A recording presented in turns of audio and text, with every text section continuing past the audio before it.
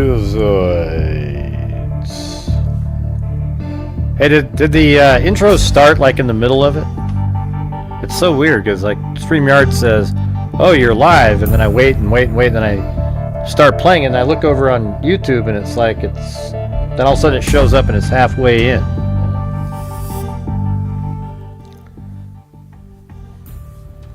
Does it do that?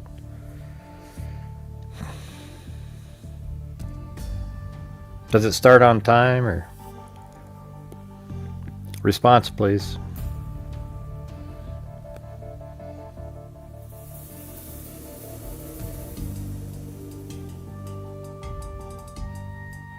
Hello? Anybody there? Anybody there? When it starts, is it in the middle or does it just keep going? Or does it start at the beginning?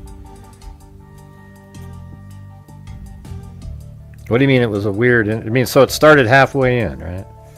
Yeah. Yeah, it's weird. There's this huge delay, I think. A commercial. Okay, it was in the middle. All right. Yeah, it's odd. It's strange how that works. Like it, StreamYard, it says you're live, and then I wait. Sometimes I wait like 7 or 8 seconds, anyways, and then all of a sudden, when I hit go, YouTube is still not even connected to anything. I guess I have to wait until that one says it's connected, then do it.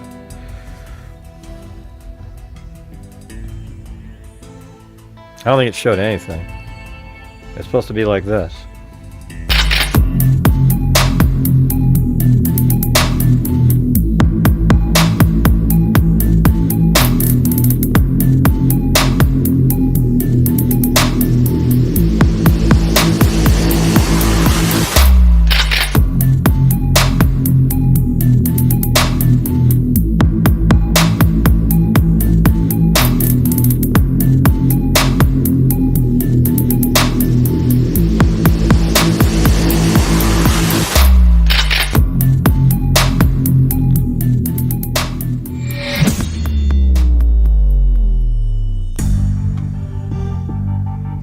See, like that. That's what it's supposed to do. And I played all that. Like, all that played. You know, it just didn't make it. I could tell that it started. When I saw it connect to the StreamYard stream, that's when it was like halfway in that intro.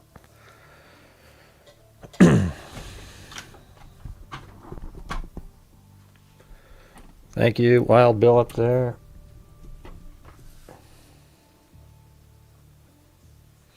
All right, so we're doing like our old school cold cases. You guys said, all right, Gray, yeah, do those, man. I really like those, all right? So let's see if we can try to reach the goal tonight where we're just covering the cold cases, all right? We haven't made a goal covering cold cases in like a year. So let's see if we can do that. All right, I think I was going to start with this Jean, I think it's like, it's hard to say her name, but like Roeschlaub or something, or you know, it's like it's not really an easy one to pronounce. Roeschlaub.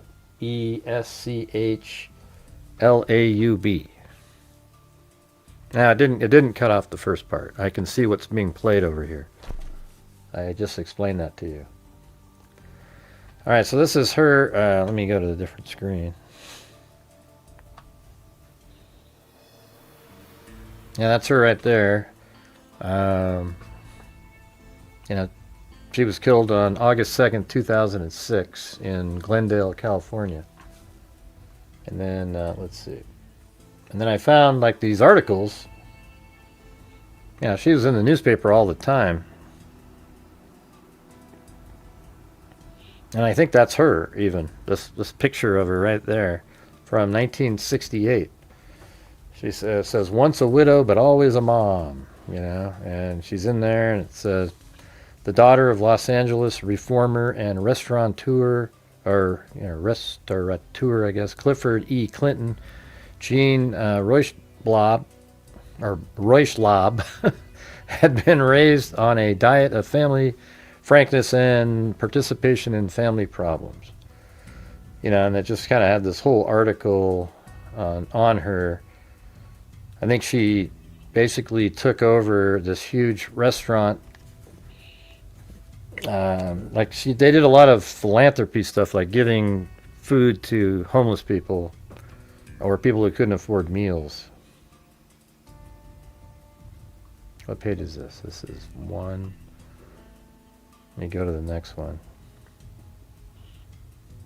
It's 64 maybe. Okay, next one. Yeah, and this is just sort of like talking about her, so you know who she was.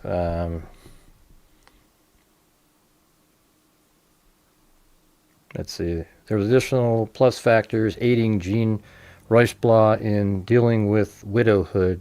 In 1947, she and her two brothers had bought out their father's interest in Clifton's, the cafeteria chain he had pioneered in the 30s. Thus, at the time of her first husband's death, she already filled the dual role of mother and vice president and director of food operations of her own company. And then, she has there were kids that she had. I think they were like between 15 and 20 years old at the time. And that was way back then. And then we skip forward all the way to 2006. And that's kind of when she was still alive, and she was 83 years old at the time.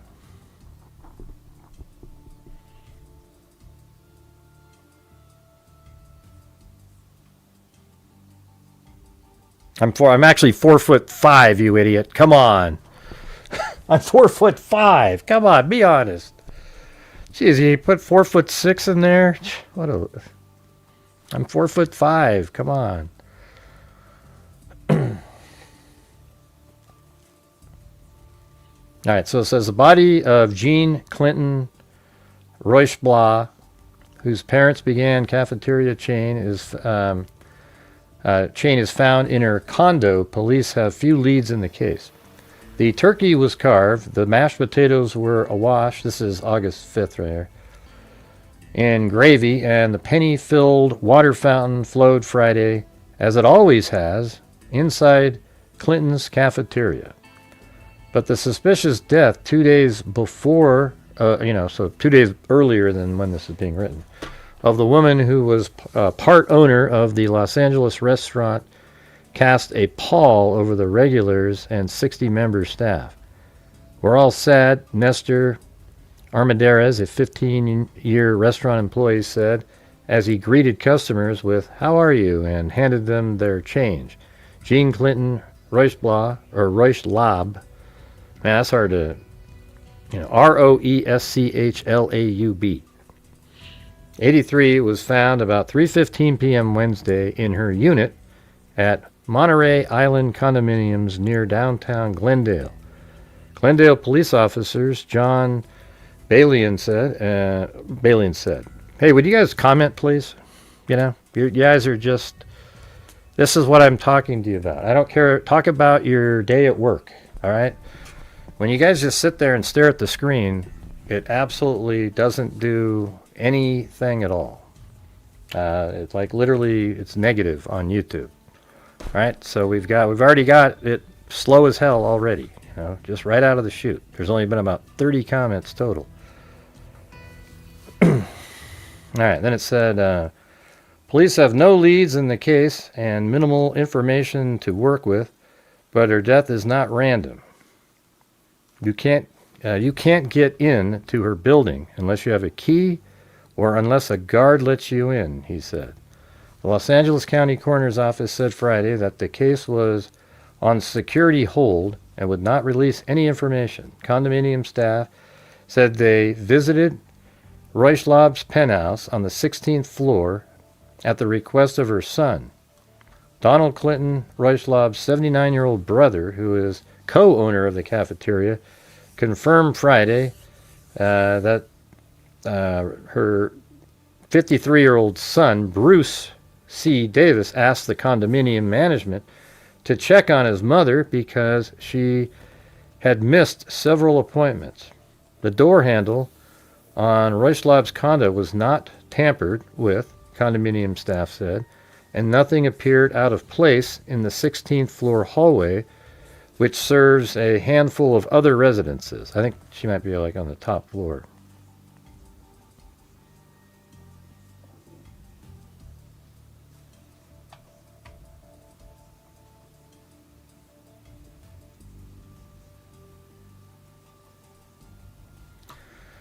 All right, let's see. How do you, mods, how do you not see those snide BS comments like that? You gotta catch them yourself. Let's see. The door handle on Roeschlaub's condo was not tampered with, condominium staff said, and nothing appeared out of place in the 16th floor hallway, which serves a handful of other residences. We didn't get past the threshold, said the woman who found Roeschlaub. She declined to give her name. I knew it was serious. Donald Clinton said that this sister had a pacemaker and that family members thought her death was from natural causes because the police didn't say anything yet. He said police asked him if his sister had any enemies, but he could not think of any. Roeschlaub's parents, Clifford and Nelda Clinton, founded Clinton's Cafeteria in downtown Los Angeles in 1931 during the Depression. Customers became guests, the company website said, and none were turned away hungry, even if they had no money. During one 90-day period, 10,000 people ate free before Clifford Clinton could open an emergency penny cafeteria a few blocks away to feed for pennies the 2 million who came during the next 2 years. At its height, there were 7 Clinton cafeterias with restaurants in Century City, Whittier, Lakewood, West Covina, Laguna Hills, and downtown Los Angeles. Donald Clinton said increasing rent and expiring leases closed all but the one at 648 South Broadway in downtown Los Angeles. Roeschlaub was a weekly feature in the family restaurant where customers came Friday for dishes concocted from the hundreds of recipes collected in every corner of the kitchen. So it's just this cool community place, and all of a sudden this 83-year-old woman that owns it is just, at this point, she's just killed inside or she's not alive inside of her condominium as far as the public knows.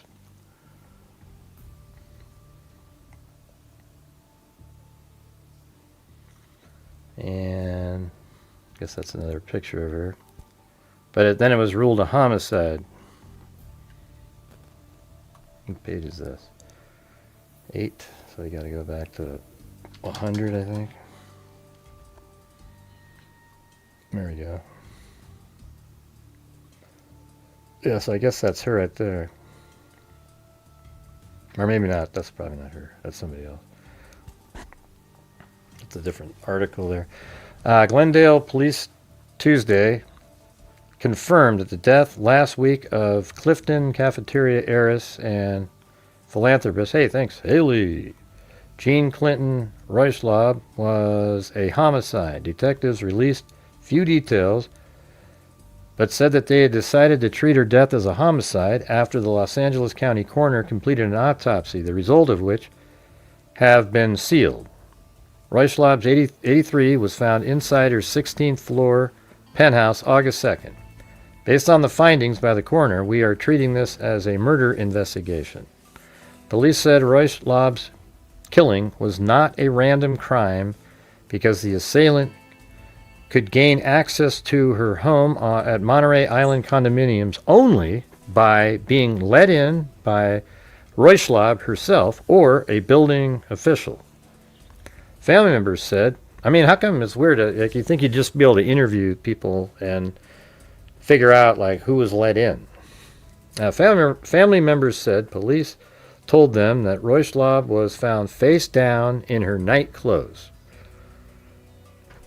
I mean, so it's actually really similar to, like, Nancy Guthrie, right? I mean, she's in the night clothes on the ground, except in this case, she's in the house, and, elderly person. Brother Donald Clinton, 79, co-owner of the family landmark downtown Los Angeles cafeteria, said his wife had talked to Roeschlaub about noon, August 1st. She was found dead the next day by the staff. So who was the one that talked to her? Okay, her brother. And she was found dead the next day by staff at the condominium complex who went to check on her at the request of her son, Bruce C. Davis. Hey, thanks, Joel Burnt. Condominium staff said Roeschlaub's door did not appear to have been tampered with, and the hallway to the home, which connects to the homes of a handful of other tenants, also appeared normal. Roeschlaub's body, which family members were not, and then we go to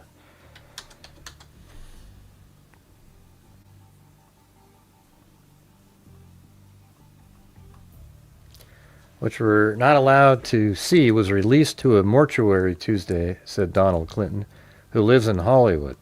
So the family wasn't allowed to see her body, but she was transferred to a mortuary.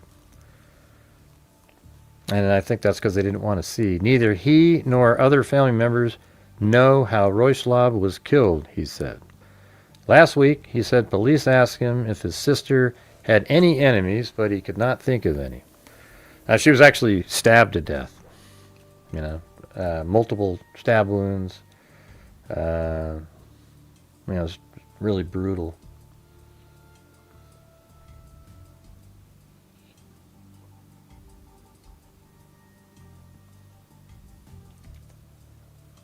Yeah, a second. Let me see if. Okay.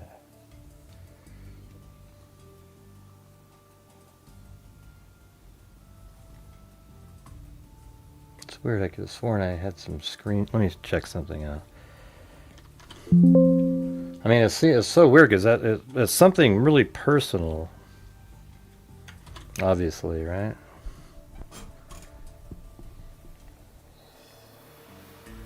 Trying to find the damn. Is it this one? Oh, that was a different. Okay, I was thinking I got screenshots and.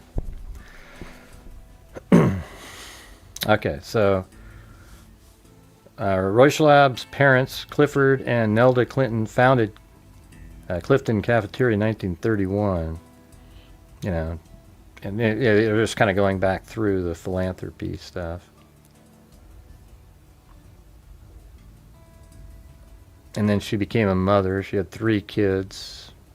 So there are kids here too involved, like that are in the scene, I mean, we've talked many times. There's been so many of these cases that we've talked about where we think, oh, well, maybe somebody got tired of her hanging around. But, I mean, stabbing somebody to death is more than just, trying to get rid of somebody to, start profiting. It's like, that's some anger.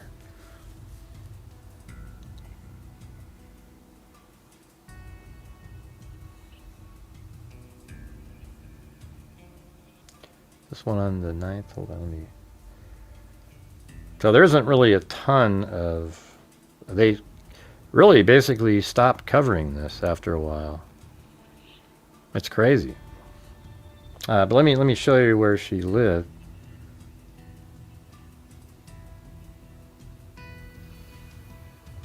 I think they just absolutely ran out of information quick. They couldn't find anything. So this is where she was living at the time, inside this building on the 16th floor. I'm sure it's probably the top one. Let me see. 2, 3, 4, 5, 6, 7, 8, 9, 10, 11, 12, 13, 14. Yeah, it's probably, you rotate it down, maybe it's one short of the top. Who knows? But, way up in that building there. And somebody got in there, went up to her room. She probably let her in, and then let him in, or whoever it was, and then they stabbed her to death. Doesn't seem like they said it was a robbery or anything like that. So, it kind of makes you wonder about inheritance. She inherited all of her money. So maybe there's somebody in that lineage that was sort of upset, but knew that they would be, benefit after that.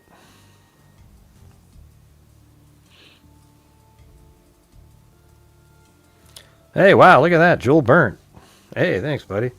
He said he'll do $50 in super chats so basically if 10 of the rest of you just donate $5, he'll match that.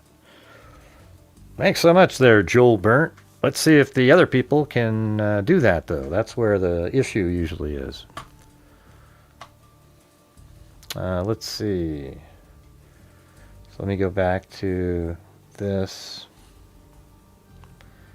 Slain Clifton cafeteria heiress Jean Clinton Roeschlaub was stabbed, sources close to the murder investigation said Wednesday, but officials have not released a cause of death. Well, probably the stabbing. Glendale police spokesman John Balian said he could not confirm or deny that the victim, 83, was fatally stabbed. Did you guys see that challenge up there that I just read to you? So we need 10 of you to donate $5, and then he'll donate 50 all by himself, and it's a huge help to the channel, especially when we're doing cold cases.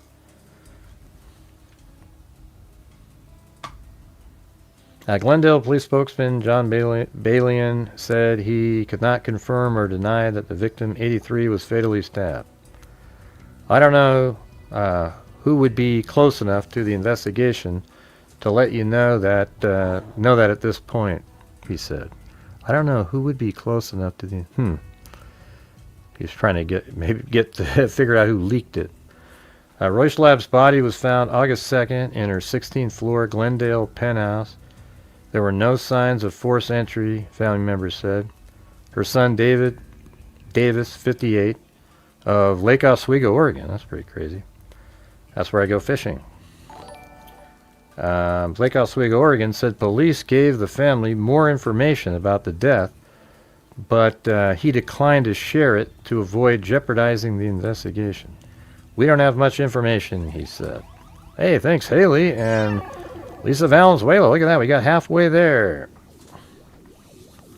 The victim's brother, Donald Clinton, 79, co-owner of the family's landmark downtown Los Angeles cafeteria, said his wife had talked to Roeschlaub about noon, August 1st. His sister was found dead the next day by Monterey Island condominium staff who were checking on her at the request of her son, Bruce C. Davis.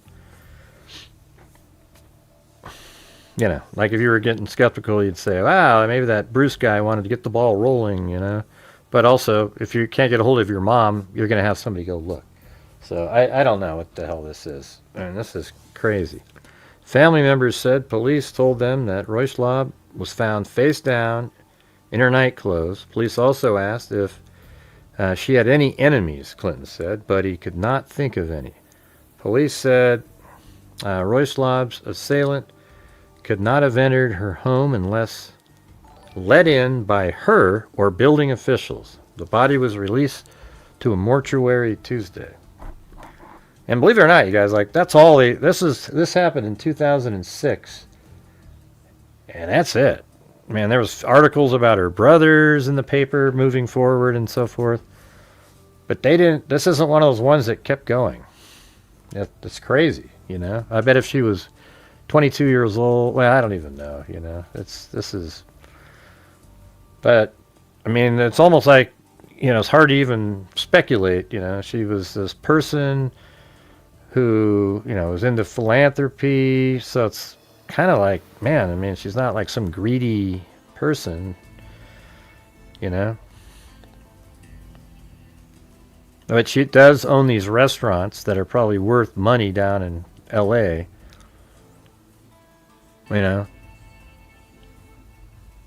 and she inherited the restaurant business, and also sounds like she bought out a father or something like that at some point too. And then, you know, she's just in her own condominium, and somehow somebody got in there. Man, this is where the new cell phone technology really would make a difference. Hey, guys, we need 4 more gifted memberships, and then it'll reach the incredible challenge up there by Joel Burnt. All right, so we need 4 more $5 gifted memberships.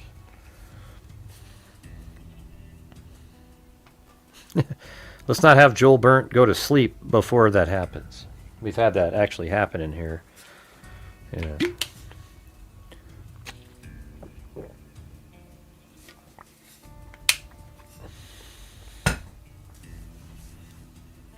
It doesn't say, the last person to talk to her was her son, David.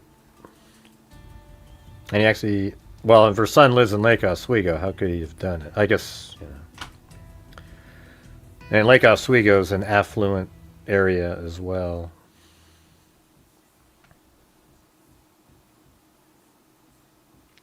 Hey, thanks, Haley. Haley's made 5 of those, you guys. Let's get some other people to help out, too. I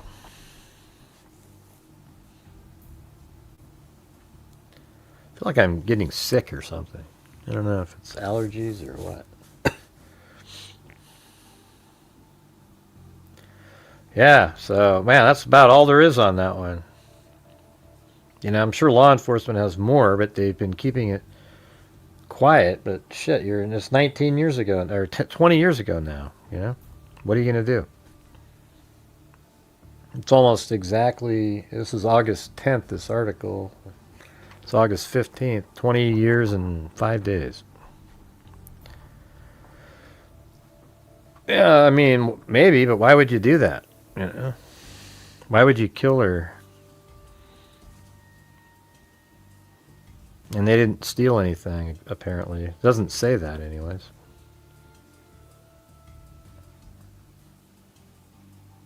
I mean, it's a really affluent family. That's her right there.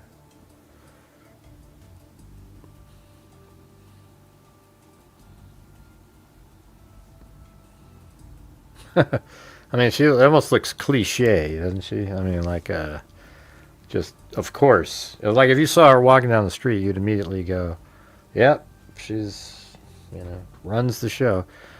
But hey, guys, we need 3 more. Okay, can we just get those 3 more to get the challenge out of the way, and then we'll keep moving forward for the show, okay? We're trying to reach the goal tonight when we're covering cold cases. Usually it's just horrendous, all right? So let's try to if we can get 3 more, we can do that. And I don't want to have, this is the part I hate doing, the shepherding part, because I see it already collapsed, and if we don't get those other 3, then Joel Burnt won't be sending in the 50. All right, so if you guys can do that, that'd be great. No, we didn't cover it before.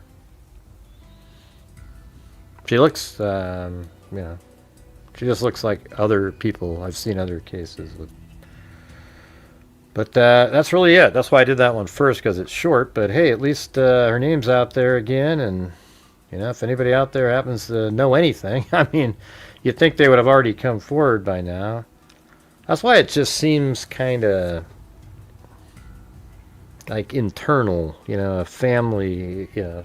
Unfortunately, it feels like that, like a family member. I didn't say I had a stomach virus.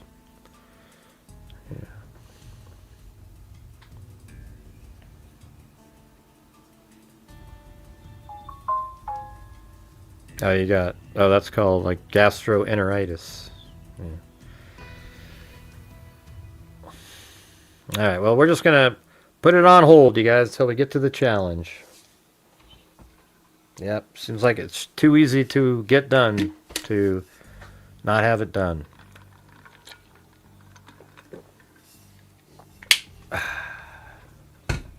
Almost seems like you can see through that note. Yep, we need 3 more gifted memberships up there to get to Joel Burnt's challenge. Who's going to do them?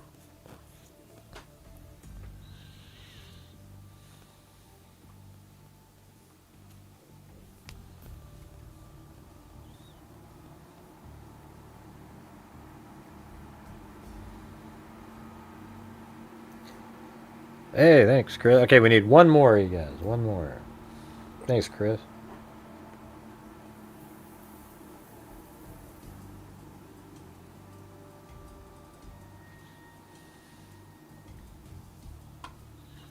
Yep, who's going to do the one more?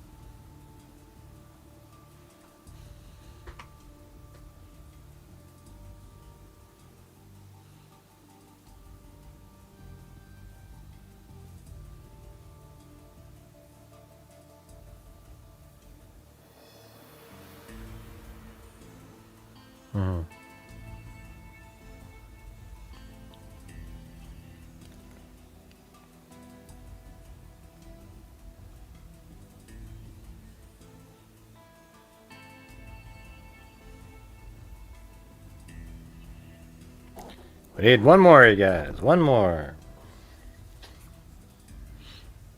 We got a PayPal, Joel, for $10, so that's 2 of them. We just need one more. Is there a reason we can't get this done? That's what I'm talking about, you guys. It's just so disappointing when we do these. I can't make stuff just grow.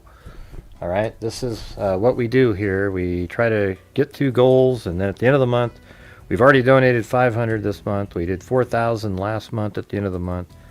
And that's the only way to make it happen if you guys are supporting the channel.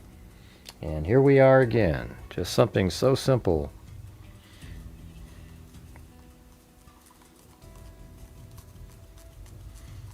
We need one more.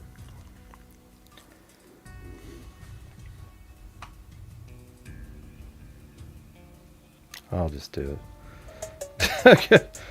Okay, thanks, Joel. Man, it's just so lame, you know? Ridiculous, embarrassing. All right, let's see. Thank you. It's hard to keep on trucking when we can't even get this support, you know? I mean, if we couldn't even get that one, then that means the rest of this is a catastrophe. All right, so the next one we're going to do is Edna Maria Rodriguez. I'm not even sure why this one ever, it doesn't seem to, like none of the articles were clipped out. Like when I usually go here, see there would be a blue square around here. If somebody else had already like downloaded it. None of them looked like that. Thanks, Joel Burnt. He got the last one all by himself. Jesus, you guys. Police volunteers hunt for missing girl. You see her right there. Yeah, maybe let's do that. You can see a little bit better. Police said neighbors unsuccessfully searched all day yesterday for a missing 8-year-old after the girl's father awoke in the night to find his child gone and the living room window was open. Edna Maria Rodriguez had been sleeping with her little sister and father while her mother was away in Mexico tending to her ill father, said Edna's 18-year-old cousin Isela Lira.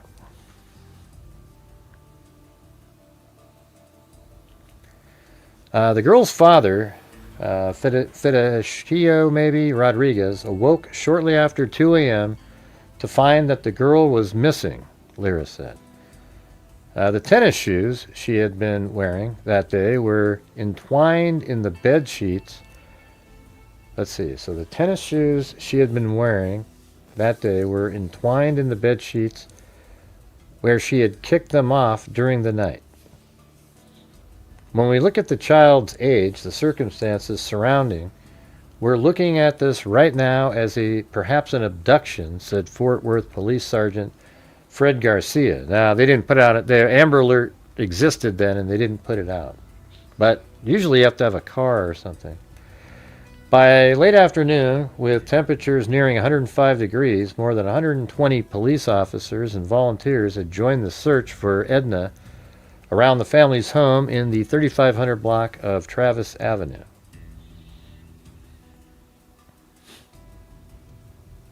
It's pretty weird circumstances here, I gotta say.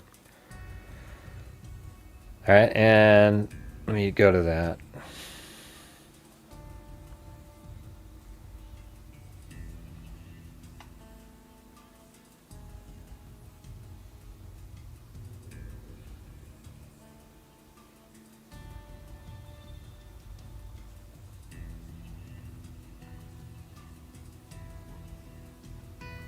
Yeah, so she lives in this house right here. That's the house she lived in at the time, right there.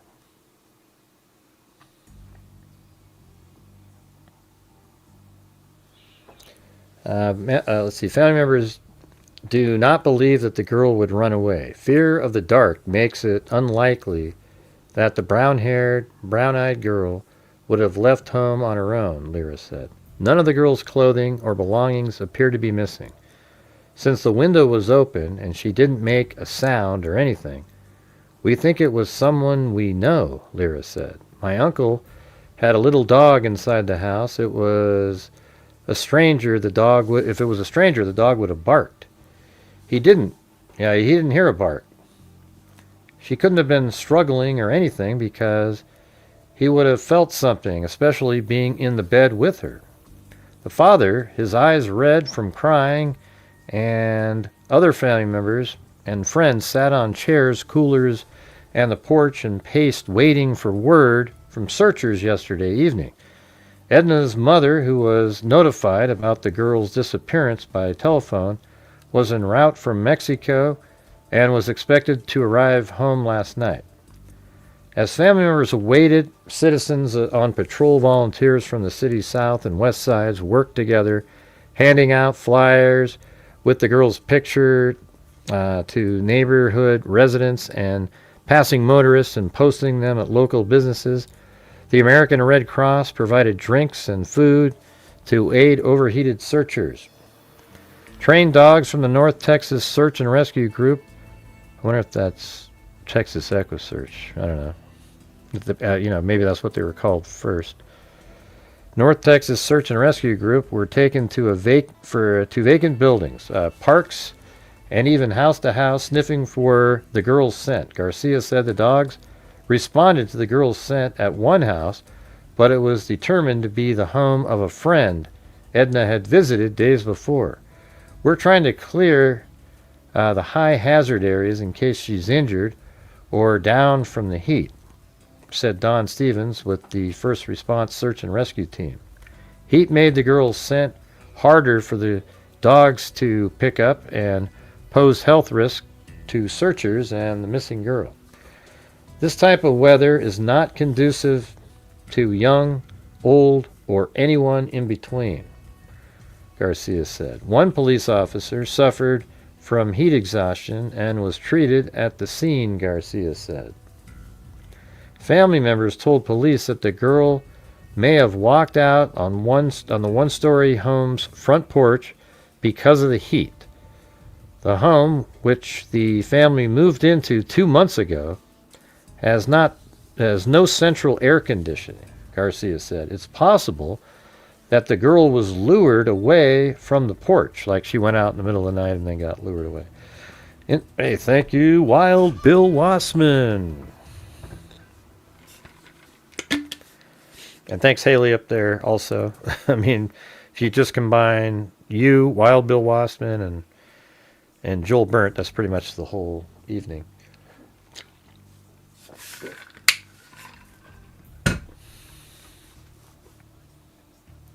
Inside the bedroom that Edna shared with 5-year-old sister Charlie, brown sheets lay wrinkled on the twin bed. A telephone sat on one of the beds. At 6:30 p.m., Judy Bransom, a Citizens on Patrol volunteer in the Fairmont neighborhood, stood at the corner of Travis Avenue and Rippey Street handing out flyers.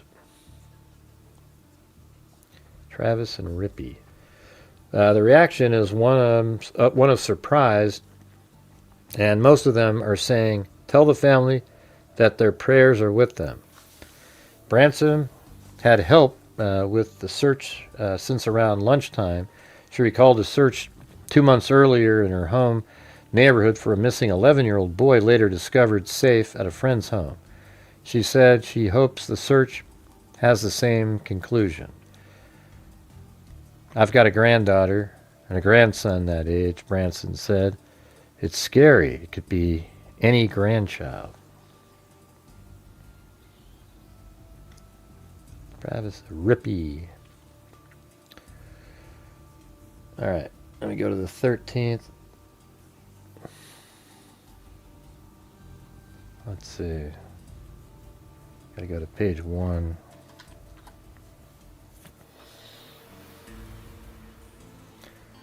Yeah, so now the missing girl's body is found. Sucks. The body of a missing third grader was found in plain sight yesterday, 1 block from the family home. So somebody put her there after the searching. She disappeared from, so yesterday, 1 block from the family home she disappeared from early Saturday. A neighbor discovered the body of 8-year-old Edna Maria Rodriguez in the driveway of an empty house in the 3600 block of Lipscomb Street early yesterday afternoon. Medical examiners found no obvious wounds on the girl's body, but the puzzling disappearance and sudden discovery have led police to investigate her death as a homicide. "It was obvious to us that she did not die of natural causes," said Lieutenant Mark Cray, a police spokesman. An autopsy is expected to be performed today, Cray said. The girl's partially clothed body was found on Lipscomb Street about 1:15 p.m. in full view of the well-traveled thoroughfare beside a house that searchers said had been canvassed Saturday by a police officer with a search dog. A red Chevrolet pickup truck was reportedly seen driving slowly past the Rodriguez family home on Travis Avenue minutes before the girl's body was found. Police broadcast the truck's description citywide.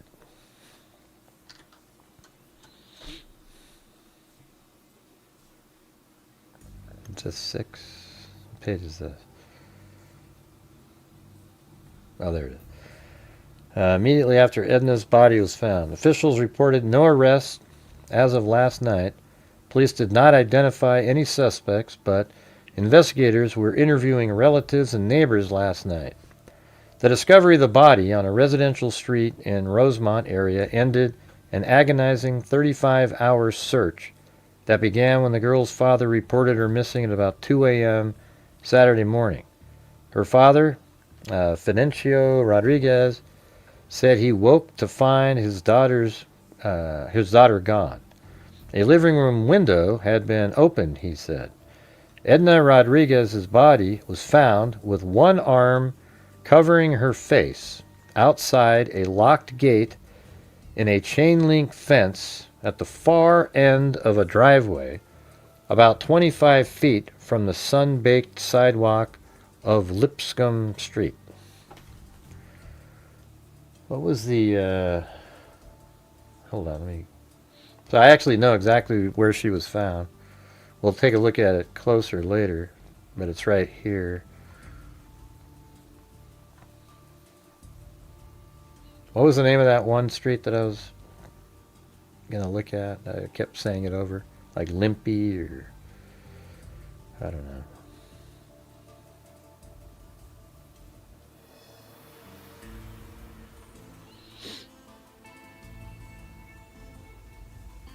Yeah, I don't know what the name of that one was. Let me go back.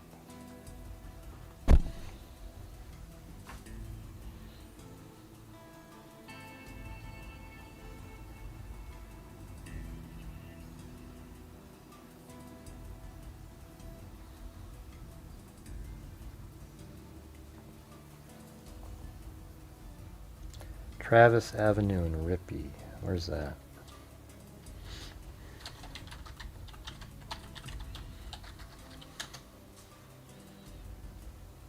Oh, just right there. Okay. So that's where they were passing out the flyers right there.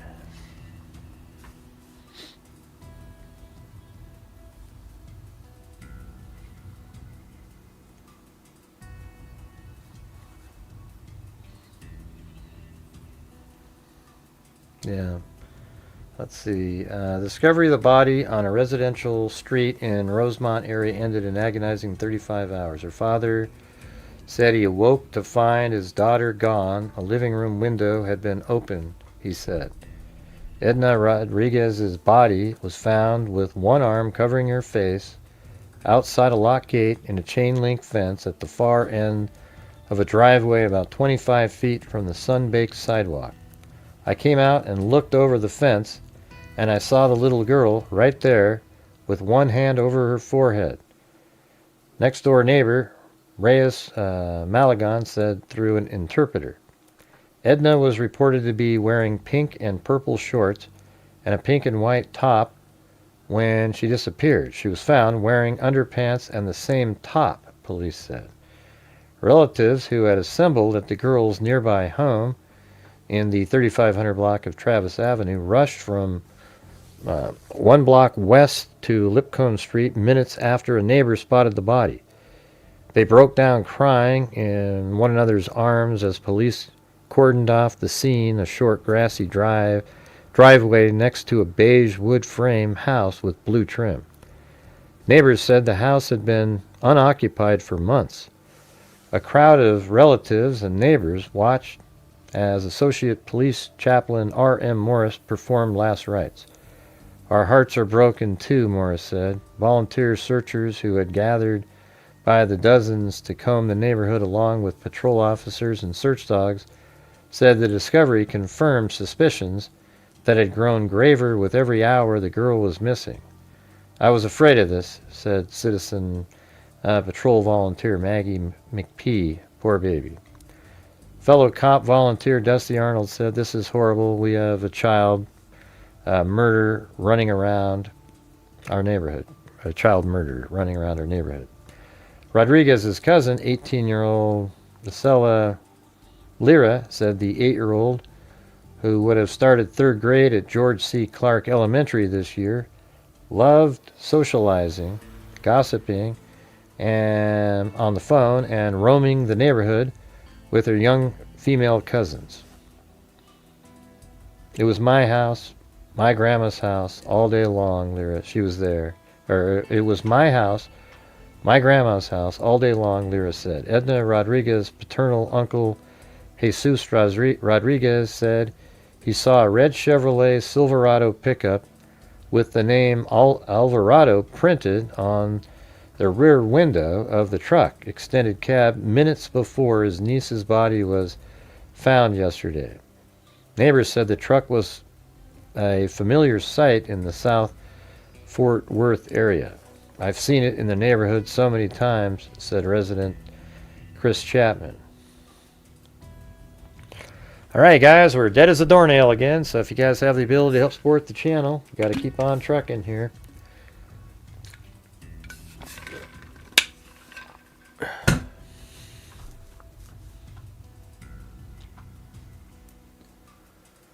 All right, there's the end of that one.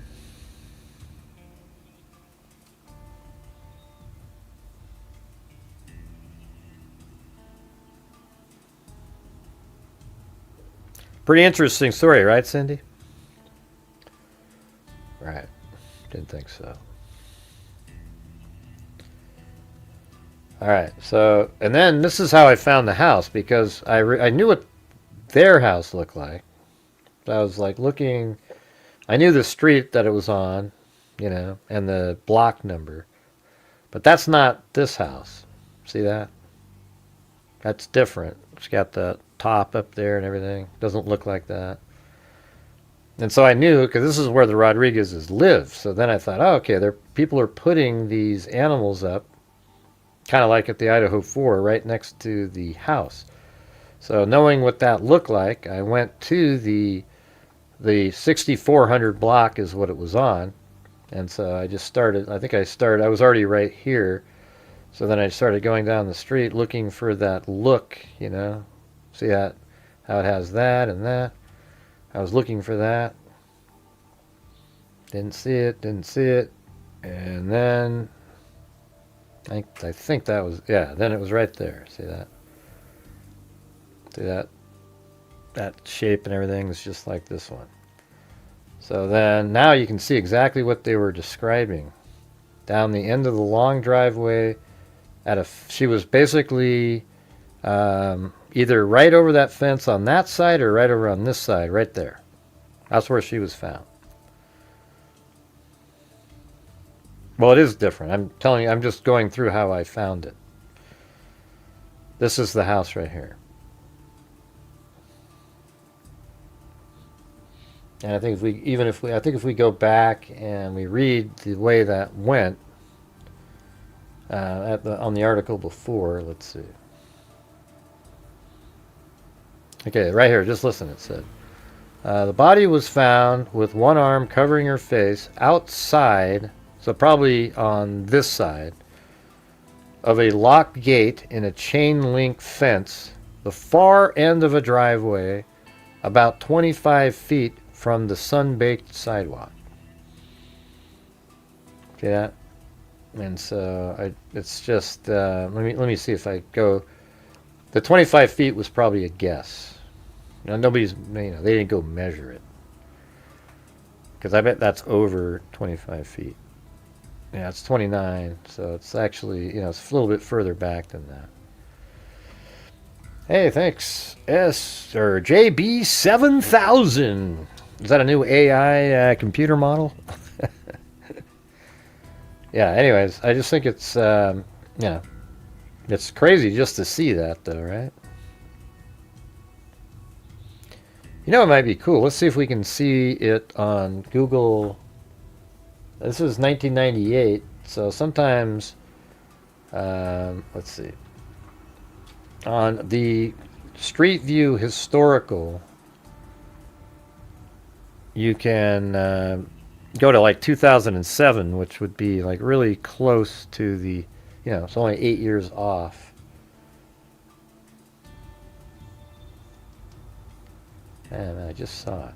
Darn it.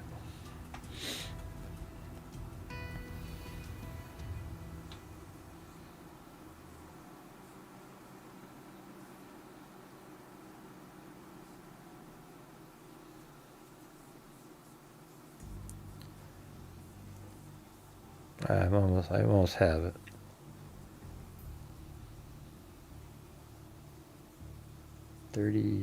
Yes, right there.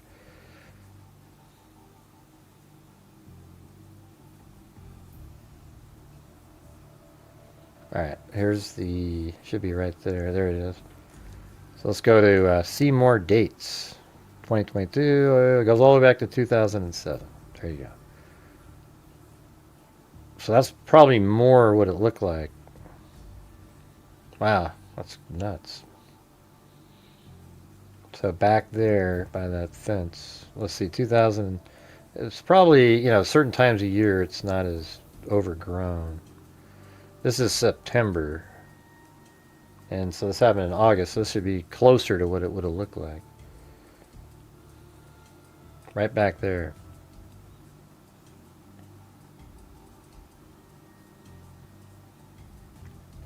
Yeah, but look at it. I think it's the same fence and everything. Here's the fence. She's found on her back with her arm over her face right there. And it's like obvious that somebody put her there later, right? Because how would you miss her? People are walking around. You're going to see a body. And it's so close to the house. I mean, look at this. Like, here's where she went missing, and she's found right there. Literally, like, I mean, if we measure it, let's see, just in terms of yards,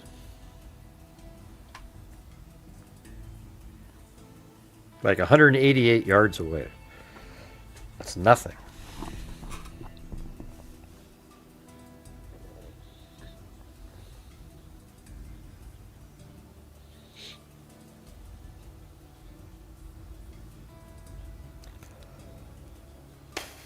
All right, so then let's see what this one. Police continued their search yesterday for the killer of 8-year-old Edna Maria Rodriguez, but were unusually secretive about how the girl was killed. An autopsy was performed yesterday, but police and medical examiners officials declined to reveal how she died or whether she had been sexually assaulted, saying releasing that information would hamper their ability to question potential suspects. It is an integral portion of the interview process, and the results of the autopsy can contribute greatly. This is 1998, by the way, when this happened.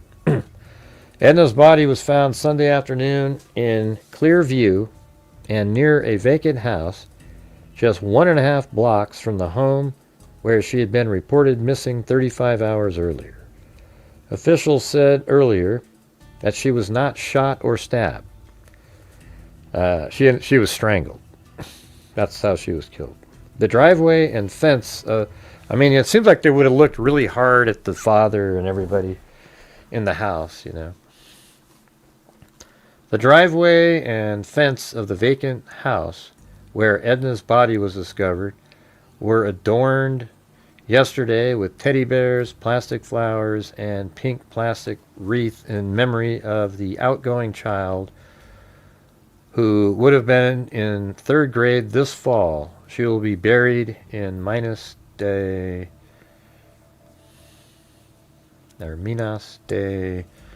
Roteran, a small town in Mexican state of Coahuila.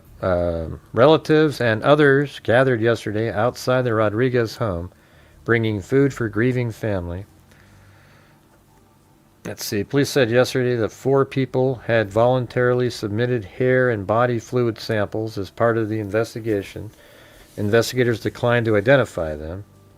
Officials also questioned about 20 registered sex offenders.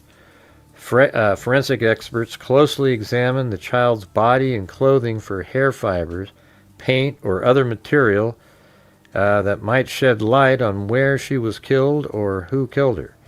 Edna's father, Fidencio Rodriguez, reported her missing about 2:30 a.m. Saturday after he searched the house and neighborhood for his daughter.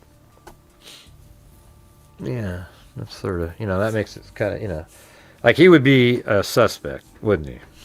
Like you would think, like, not like a person of interest. She's sleeping right next to him, and then somehow somebody else got in the house where the dog didn't bark or anything and just took her out, and then now he's admitting that he even left the house and moved around outside. That's what you would do. Everything he's saying is what you would do, like looking for your kid, but you could see how that would make him immediately a person of interest, for sure. Because remember how earlier they said they have a dog in the house, and it wasn't barking. It didn't bark at it. So the dog was familiar with the person.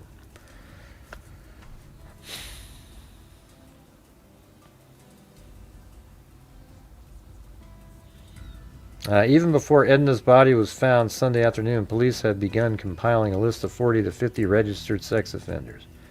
Probation and parole personnel were going around and contacting these people who were under their charge. The results of those contacts weren't known yesterday, he said. While investigators continued sifting through dozens of notes from patrol officers and telephone tips, business owners posted rewards. So somebody offered $10,000, another person did $5,000. Let's see up here. So the father said he and other relatives had planned to leave at 4 a.m. Saturday for Mexico, where Edna's mother was caring for a sick relative. Edna did not want to go, police said. He told police that Edna and a younger daughter went to bed about midnight and were sleeping with him in a king-size waterbed. Because their rental house does not have air conditioning, Rodriguez told investigators some windows had been left open. Rodriguez awoke at about 2 a.m., he told police, due to him believing that he heard Edna say, "Daddy," or just "Daddy," a police report says. The report quotes Rodriguez as saying he went to the living room, closed the window, and returned to bed. It was then, he said, that he noticed Edna was missing. So, like, he got up. He didn't, he heard the noise and then he went and shut the window. And then he goes back to bed. And then he realizes, oh, wait, my daughter's missing. After futilely looking for Edna, he said he called police. A search by police, relatives, and volunteers yielded nothing. Even assistance from the police helicopter and his infrared camera and a police dog who lost the child's trail at the end of a nearby alley didn't help. About 1:15 p.m. Sunday, a neighbor in the 3600 block of Lipscomb Street walked out of his house and found Edna's body in the driveway next door. I wonder how'd that look?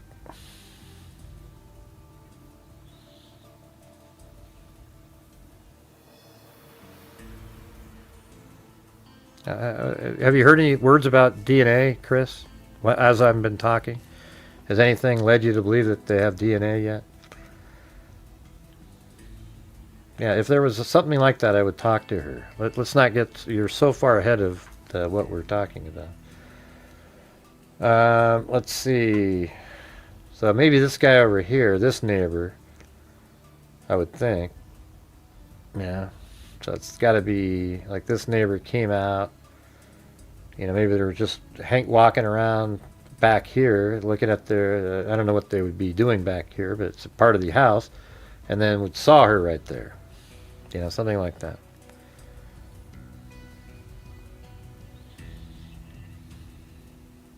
Yeah.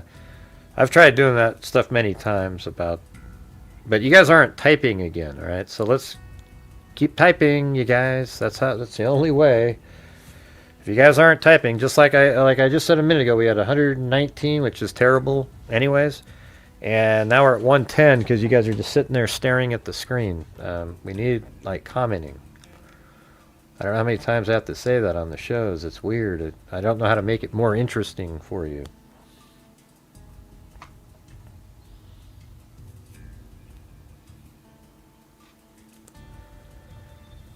Let's see. Yeah, so they have a map of...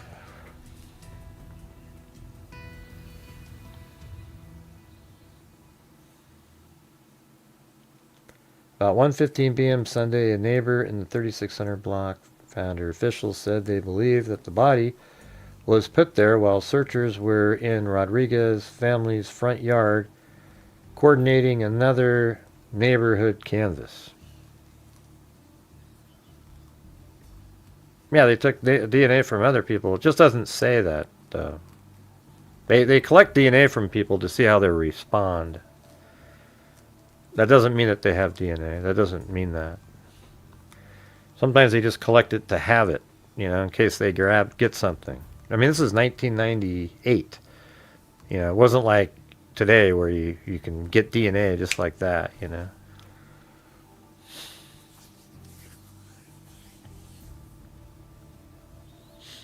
You'd think they would have just immediately be on genetic genealogy at this point, if they had it.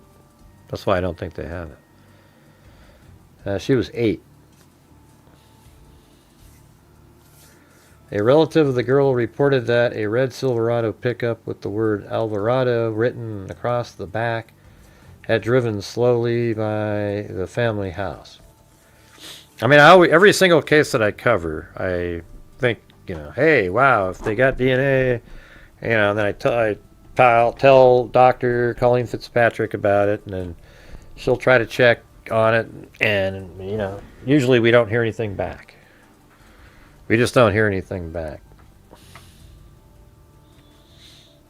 And most of the ones in Texas go to Othram Labs anyways.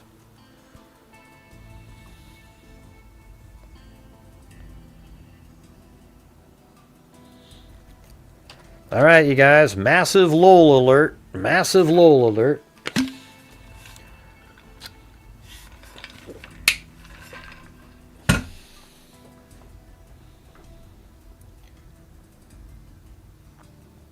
All right, there it is. So police reveal that the little girl was strangled. Right there. 8-year-old Edna Maria Rodriguez died at the hands of a strangler, police said yesterday. But investigators remain silent on leads, possible suspects, and other information in her mysterious disappearance and death. The police spokesman, Lieutenant Mark Cray, called the case one of the largest scale investigations I've seen. 4 detectives. I'm actually sort of impressed with how they did cover it for a while, you know, compared to, like, and she's Hispanic. Usually they get marginalized and there isn't a lot of coverage, but I think it's sort of, you know, I guess it's like her age in town, you know, so maybe they thought, oh, we better cover this. They probably hoped, you know, kind of like Crump, you know, always hopes for a black, you know, black on a white person killing a black person, then he'll do oh my God, and he'll turn into something big, just like the media does. Like if this was a blonde-haired, blue-eyed girl, this would have been covered every single day for like 3 months, you know. Like this one went from, you know, we have the 12th, 13th, 14th, 15th, 18th, then then the 24th, and then we go all the way to the next year, and then, you know, so it's not like they're just long articles, but it wasn't wall-to-wall coverage like you would think. Are you guys here? Because, again, we just barely have any comments going on.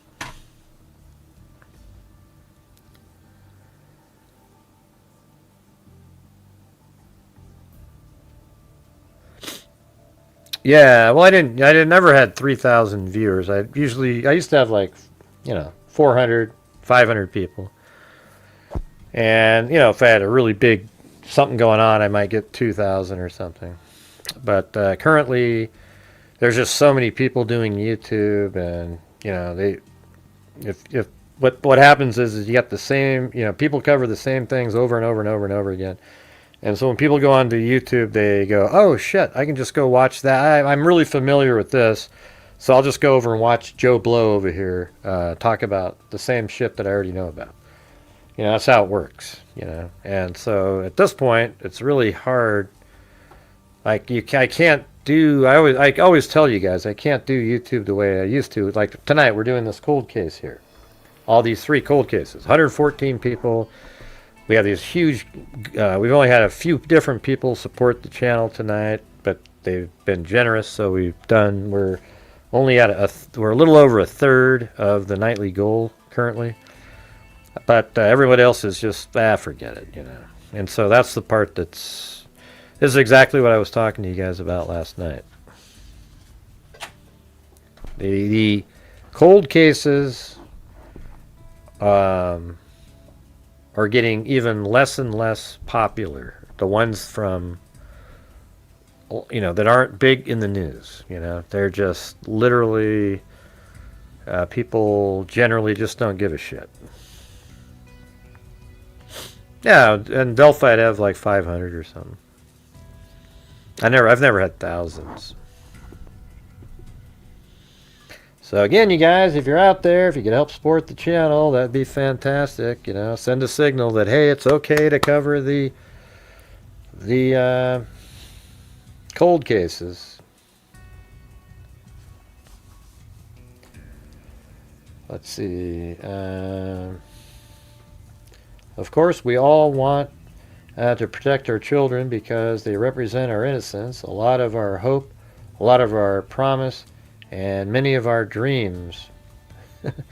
Well, thanks again. There's Wild Bill Wassman. Thank you. And some of that innocence, hope, promise, and dreams dies. The girl's father, Federico Rodriguez, spent most of yesterday at police headquarters answering detectives' questions and taking a polygraph test.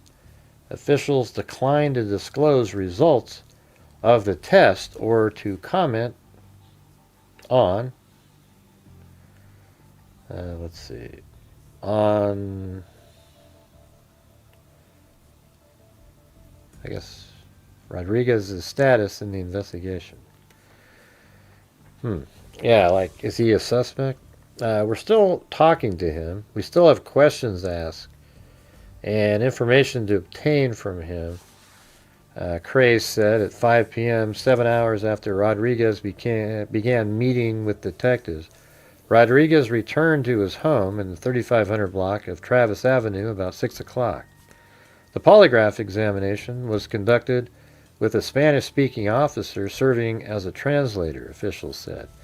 After the test, hey, thank you, Wild Bill and Haley.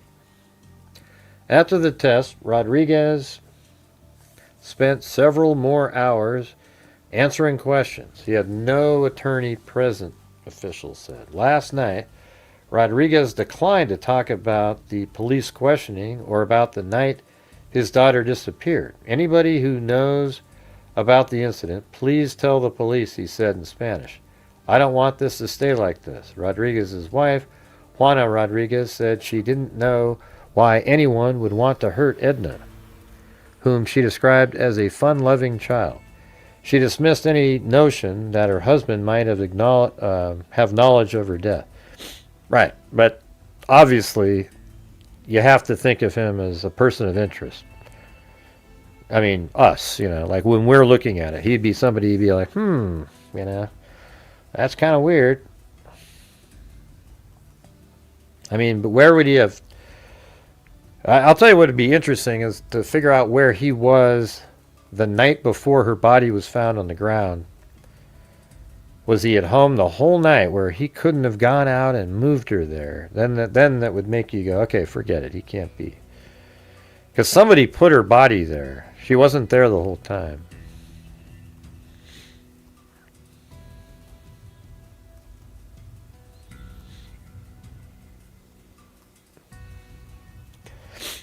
But also JB 7000. Right now there just isn't really a big case to cover,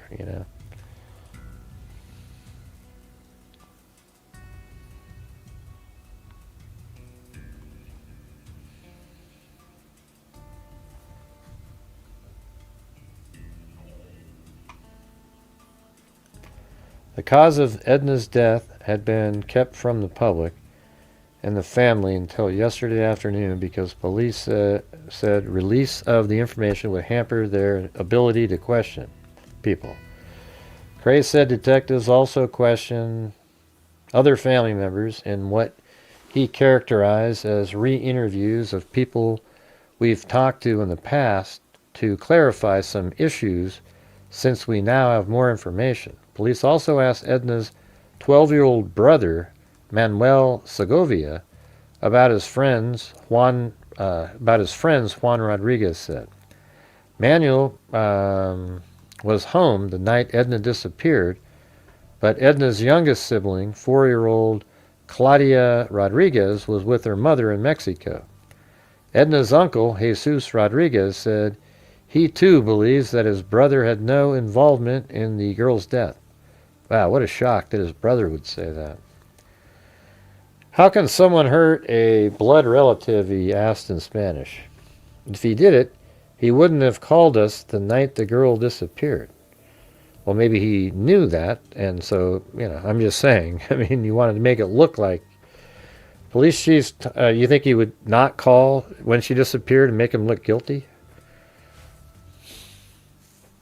Police Chief Thomas Whittam said detectives are making progress in the investigation, although the results may not be tangible.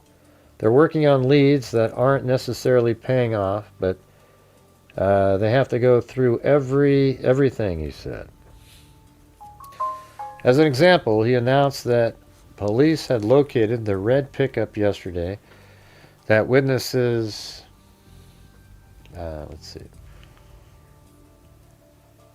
witnesses said was being driven. So as an example, he announced that police had located the red pickup yesterday. That witnesses said was being driven slowly through the neighborhood about the time of Edna's body was discovered. The driver, who has not been identified by police, called officers when he heard that police were looking for his truck. He has been very forthright, very upfront in our dealings with him. He has voluntarily let us have the truck to take samples for elimination. The man who lives 9 blocks from Rodriguez's home was running errands with his son Sunday afternoon when he drove through the Rodriguez neighborhood. That's weird. So it was Sunday afternoon. So her body was found like later in the day. He said he looked throughout the house in the yard.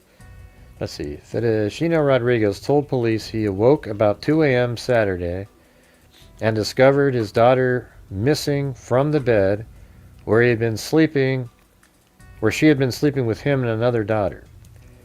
He said he looked throughout the house, in the yard, and drove around the neighborhood before returning home to notify relatives and police.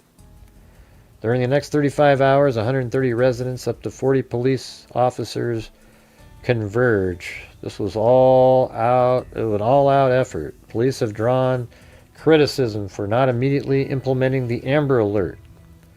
Yeah, now we're doing the sheriff in the Nancy Guthrie case, just looking for the boogeyman that has nothing to do with anything.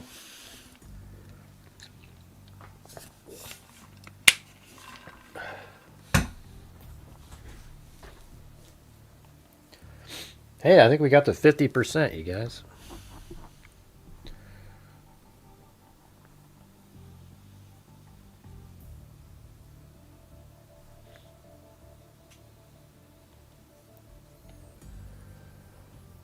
All right. And that was the 15th, and then I go to the 18th. Police interviewed friends of Edna Maria Rodriguez and sorted through an assortment of leads yesterday.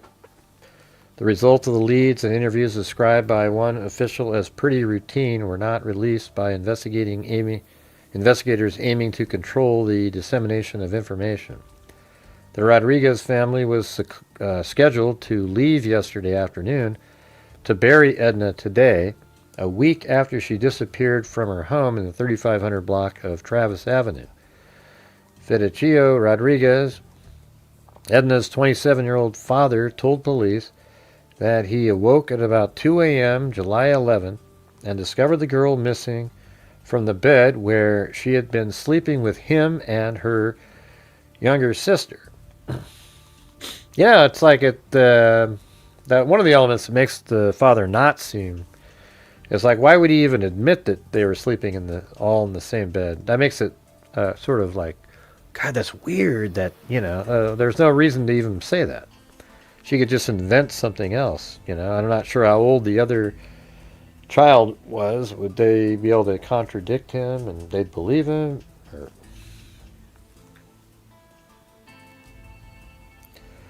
After searching the house, yard, and neighborhood, police were summoned. All right, let's see. A total of $15,000 in reward money has been posted. Edna's funeral was held Thursday at Travis Avenue Baptist Church, after which some relatives went to police headquarters downtown for questioning. All right, that was July 18th, 1998, and then we go all the way to 1999. Yeah, it's possible. It's just kind of weird that the person that apparently there's a dog in the house that barks at everybody, at strangers. It didn't bark. And then also, like she's in the same bed with her father, and all of a sudden, she just gets plucked right out of the bed and taken out a window, and I don't know. It's just weird, Absolutely, there's stuff that's going on that doesn't point to him at all, and it's just that he's the most likely person when you look at the information. Obviously, that's why people were asking that question at the time.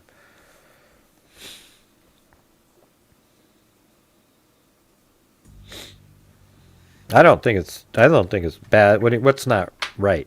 What's not right? We're not back to the kids sleeping with their dads now, are we? Back to that shit again. I remember that in the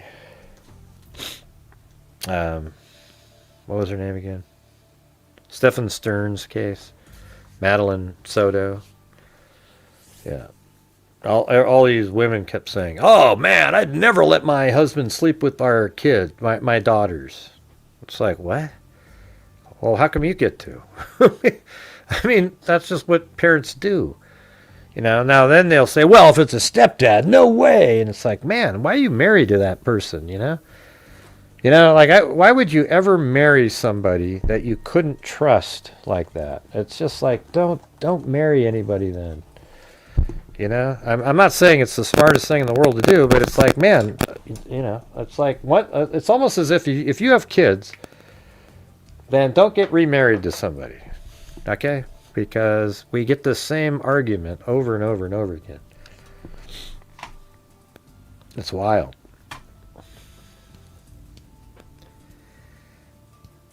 Let's see. Yeah, Stephen Stearns. That whole case, when you think back about it, just makes you want to vomit. Sick.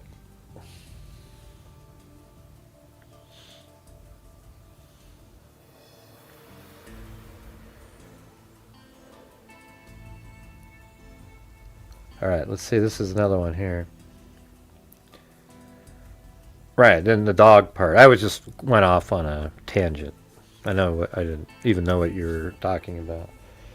I just remember, I always get so much... Whenever you just try to have a rational conversation with people, they get so worked up. If it's not, it's like... I just remember that whole thing with Stephen Stearns, Madeline Soto and then her mom, was it Jennifer?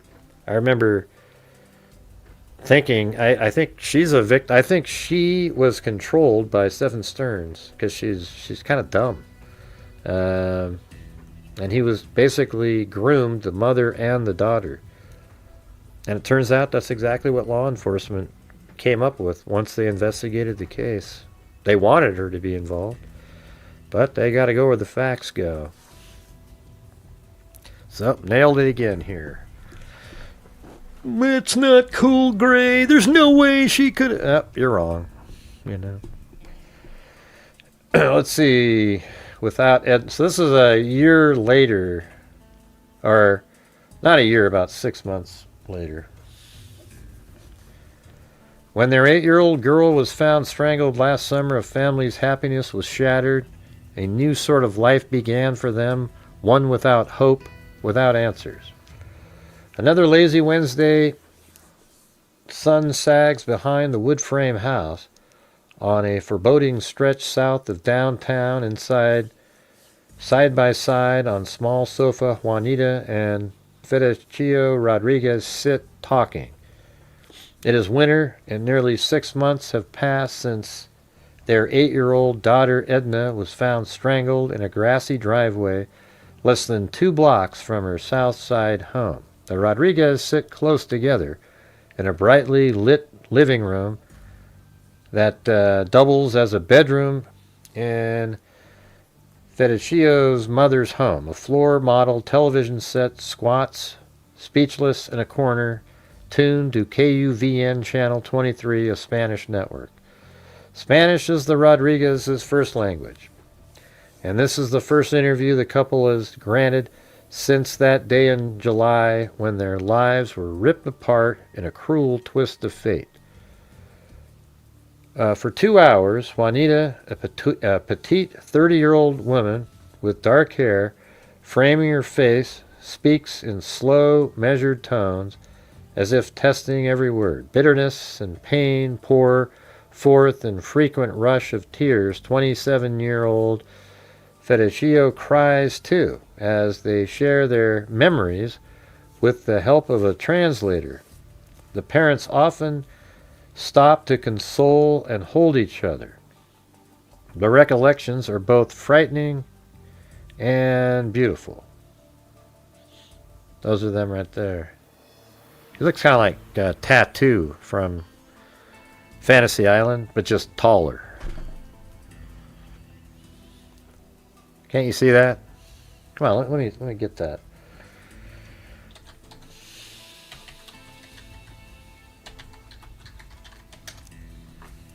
Yeah, he's like a clone. I mean, it's crazy. Look at that. I mean, it's I didn't mean to be so accurate there, but look at that. You got to admit, like, that is literally absolutely the same. I mean, sure, the guy on the left has a mullet, but all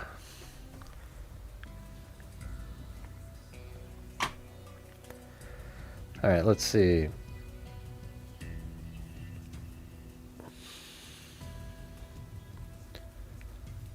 Let's go on to the next. Okay, it goes to 10. What page is this one? This one. How about 90? There it is. Look at that. That's a big one there. We'll see if we can get through some of this. The story they tell is complex as human emotion. It is about a child who disappears in the middle of the night while in her father's care. About a mother who's unable to bear being in the place where her daughter died, has taken her remaining 3 children back to her native Mexico, leaving her husband with his own mother in Fort Worth and returning only occasionally for visits, and about a murder case that remains unsolved, commanding title, public attention, compared with the 1996 strangulation of 6-year-old John Benet Ramsey, the beauty princess from Boulder, Colorado, or the abduction of 9-year-old Amber Hagerman, the Arlington Girl Scout who was found with her throat slashed that same year. We've covered that one. That's where the Amber Alert came from also. The lack of progress in Edna's case weighs heavily on the Rodriguezes. Police are no closer today to discovering what happened to Edna than they were that summer. This is a 1999, so it's just, it's like 6 months later.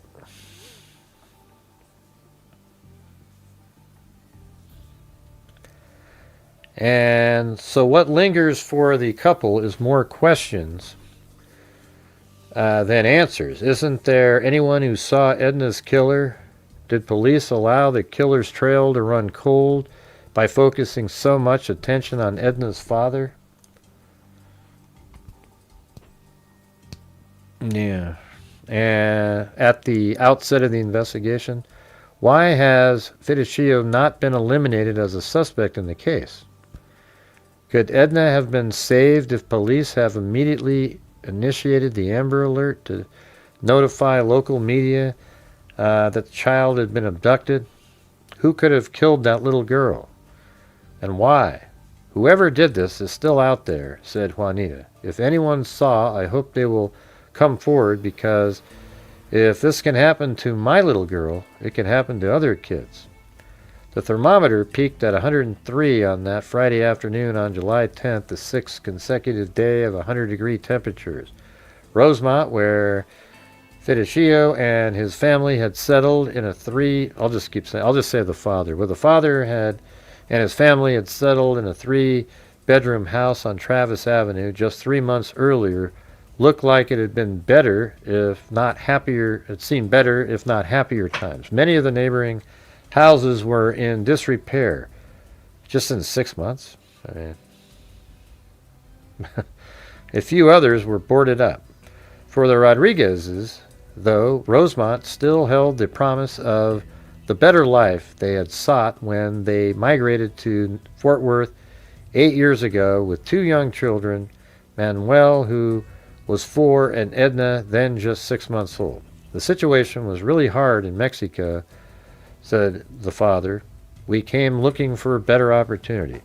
After joining family members who lived here, the father found a job right away doing roofing. Later, he began building mobile homes. Juanita helped make ends meet by cleaning offices. By the summer of 1998, things seemed to be going well. The children, including now 5-year-old Wendy and 4-year-old Claudia, were all healthy and happy. All right, guys, we're only at 50% still, so need your guys' support when we do these shows.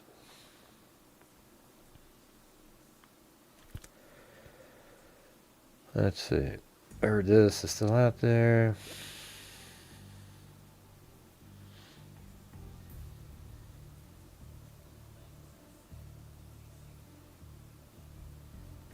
She was her. Let's see. By the summer of 1998, things seemed to be going well.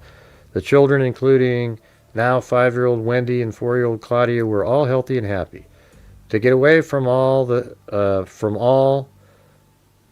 the family made fishing trips to Lake Worth on the city's north side. Edna was looking forward to entering the 3rd grade at George C. Clark Elementary School. She was her parents' agree. What a stupid way to word it.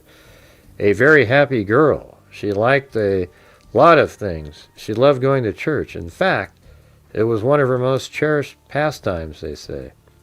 One of the last things Edna Rodriguez did, as that torrid afternoon drifted into a hot, airless summer night, was read the Bible with their grandmother, her father says. 2 passages, in particular, captured her attention that day. One was from the 103rd book of 103rd book of Psalms, and the other was from the 4th. I will lie down and sleep in peace, for you alone, O Lord, make me dwell in safety. Only a few hours would pass between that theoretical farewell and the real and horrible departure Edna was to make. Juanita Rodriguez was in Coahuila, Mexico, where she had spent 2 weeks with their youngest daughter, Claudia, taking care of her sick father. The father was charged with the care of the 3 other children. The evening began, says the father, with a gathering of friends and family who got together because my brother was going to take my mother to Mexico. It wasn't, he said carefully, a party, although he did share a 6-pack of beer with a friend. So like anybody at that party, the dog would have been used to. After talking on the telephone with her friend, Monica, Edna got a craving for her favorite pizza, pepperoni and ham. The kids ate dinner, watched The Simpsons until about 11 p.m. that night, and then, says the father, they all went to bed. As was often the case when their mother was away, Edna and the younger sister, Wendy, slept in the bed with their father. Edna fell asleep, still dressed in the pink t-shirt, shorts, and shoes she wore that day. It's sort of weird that she went to bed with shoes on, Isn't that something that's a little bothersome? Like, why would you do that? That seems like another outlier part of the story. The brother Manuel retired to his room. It was about 2 a.m.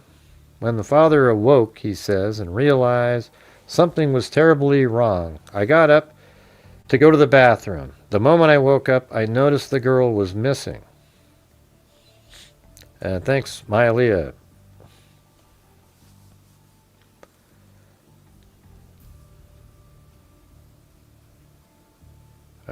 Missing. When he couldn't find Edna, the father awakened his son, Manuel.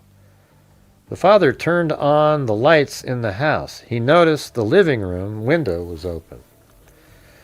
Frantic, he went outside to search the house and went into the backyard. He later told police he then jumped into his car.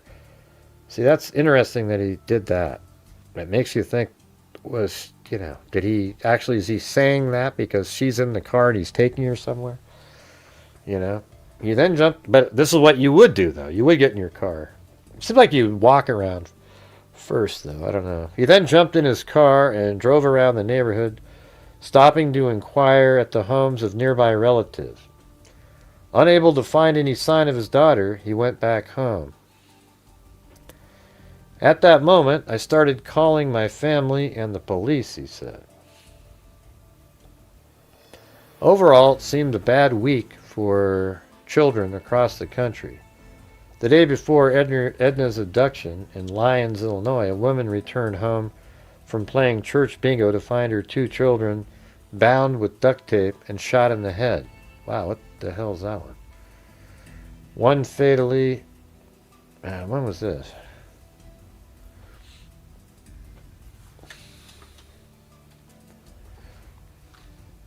Where was it? Where did that take place? Wait, I think we've covered that one, haven't we? Lions.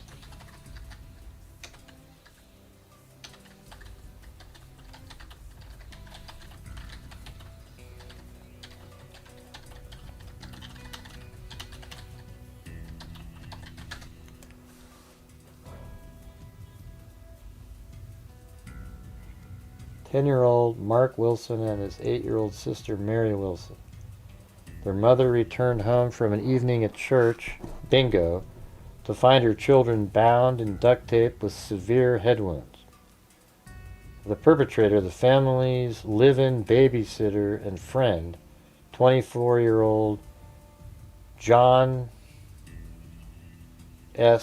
Moy. After shooting both children, Moy turned the gun on himself and died at the scene from a self-inflicted gunshot wound. What the hell?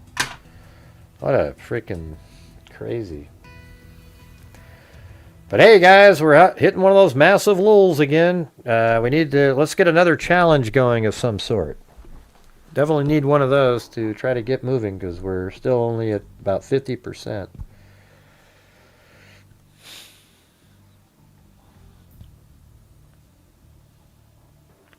The next day, the father and his sister-in-law arrived in Fort Worth only to wait with the rest of the family. No, wait, Juanita and her sister-in-law arrived in Fort Worth only to wait with the rest of the family, as they did mostly from the front stoop of the house on Travis Avenue. Neighbors canvassed the area, handing out flyers with Edna's picture on them, posting some at local businesses. Ham radio operators joined the search. Some 35 hours later, as residents prepared to mount another search for Edna, a neighbor who had walked outside his home to smoke a cigarette spotted the little girl's body in plain sight less than 10 feet from his porch.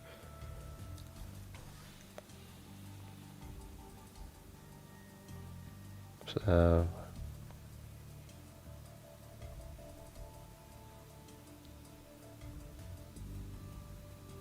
yeah, no, it's got to be on this side because it was a driveway.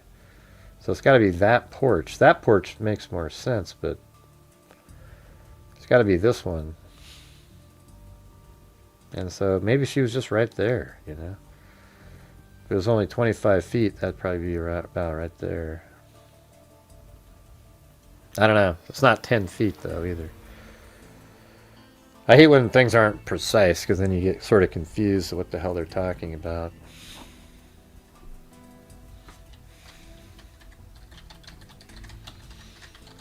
If I type it in, would it make a difference, you guys? It seems like I'm spinning my wheels again.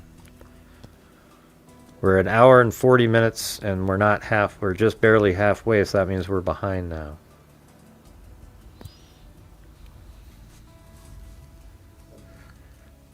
Alright, so some 35 hours later, as residents prepared to mount another search for Edna's neighbors, who had walked outside his home to smoke a cigarette, spotted the little girl's body in plain sight less than 10 feet from his porch. Edna still was clad in the pink and white t-shirt and the underpants she had worn to bed. Someone had strangled her. And then the Bible said, "I will lie down in peace and sleep, for you alone, O Lord, make me dwell in safety." Though some might disagree, the scripture Edna highlighted that day with her grandmother, Ampora, seemed to have been fulfilled. It was 1:15 p.m. Sunday, July 12th. Edna was pronounced dead at the scene, where Associate Police Chaplain R.M. Morris performed the last rites. The father, let's see, as others were drawn to the site by police and ambulance sirens, Juanita said she remained at home, certain that she could no more bear the possible sight of her dead child than she could the thought of Edna being dead. The father rushed over with the others, but as he approached, he said, a police officer turned him away. That's when I realized something was wrong. He recalled, I was trying to get closer because I wanted to hold her. When the father did get closer, it was much later at the morgue. He identified Edna from a still photograph taken with a video camera held over her face.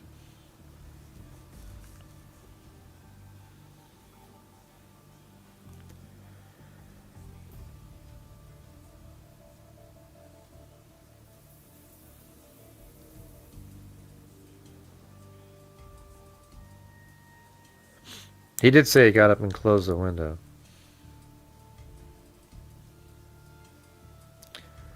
I didn't see that part about the bathroom. Let's see.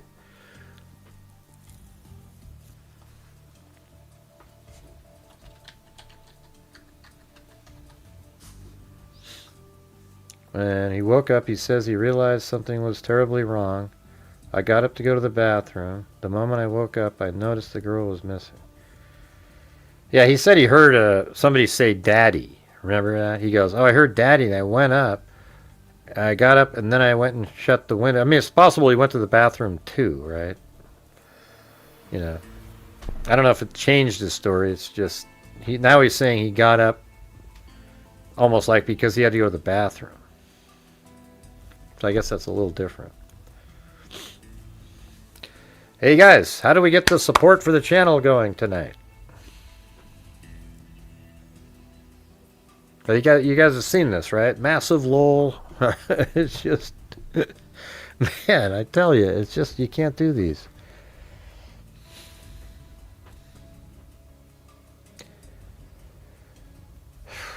Okay, let's see. I don't even know where I was.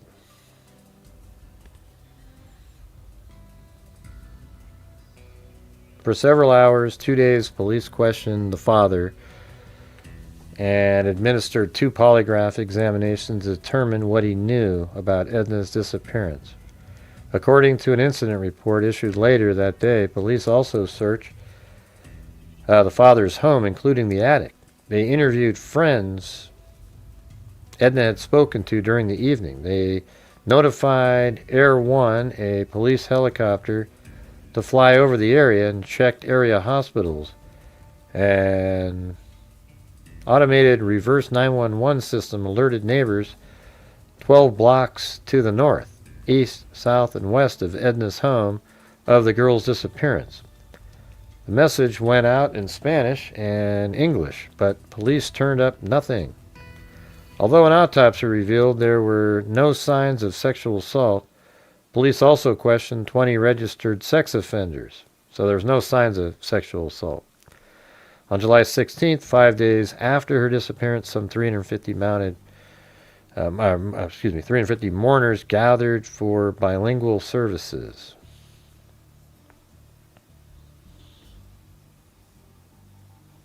Let's see.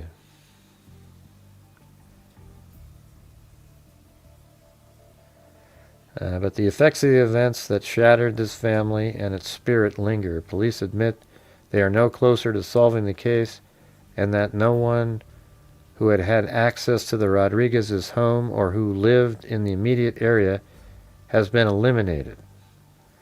That includes the father. Police have yet to release the results of polygraph exams.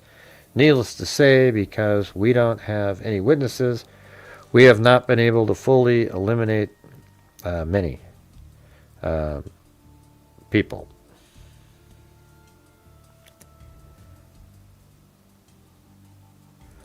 The small room fills with tension, and the father shifts his husky body to the edge of the sofa, answering the question, "Did you kill your daughter?" "No," he says. "There's a lot of people who think that, and that's why I talked to police." The couple questions why there has not been more progress in their daughter's case. In the days that followed, Hispanic leaders expressed anger and accused the police of moving too slowly. Under the plan, let's see, and there was an Amber Alert, but they didn't use it.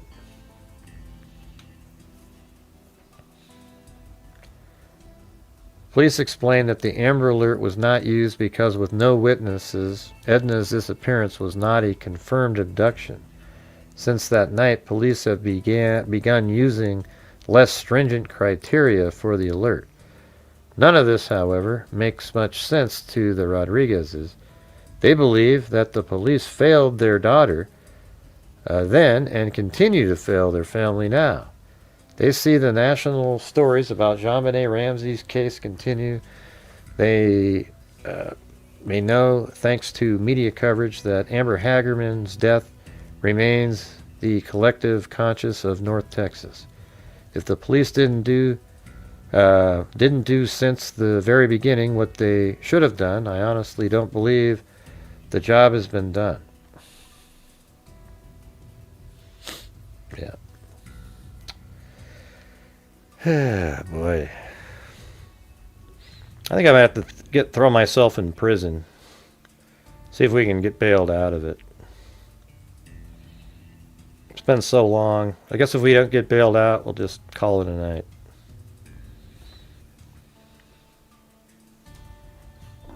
Come on, you guys. Let's see. What does that even mean?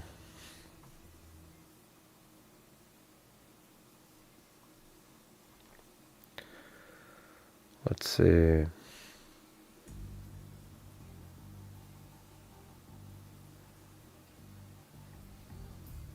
What's funny? I don't know what was funny.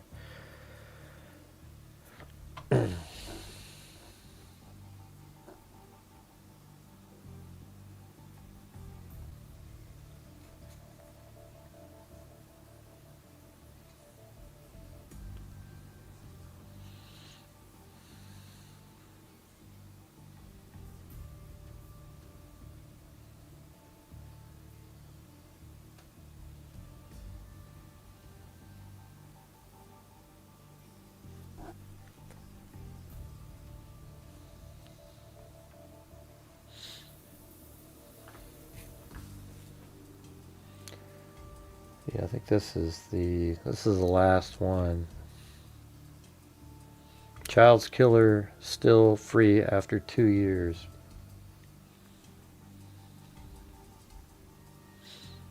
We'll just see if it has anything new.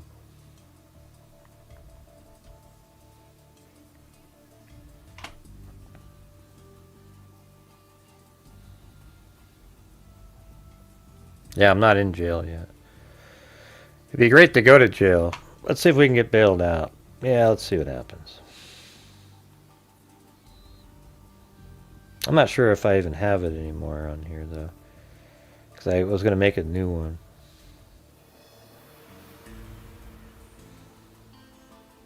Ah. It's not there.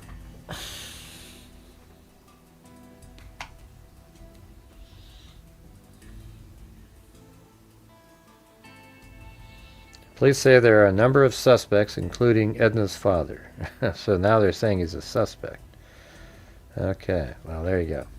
I would think he'd be the most plausible out of every, like the whole thing. It just, what would the reason be? I don't know. Maybe he tried to do something and he would have told his mom and her mom and,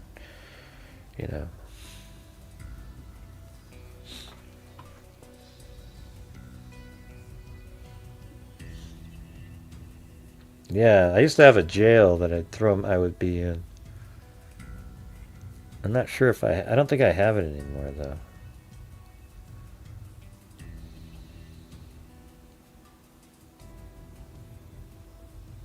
I was going to make one that matched the look of the new look that we have. So I don't have a jail. But you can pretend I'm in jail, you guys. Thanks, Haley.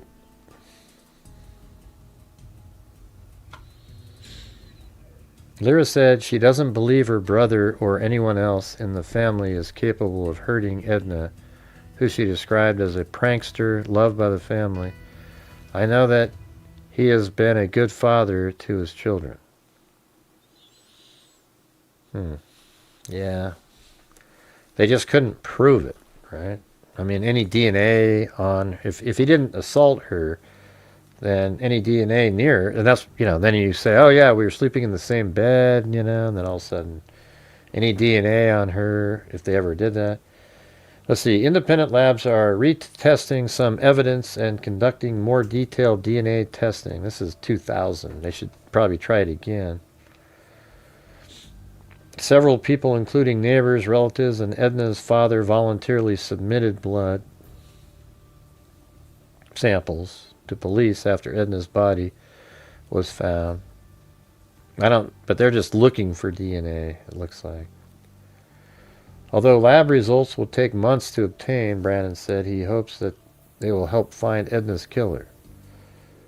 But if the father's DNA is on her, how's that going to mean anything?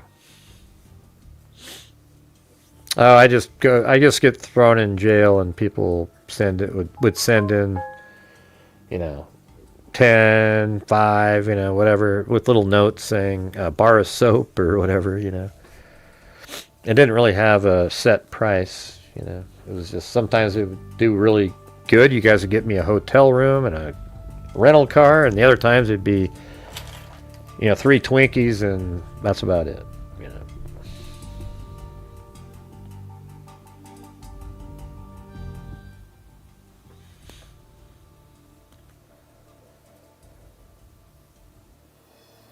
Well, I guess they are, I don't know if they have DNA or they were just testing for DNA.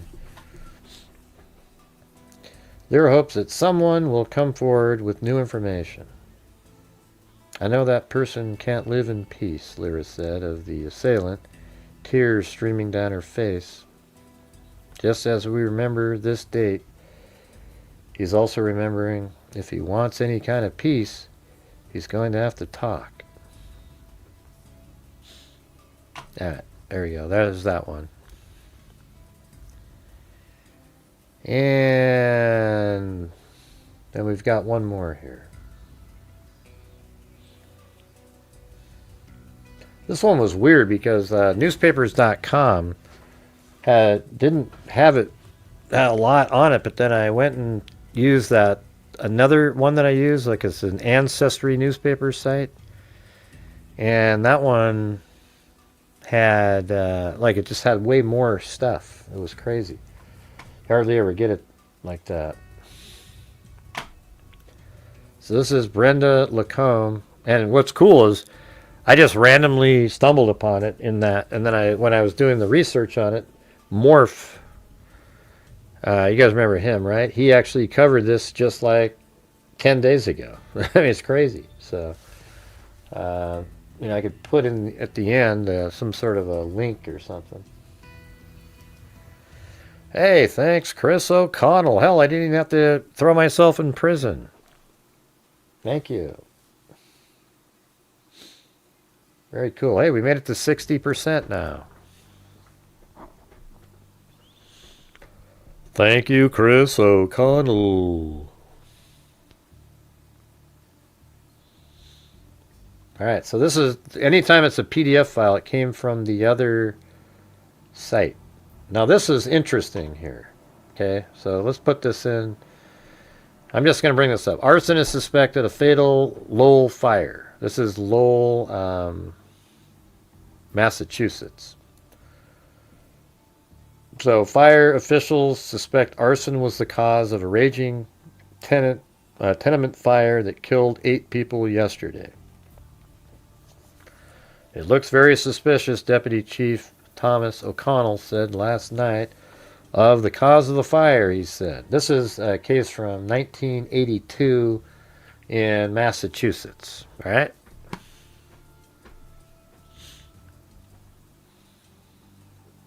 So just kind of keep that in your mind right there. He thought flammable fluids were used to start the fire in the front hallway in a first floor kitchen.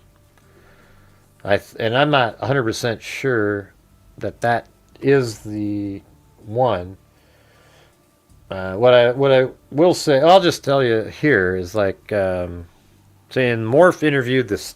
I think the daughter or some relative, and she said that this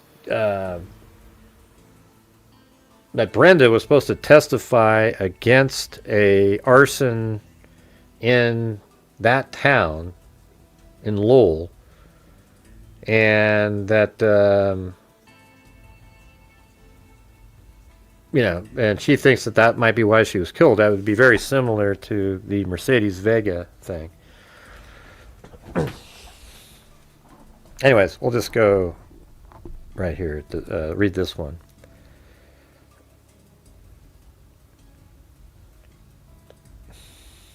And as yet unidentified, badly decomposed body of undetermined sex was found here yesterday behind a stone wall on Littleton County Road. I guess we can try to figure out where that is.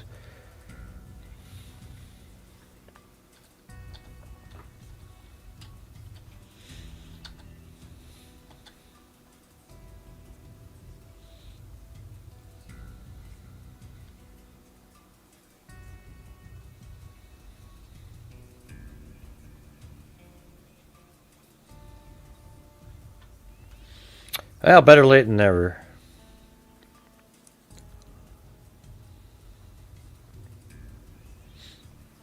And where's the name of that road? It was Littleton County Road. So the previous case, I don't have any answers for you.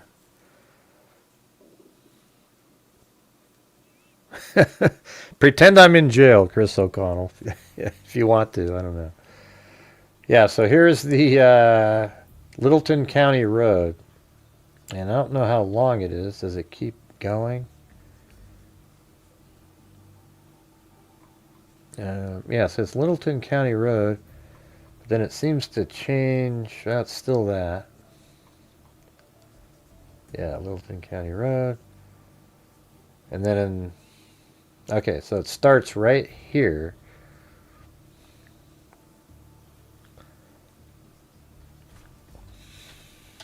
Littleton County Road.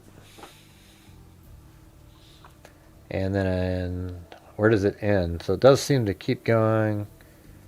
And then right there it splits off and it does go to there. Oh wow, and then it's still, and then it goes to right there.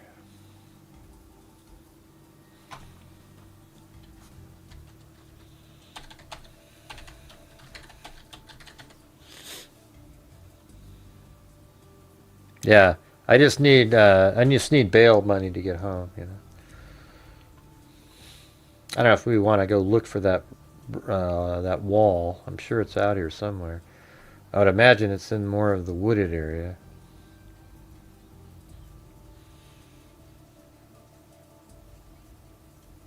Those Chris O'Connell. Hey, thank you. Wow. All right. So we're at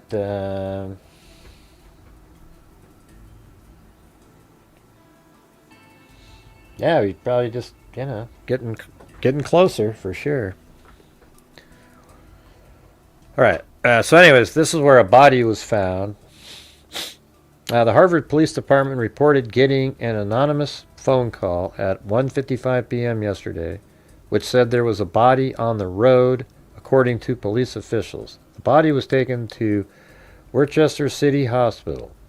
The Crime Prevention and Control Unit, an investigative branch of the District Attorney's Office, has been called to study the case.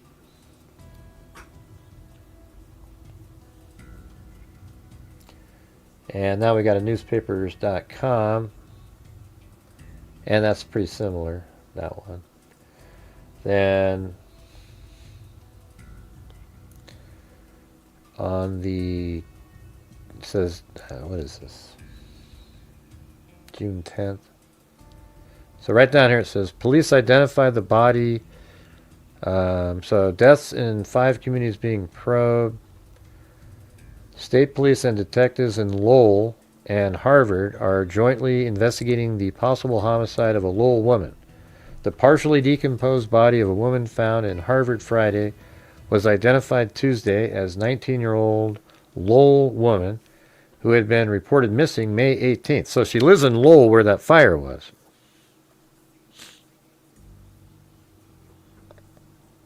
Who had been reported missing May 18th, according to Harvard police. Police identified the body through dental records as Brenda LaCombe of Fulton Street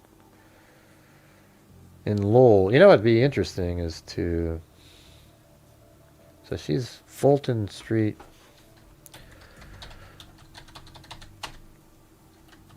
Lowell. I think I do have her address already. That's right. So it's right there. So let's go back to that first article and see if that tells us where this was.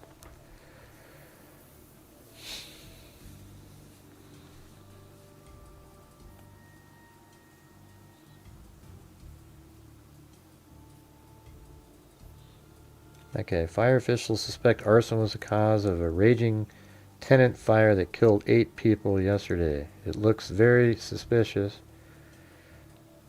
Chief Thomas O'Connell said, hey, what the hell, man? There is more O'Connells out there. Of the cause of the fire, he said the arson squad was looking for people to question about the blaze. Yeah, so I think we still need about, like, if we get 15 memberships, we'll be right there, I think. Or maybe it's, I don't know, what is it? 10? Maybe 10, I think it is. Mathematically. That'll get us to the minimum.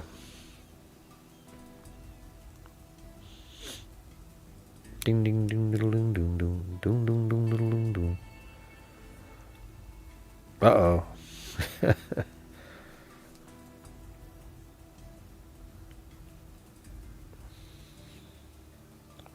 Oh, he's driving.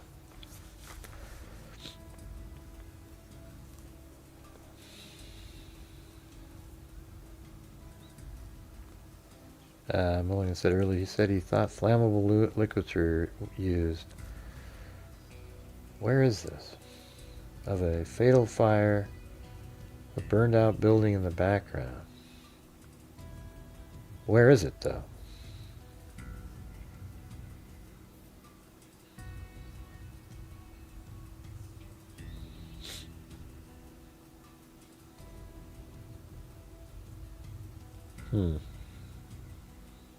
It'd be interesting to see if that was right, like where she lived. She lives here. I mean, it could be one of these, right?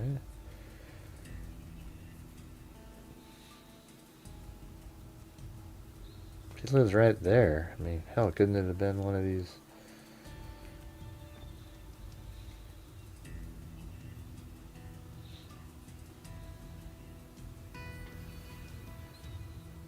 It does have that same horizontal. Yeah, wouldn't that be crazy? I mean, man, if that was right next, I should go look at that. Yeah, if she really is a witness that was supposed to testify, that's got to be the answer. Wow, thank you, Chris O'Connell. Wow, look at that, you guys. 20 more freaks out there. Oh, you guys want to see something crazy?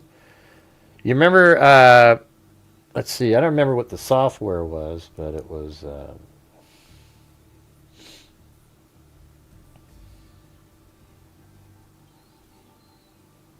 let's see.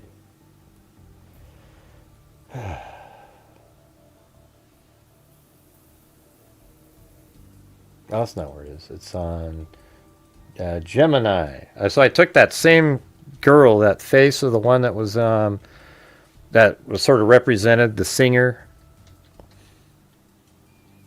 and then I used Gemini Google Gemini. Let's see, my library. Oh yeah, look at this is so crazy. I mean, it's not the greatest thing in the world, but look at this. Watch. Hello, freaks. How is your day going? That's so crazy. Isn't that wild? I mean, it's kind of creepy. And there's that one, and then there's another one with... Hello, freaks. How is your day going? That's Penelope right there. Can you believe that? I was using... I just took the image of her, the still frame, put it into Gemini, and it made that one. Isn't that wild?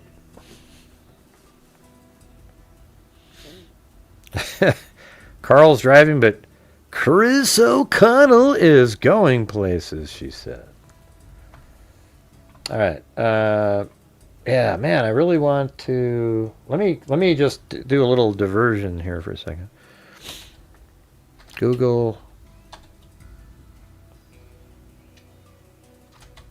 Earth... Oh, not good. Oh, shit.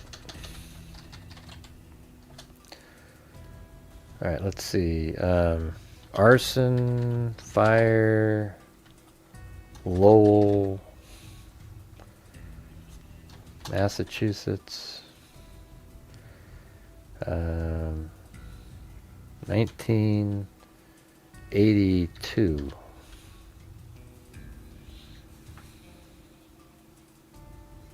Okay, March 6th. Is that the same date as that one that we were just doing?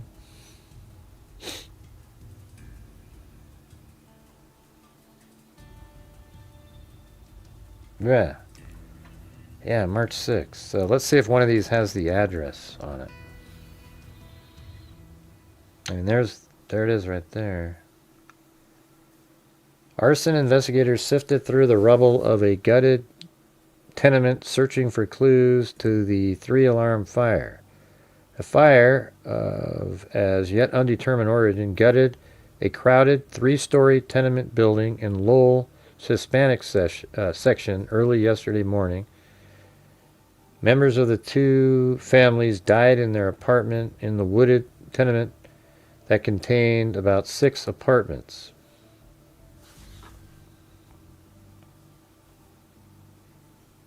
Well, where's the address, for God's sakes?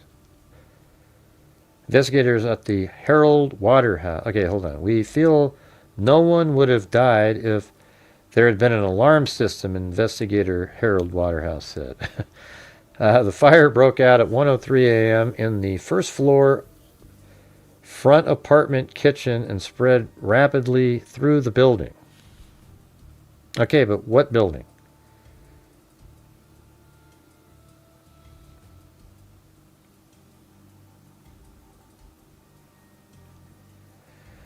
Ah, Jesus. That's so dumb. And it doesn't even have it down here.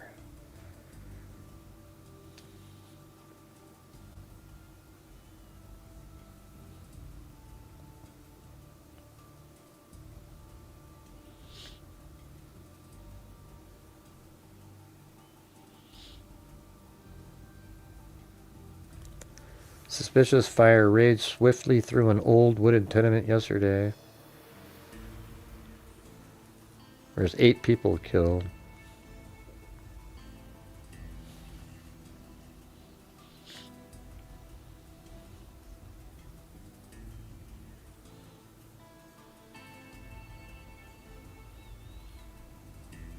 Yeah. Ah, jeez. Man, that's... Why wouldn't you say at least give you a block number? I've never seen that not show that.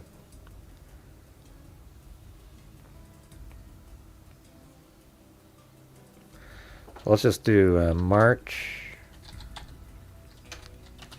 1982 and then apartment fire. Maybe if we get one that's earlier, maybe because now they're focusing on the arson. How about 5th? Or kills 5. Okay, this is on the 5th. This might say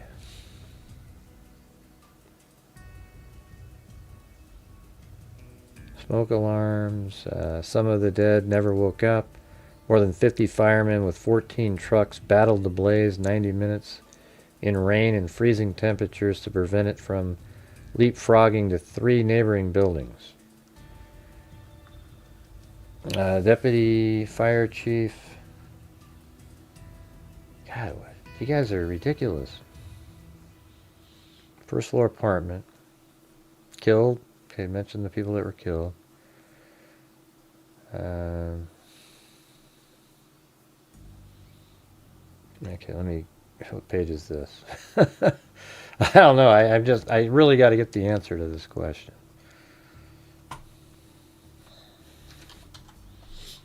Because I think it would make such a big difference. 2, 3, 4.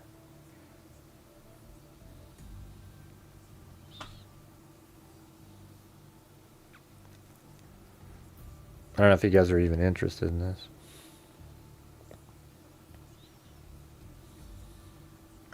Kills 5 children.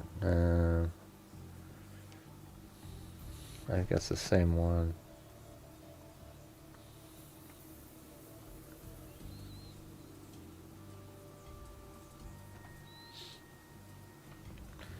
Undetermined origin gutted a crowded 3-story tenement building in the city's Hispanic section earlier today.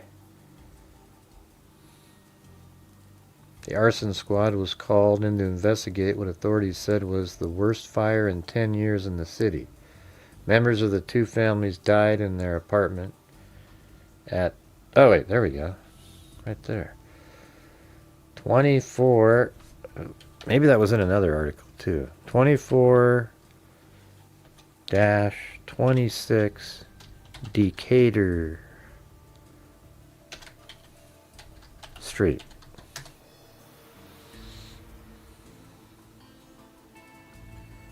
Okay, well, Brenda lives here, and then this is where the fire was, and the buildings haven't been rebuilt. That's crazy. Look at that.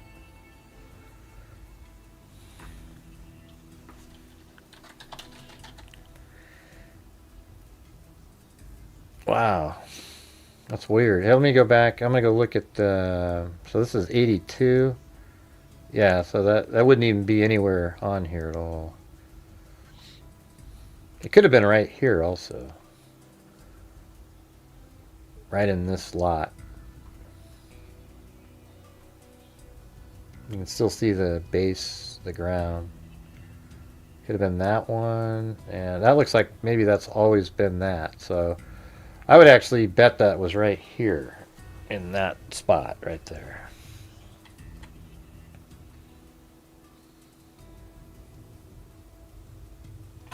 And they just tore it down. But that's really close to, you know, was that like they're driving home or something, you know? So this is where Brenda lived, and then there's this street right here, right? It goes right over the bridge, and then it just basically goes right here next to where the fire is. Now, I don't know where she worked or anything, but pretty interesting.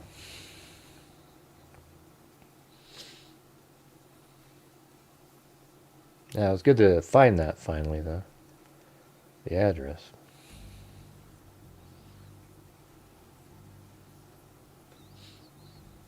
Alright, so which one were we on? That was the 5th, and then we go to the 10th.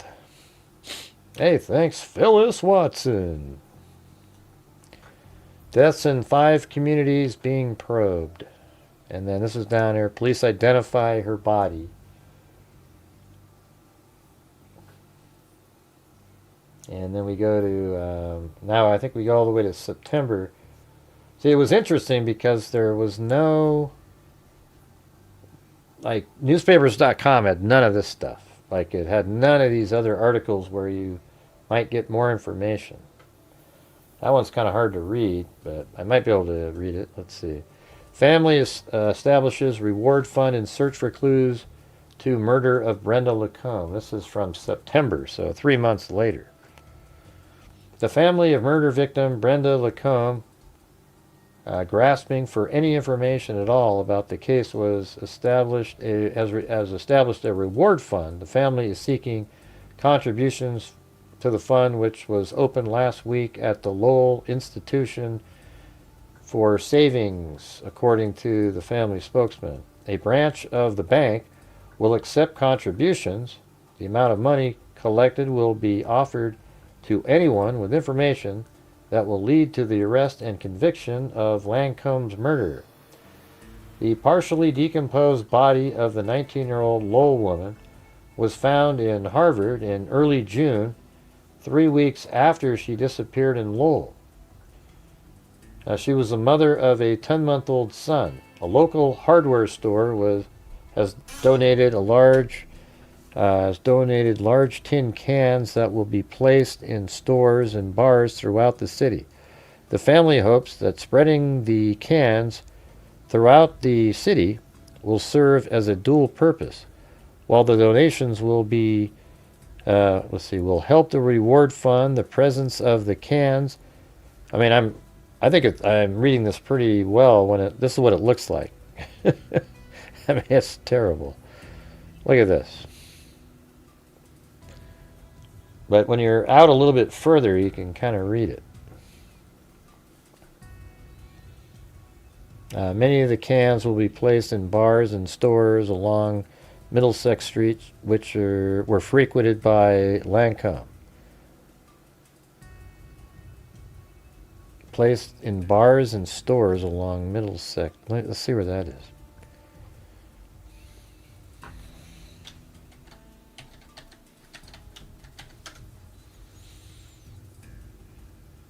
So right around here. I wonder, was she like I don't know. I mean, she's pretty young, you know. I think she was she 19?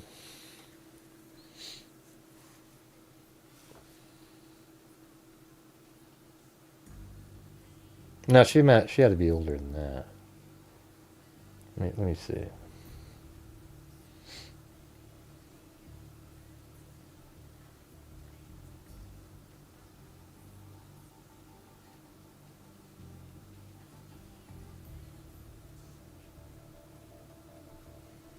No, she was only 19, yeah. Yeah, so, I mean, maybe she was a student, you know. I mean, the way they made it sound is almost like she was a sex worker, you know, walking, frequenting bars on this one main strip. Brenda LaCombe, 34, Fulton Street, mother of an 8-year-old baby, was last seen May 16th, leaving her grandmother's apartment at the Francis Gate House Elderly Housing Complex. I wonder if that's still there. Francis Gate House.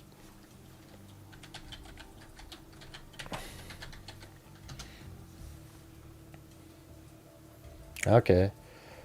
So the fire was there. Isn't that interesting? So maybe when she would visit her mom, it kind of you'd almost do that, right? From here, you might drive by over there to get to your house that's right there. Because the mother lived in here.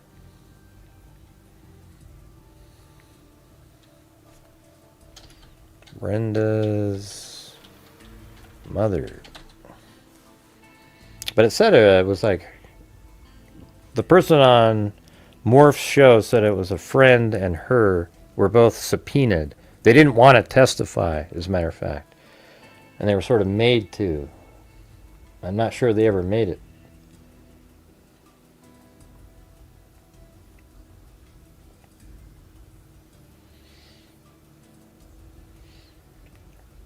Kind of a weird picture of her. Eyes are really bugged out there.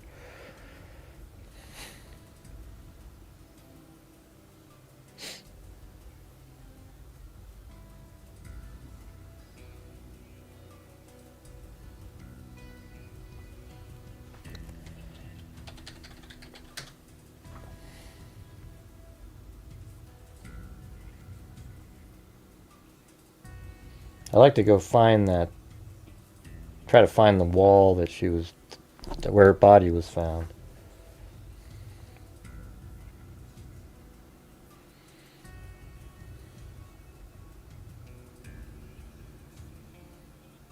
All right, back to this one.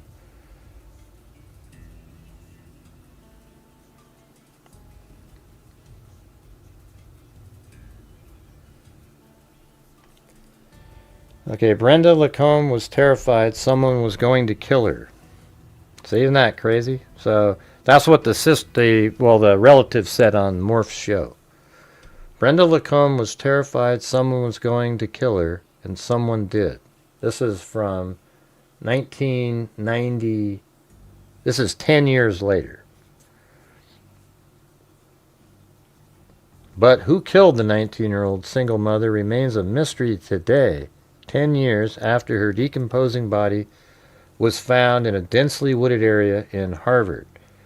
For 10 years, her family, her parents, 5 brothers, and 4 sisters have been haunted by her death and the mystery of what happened from the time she disappeared from her grandmother's Lowell apartment on May 16, 1982, until her body was found on June 4th.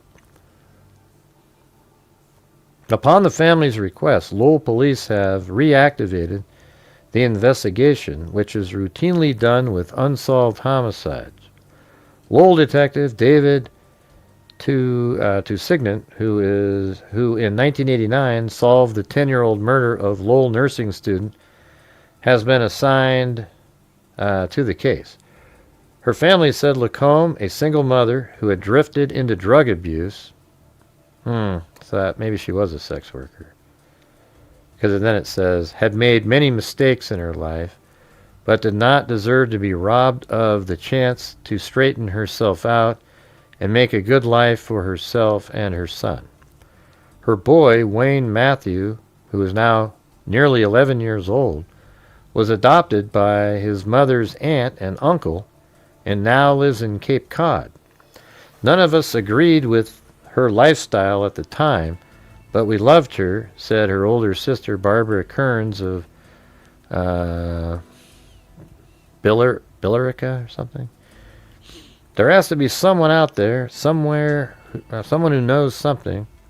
We just want to know what happened to her. But hey, guys, if any of the rest of you freaks out there want to help support the channel, it'd be great. We've had so many bad days this month. It'd be great to have a day that, is a really good one, that makes up for a little bit of some of the other days. So come on, freaks, you can do it, man. Right, well, that's the thing. Well, I don't know if you missed it earlier, but the family member on the podcast with Morph, maybe I'll try to play some of that audio. I'll put the, let's see, I think it's this one right here. Or I'll put the link in the description to, I think it's on Abjact Entertainment, but that's Morph's podcast.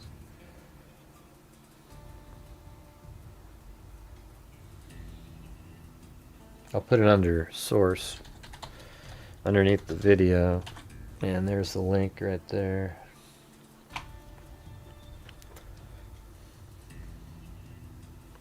Yeah, but in there, the family members said that she witnessed a arson in the city and was going to be a witness for the state, and then she and her friend didn't want to do it. But then the state subpoenaed her, and, seems like, there might have been something to do with that, kind of like the Mercedes Vega case. So, none of us agreed with her lifestyle at the time, but we loved her, said her older sister, Barbara Kearns of Billerica. There has to be someone out there somewhere who knows something. We just want to know what happened to her. And then that article continued.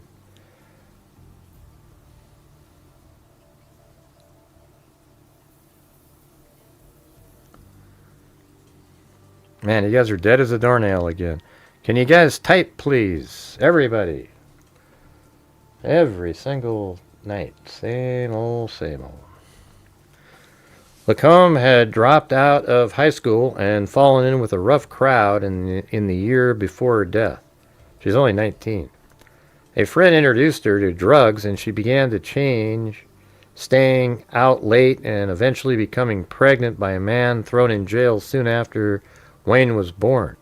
Kern said when her sister was killed, she was 2 or 3 months pregnant by a suspected dealer she had been hanging around with. Kern said when her sister was killed, she was... Wow, LaCombe's lifestyle seemed to catch up with her in the weeks before her murder, when she suddenly became terrified that someone was after her. She was afraid to walk by herself, feeling safe only if she had her infant son with her, hoping no one would hurt her if she was carrying a baby. Jeez, that's kind of shitty.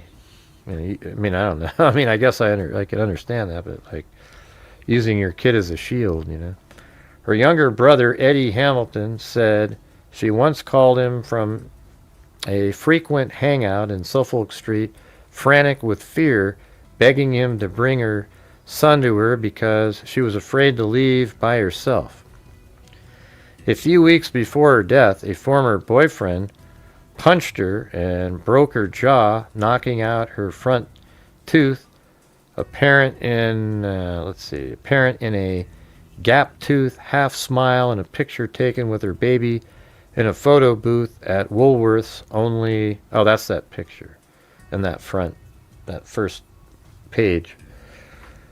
Only days before she disappeared. She was also terrified about being called as a witness. Oh, here it is, to testify in an arson fire to a 3rd Street apartment building. Is that right? Did I get the right case just randomly? I mean, it is an apartment building.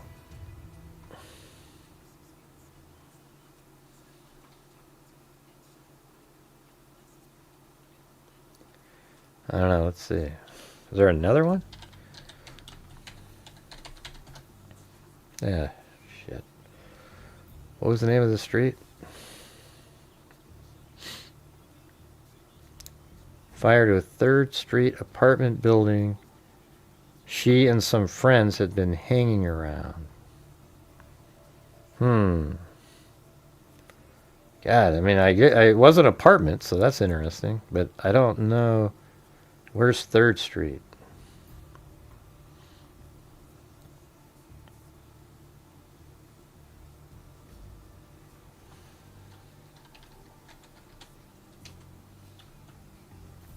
Third Avenue in Lowell. Okay, well, that's interesting, because 3rd, if that's over here, then that is right next to, like, she lives right here. Except, man, I don't know, man. That was actually in the paper, that one, just before, 6 months before.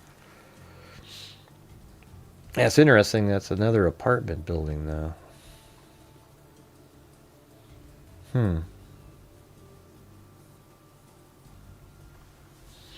Maybe that's not the one. Let's see, on May 14th, 2 days before she disappeared. So let me read this part again. So this is cool because this is all the stuff that was said on that podcast. She was also terrified about being called as a witness to testify in an arson fire to a 3rd Street apartment building she and some friends had been hanging around. On May 14th, 2 days before she disappeared, she returned to her family's Fulton Street home with a stab wound above her right eye, but refused to tell anyone who had attacked her.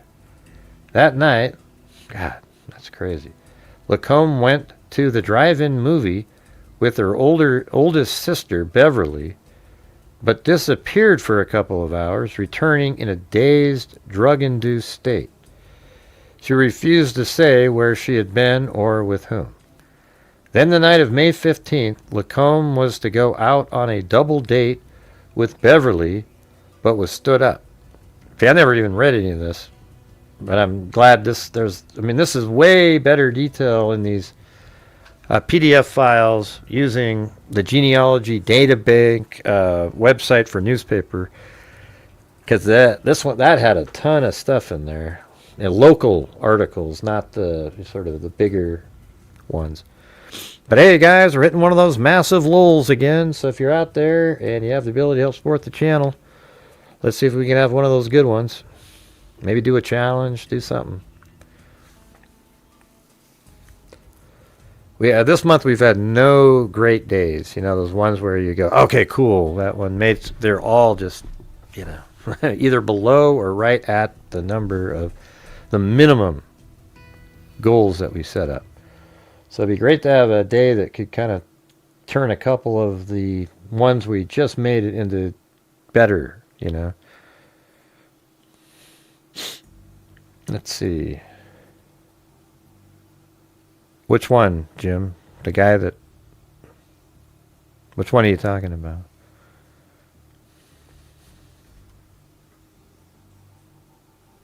The father? Or you're probably way behind on the case with the father.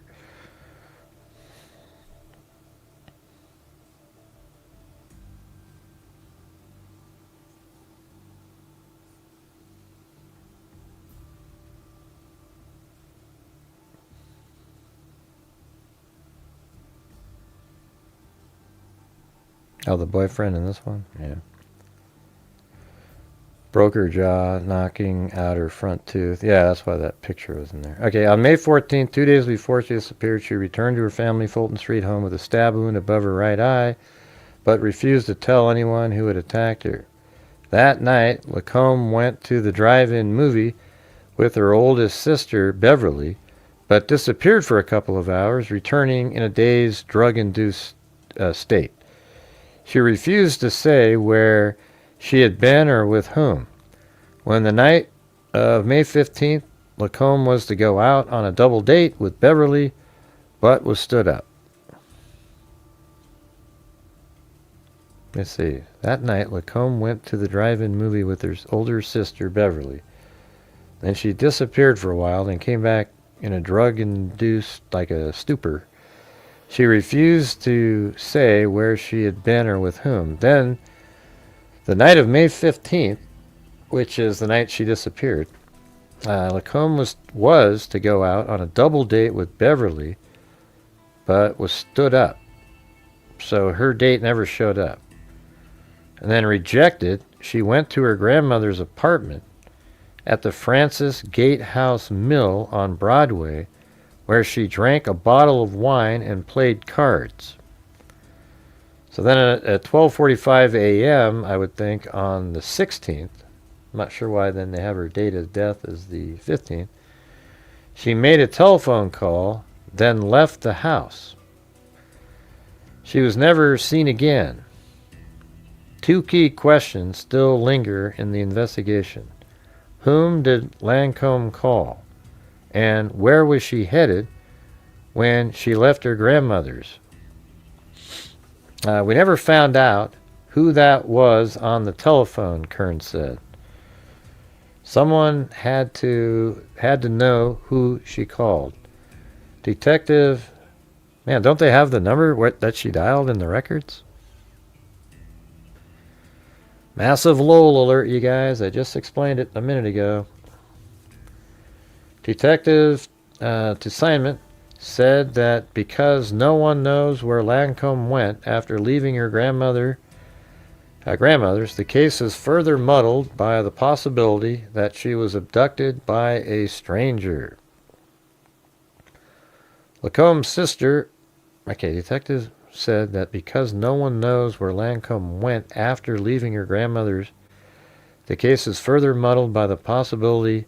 Well, it's not muddled by the possibility. Sure, it's possible, but the odds are so low given the fact she was supposed to be testifying. You have to believe it's got to be someone related, to that, or, someone else in her world. LaCombe's sister, Ellen Hamilton, who was 6 at the time, remembers that night because a man coming to the house pounding on the door yelling LaCombe's name.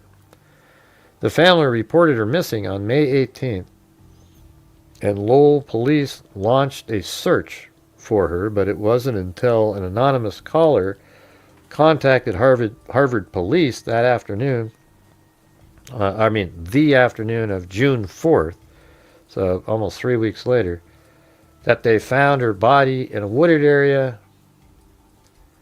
of Littleton County Road okay, cool. So now hold on. A wooded area off Littleton County Road. So isn't that what we already had? Yeah. LaCombe wore pieces of clothing and a turquoise ring that Kern still wears today on the little finger of her left hand. A police investigation indicated that LaCombe was likely not killed where her body was found, but was probably dumped there. Police said an autopsy on her partially decomposed body did not reveal the cause of death, adding to the mystery. Yeah, I just looked up there. I saw that. What was that? It was Carl with a C popped in here. Guess he was driving.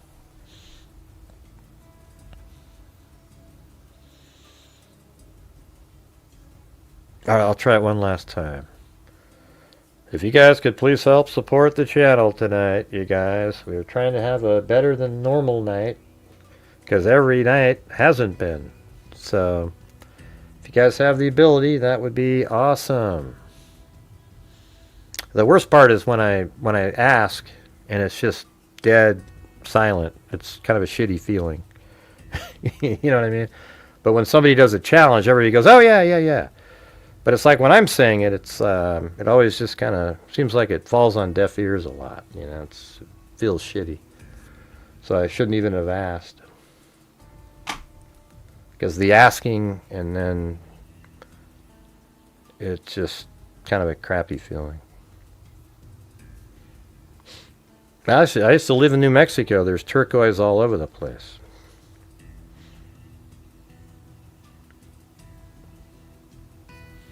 Yeah, well, if this was a fire, then, you know, and there were witnesses to a fire, and, you know, then sure, you know, the arsonists.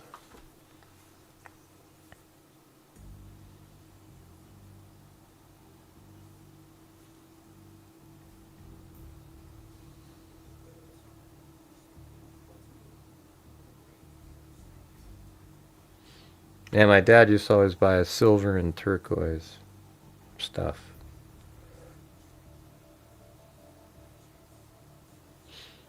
Yeah, anybody.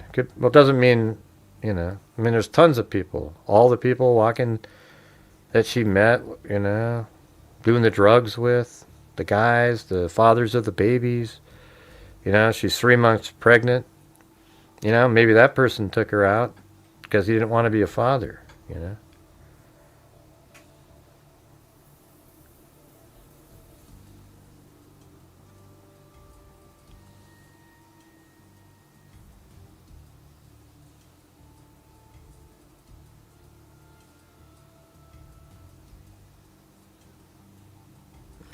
Let's see. LaCombe wore pieces of clothing and turquoise ring that Kern still wears today. A police investigation indicated that LaCombe was likely not killed where her body was found, but was probably dumped there. Police said an autopsy on her partially decomposed body did not reveal the cause of death, adding to the mystery.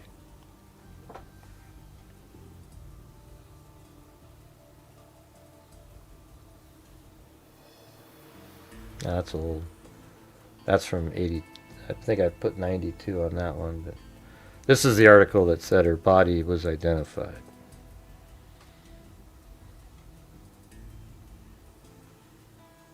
That one I made it so it was. Hey, thanks, Haley. Man, you guys, it's crazy. What do you mean the second? I don't know. That's what I was wondering. The friend. I don't know. I don't know if they ever tried to do anything to her. That would be a good clue if they were trying to take them both out. I was thinking about that. Sister of Lowell slave victim lament lack of progress. This is from 2005. An open letter to Lowell Police Department. Allow me to reintroduce myself. I am Barbara Kern, sister of murder victim Brenda LaCombe, who went missing from Broadway Street area on May 15, 1982, and whose body was found in Harvard, Massachusetts during the first week in June of 1982. I have had communication over the years with Lowell Police Department regarding my sister's murder. The Lowell Police Department did take full charge of the investigation for the first 16 years. However, the only interview material and only evidence was somehow lost. See, that's what was said in that same... Like, they literally have lost her evidence packet, you know? Like,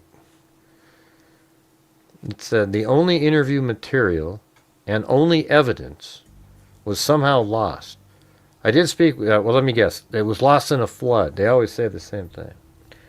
I did speak with Chief Edward Davis regarding the missing file. I asked the chief how this could happen and what is the policy on having a backup file. I did not and still do not know the Lowell Police Department policy on backup files. He then told me that he will not discuss the Lowell Police Department's policies with me and not to call anymore. I also received a letter from the department stating the same. In response to recent Sun articles on unsolved murders in Lowell area, I found it disturbing that my sister Brenda's murder and others were not mentioned. I am sure you are all aware that these so-called cold cases are rarely solved without the help of the public. It is unfair for the police chief to pick and choose which cases he finds important enough to, at the very least, discuss in print.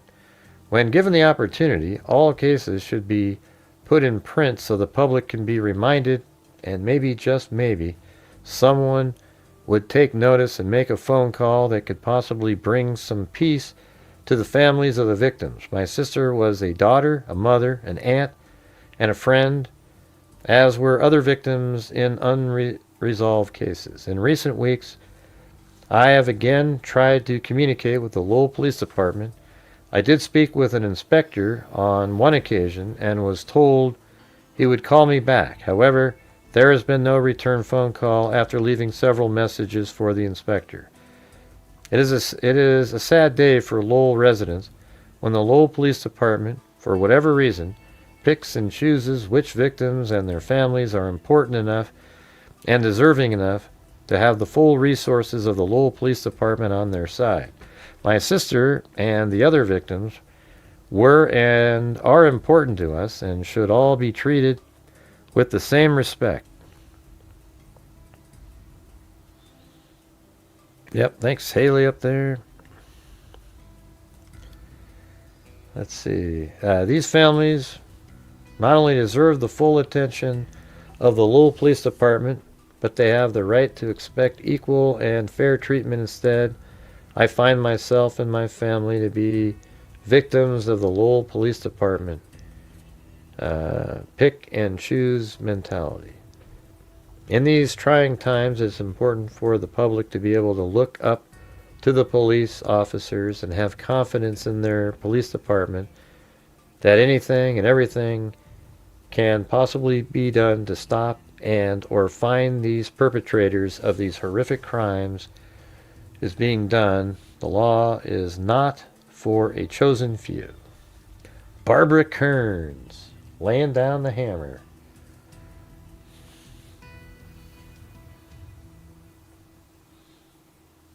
And then another news outlet reading her article said, "I'm outraged and disgusted to hear that the evidence was lost or misplaced in Brenda LaCombe's case. Brenda was my cousin," I guess this is another family member, "was my cousin and deserved better than to be murdered and her case gone unsolved for more than 20 years.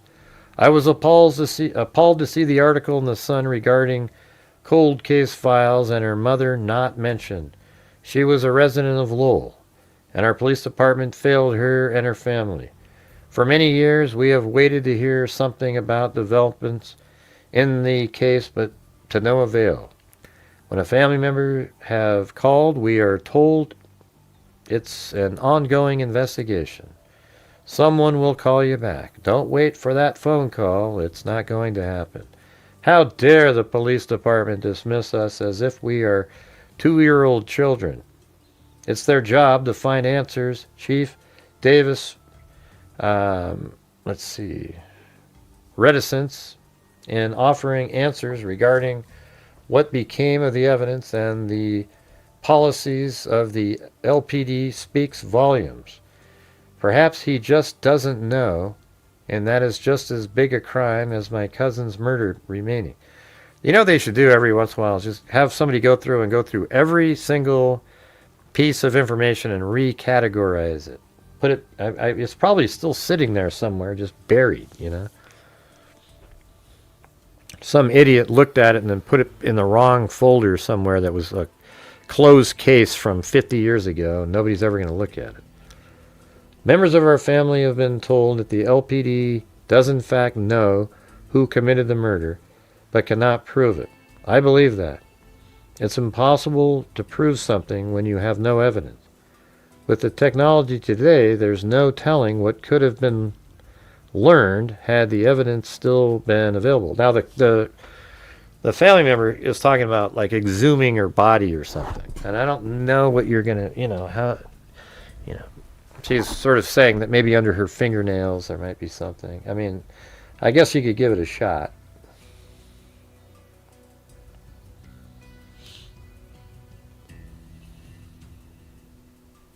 This is 2007, 25 years later.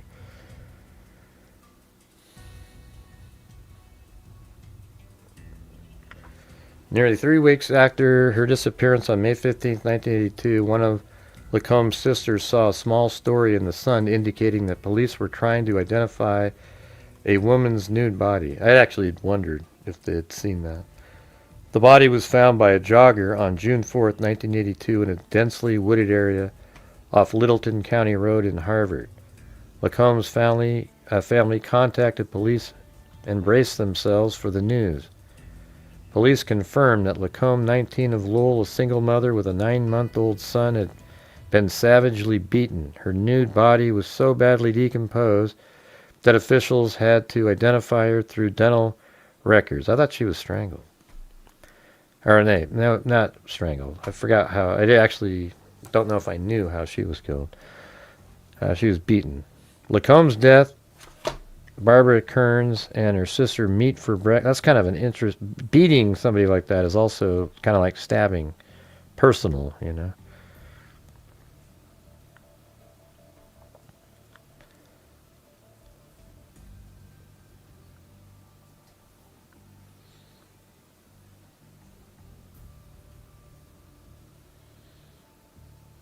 That's that picture she took.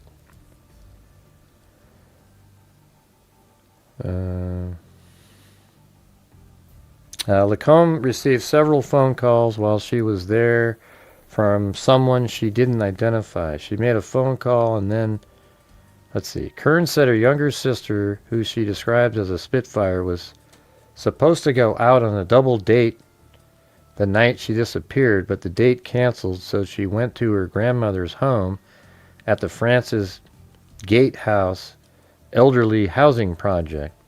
LaCombe received several phone calls while she was there from someone she didn't identify. She made a phone call and then, around midnight, left without her pocketbook, walking along Broadway a couple of blocks to a friend's house. Police said she never made it to the friend's house. Technology at the time didn't allow for tracing of the phone numbers, she said. Kearns said her sister, who she admitted dabbled in drugs, wouldn't have gotten into a car with a stranger.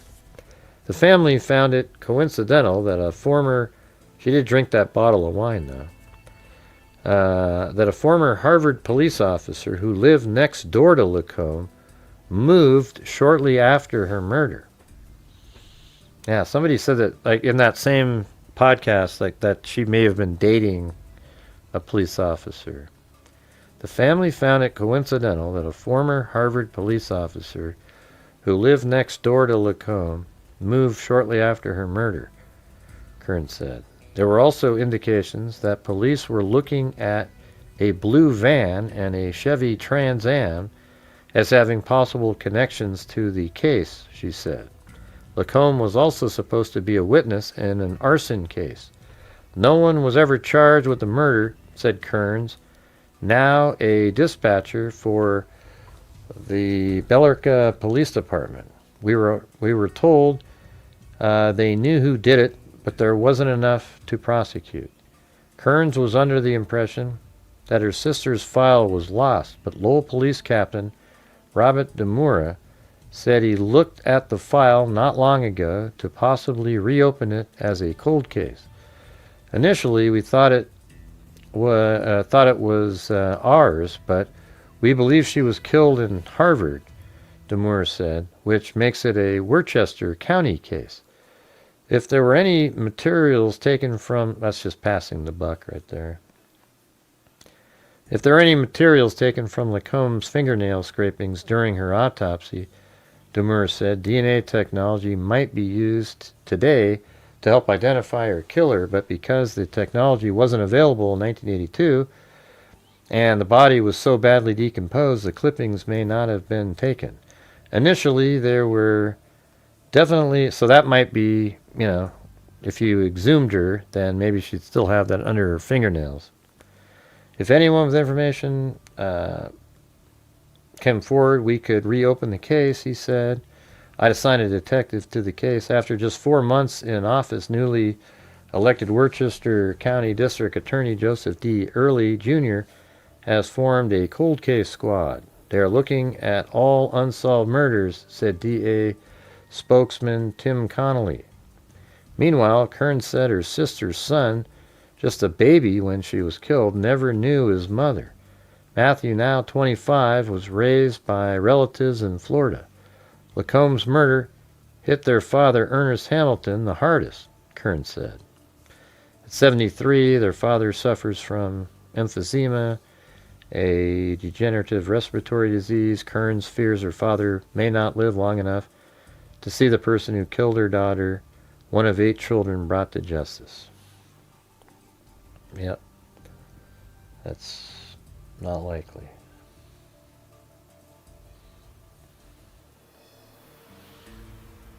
Yeah, these are different things that are out there. Brenda LaCombe was last seen alive playing cards at her grandmother's in Lowell, Massachusetts, the night of May 15, 1982. After a phone call with someone as yet identified, she left, allegedly going to her ex-boyfriend's apartment nearby. It's unknown if she arrived there. Her body was discovered by a jogger in a rural area. Well, if she goes over to her ex-boyfriend's house and the ex-boyfriend knew that she's pregnant from somebody else, you know, maybe that's not a good thing. Brenda's case has been bounced around various police agencies. The claim has been made that her case file was lost. She may have been a confidential informant for law enforcement. She had been subpoenaed as a witness in a Lowell arson case, but she did not show for court. Because of this, there was an active warrant for her arrest at the time she went missing. Well, that's interesting. That's not quite what I read earlier. If he was heading next door to her boyfriend's house, what happened to her after she walked out the door is a mystery. Brenda remains were found 3 weeks later on June 4th in a wooded area in the small town of Harvard. Brenda left behind an 8-month-old boy named Matthew that she loved very much. It has now been 40 years, and Brenda's case remains unsolved. Okay, this is the... I think this must be the rock wall that they were talking about. I wonder if we should go try to, you know, maybe find it. Where was that?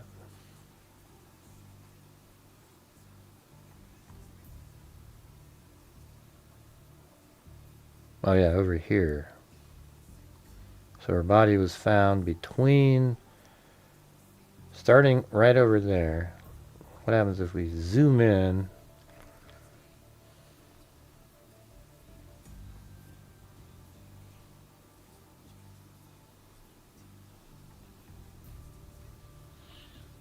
We could just travel along.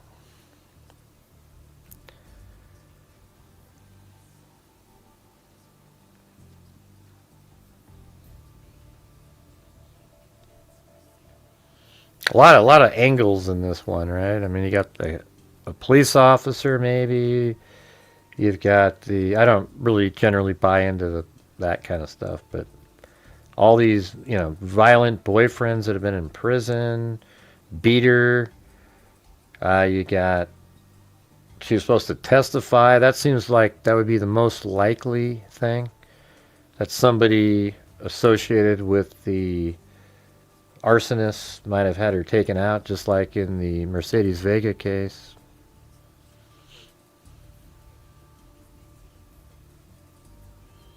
Yeah, and then they somehow found it. It sounds like they're just not really.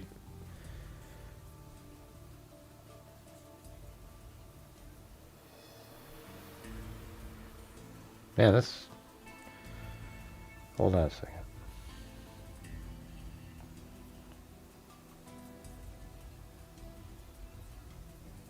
God, it almost seems like, somewhere right around here, right? I mean, that's exactly that kind of rock.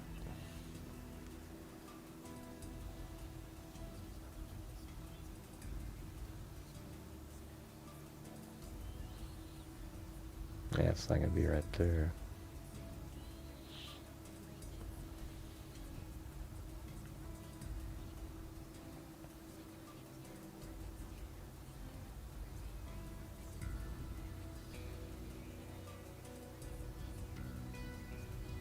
Yeah, remember that was reported? She's on the road. So it's like it's right there. It's not way off into the woods.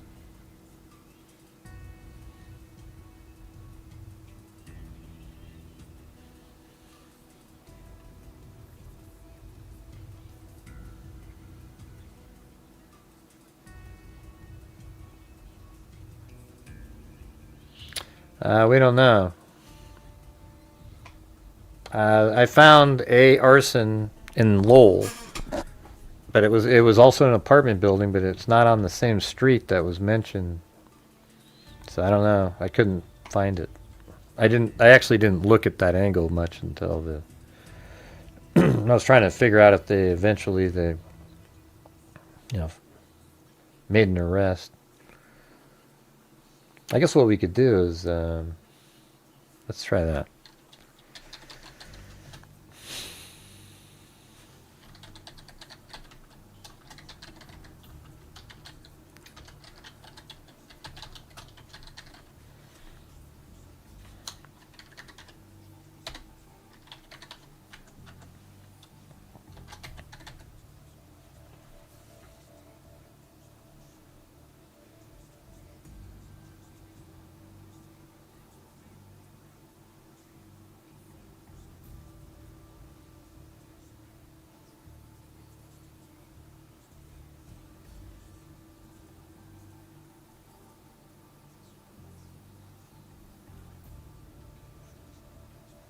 I don't know if that's the same one.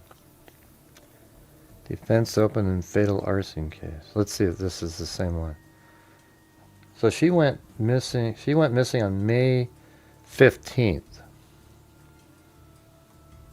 And this is August 24th, 1981.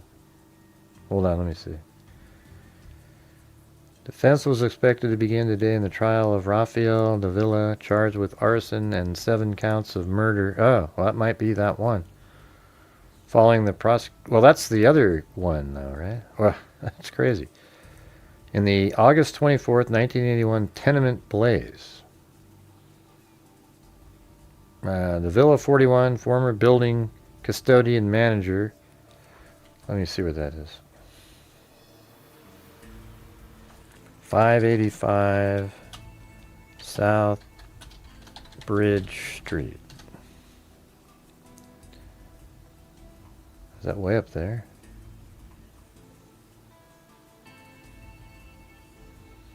I don't know if there is. Is there one in Lowell?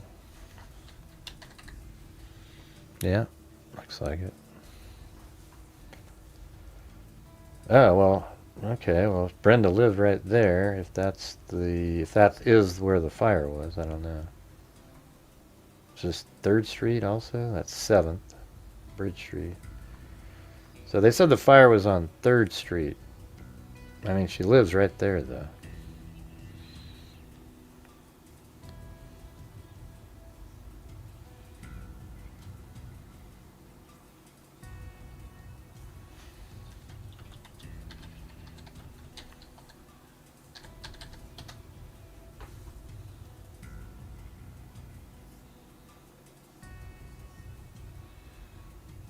Yeah, I don't know. Well, maybe I'll try to dig around on that. I don't know. It's just... We don't even know which fire it was. There's a bunch of them, apparently.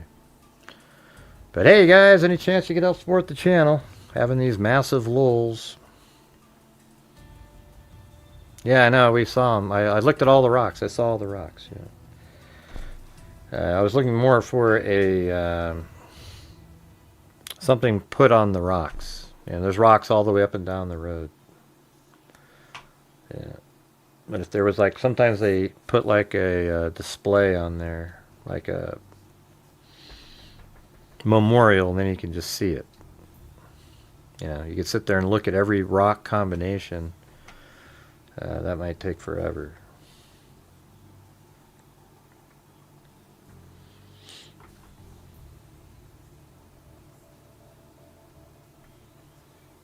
Let's see what it looks like on this side. Yeah, see, look at, there's rocks the entire... I mean, this is the complete other side, you know. That's crazy.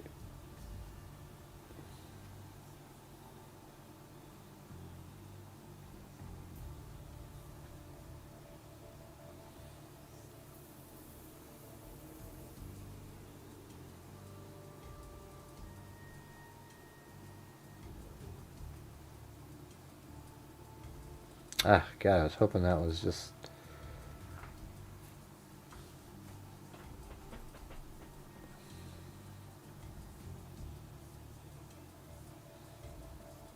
Yeah, that seems like it almost looks just like that. It's crazy.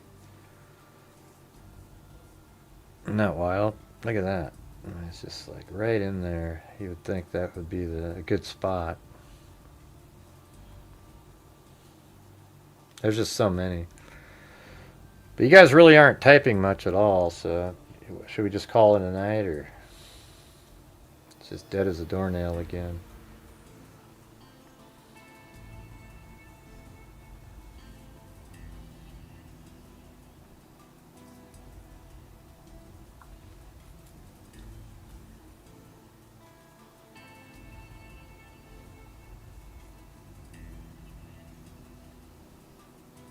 I think this entire road has this rock along it. The entire thing. I mean, it's not even like, you'd literally have to spend the entire, like, you could take an entire day. Look at this. Yeah, it's crazy. It's all along the whole... It wouldn't be any of these spots because there's no woods, but it might right here again.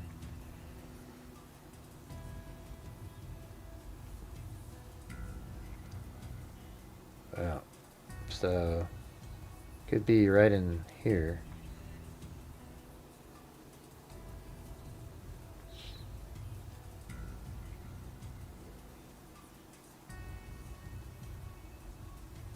Okay, this one doesn't have any of the rocks.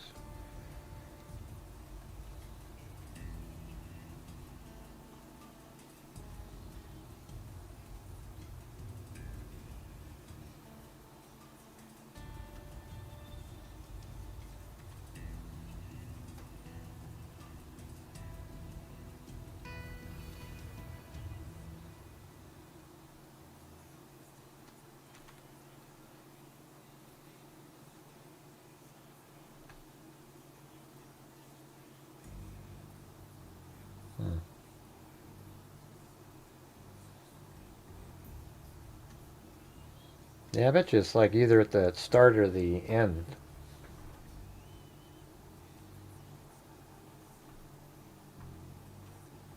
Didn't we have rocks all the way over here? Yeah, see.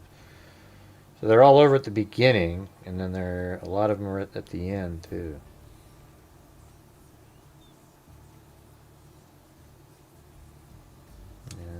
Yeah, there's even rocks there. I mean, yeah, I mean you'd have to go up and down the entire road and maybe find something.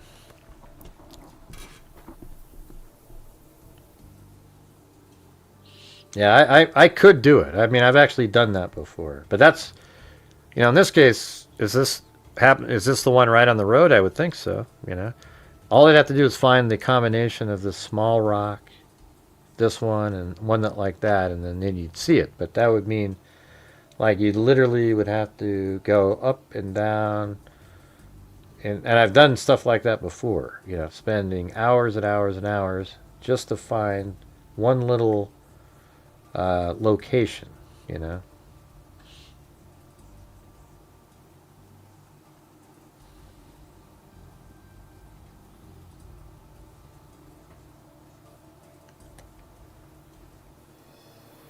Yeah. Man.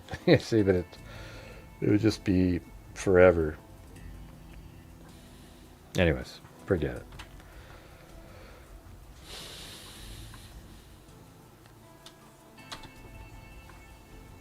Well, I don't know what points to that any more than the arson people, Lisa.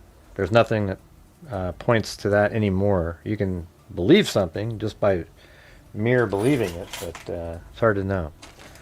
Could be one of the boyfriends, could be, but just like in the Mercedes Vega case, she was supposed to testify, and maybe those people, because they killed people in the arson fire. So then it's like this huge, like life in prison thing. So yeah, of course, you might want to take out the main witnesses. She was scared to testify. The reason they didn't show up was because they were scared to testify. Why were they scared to testify? Was that what she was nervous about, looking over her shoulder and stuff all the time? Yeah.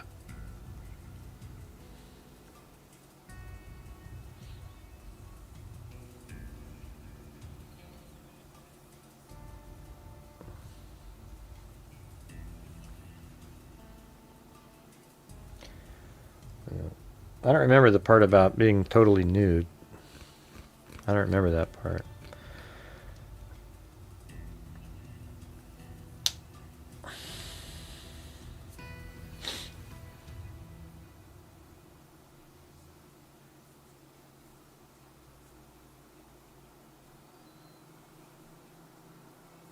I don't know. I don't remember that sentence. Hey, thanks, Phyllis.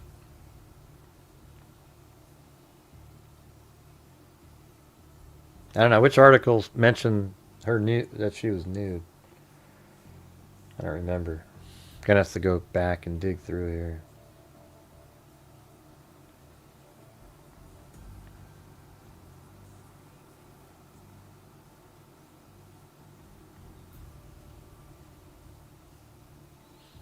Thanks, Haley. I guess we had a challenge up there. If we get 3 more of those, then we get Chris O'Connell going at 5.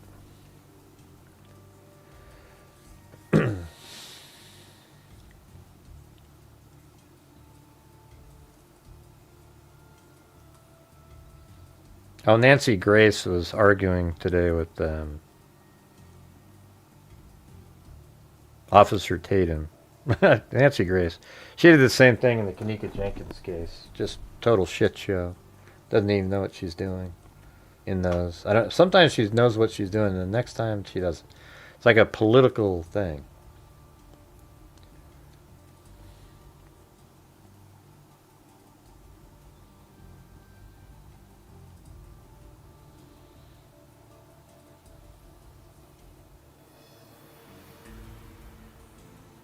I don't know. I don't see the part where she was nude. I don't remember that.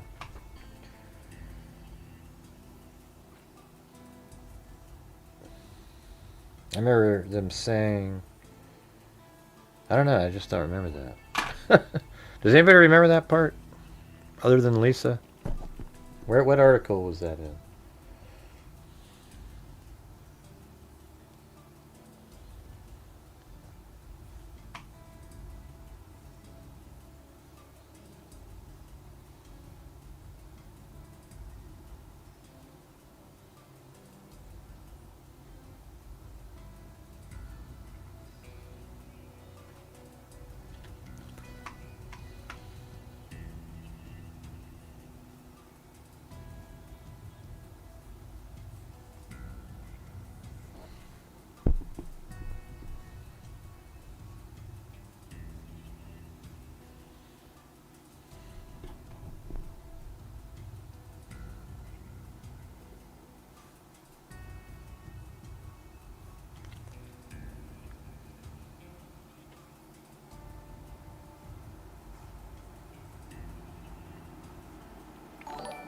Hey, look at that, Maya. Look at that right there.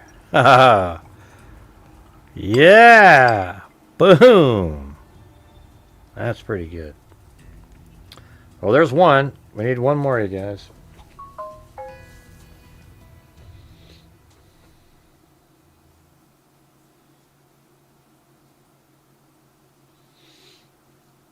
I don't know. I don't remember the word nude. I don't remember that.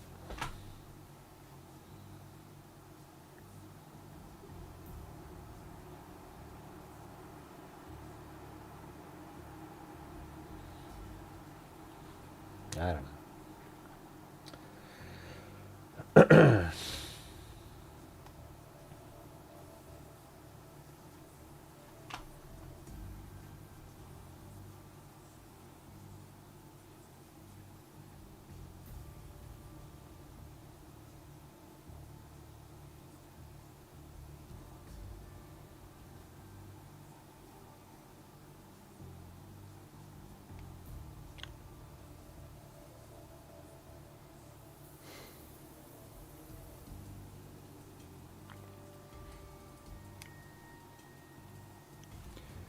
Yo.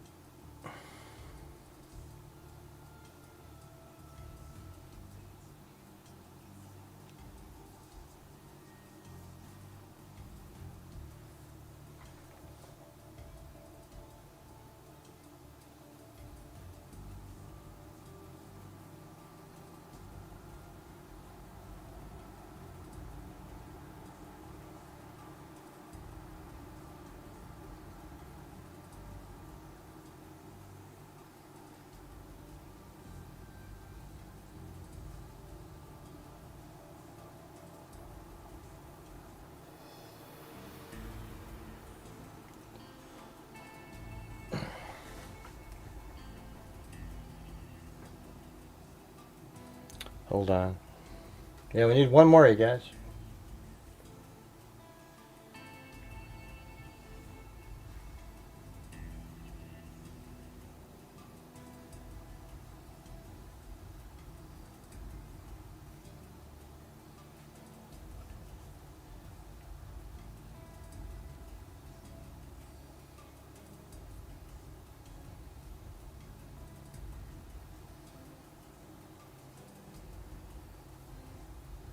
I'm just looking at something over here.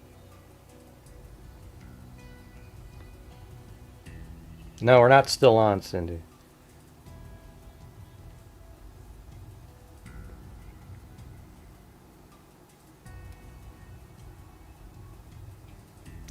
Thank you, Chris O'Connell.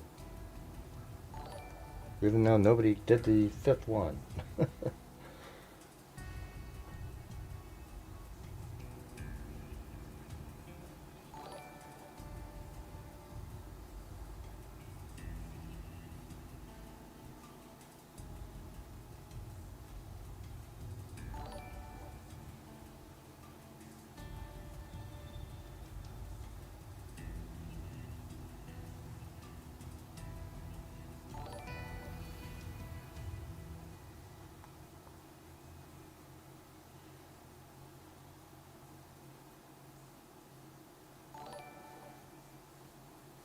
Thank you.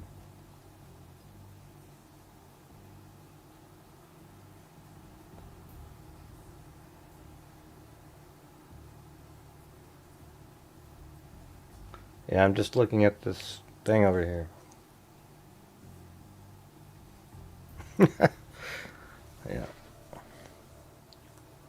Trying to watch. It's okay. People probably nobody was going to do it anyways. We get those modes.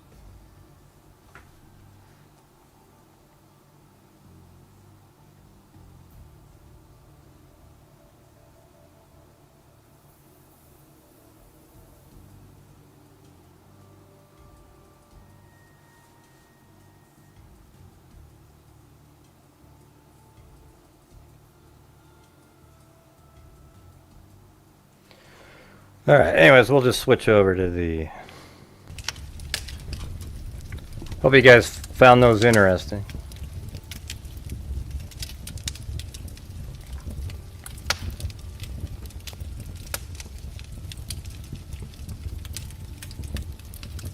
Cindy, just if you weren't here, just go back and watch. Okay, we're not going to spend time explaining.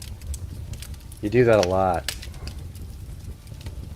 All right, let's see. We got the...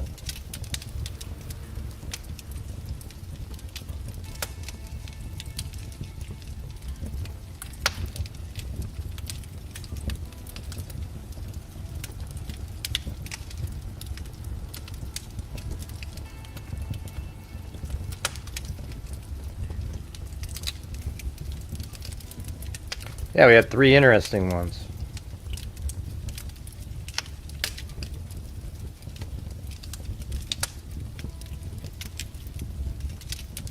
Hey, here's one, the one that you did, Haley, out there.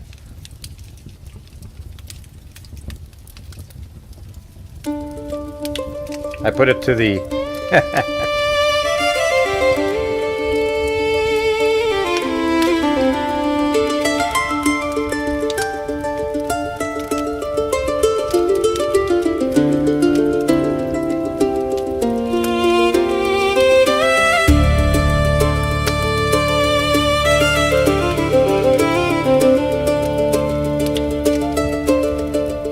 She holds a cardboard map of places she's not been, tracing edges where a missing corner should fit in. Fingers find the tears where courage starts to fray.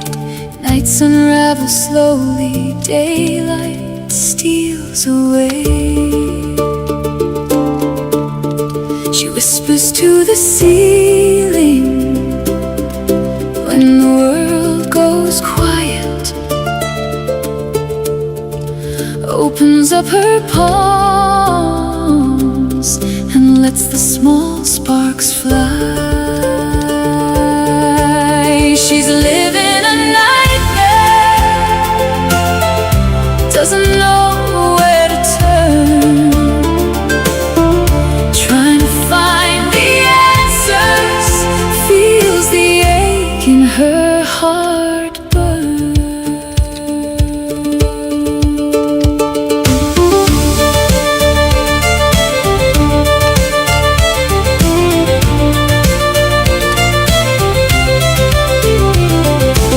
She looks to God and finds a steady hand to hold, a softer kind of mercy written in the cold, sewing up the rips with threads of worn out grace. She'll keep the faith and let her light find its place.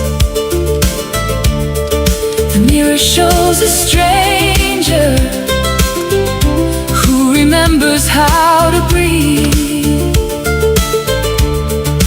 Underneath the tremor, hope prepares to leave.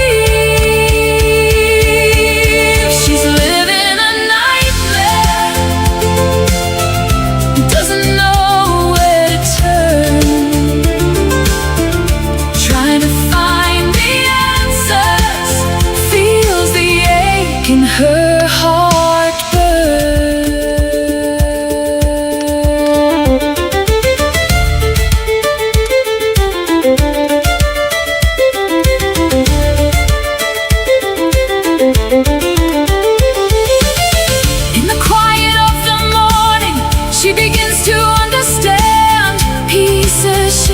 starlight settling in her hands. Every scar a story, every loss a kind of prayer, weaving all her gold around the people who are there. Soft as a secret, gentle as a hymn, she gathers up the fragments, lets the daylight in. Chris is getting philosophical. She's living a nightmare, doesn't know where to turn, trying to find the answers, feels the ache in her heart burn. She'll keep the faith and let her light shine,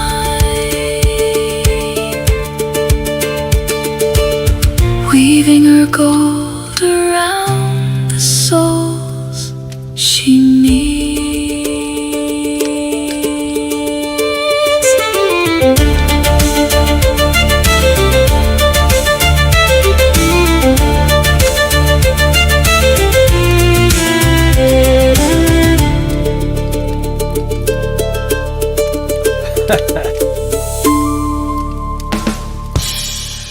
That was for Phyllis's comment, her joke.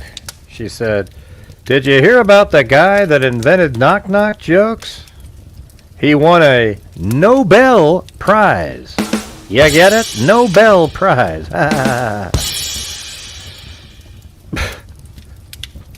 Hey, who's going to get me some whiskey in here tonight, right, you guys? So for $7 and $6, we get a nice little whiskey drink. All right? So you have to replace the actual... If you do the $9.99, it's the same as the $7 one.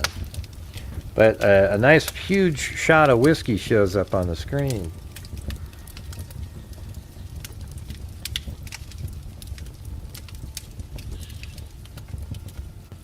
And then, what's Chris? Is he coming up with some Chris O'Connell? You get me lyrics? Is that what you're doing?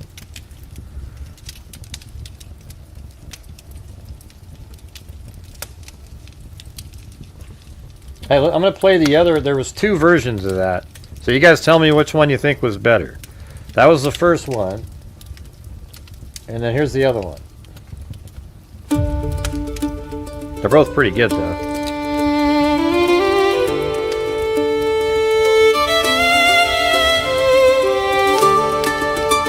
Yeah, I am putting it on there. It's just which one, this one or the other one. So listen to this one too, Jim.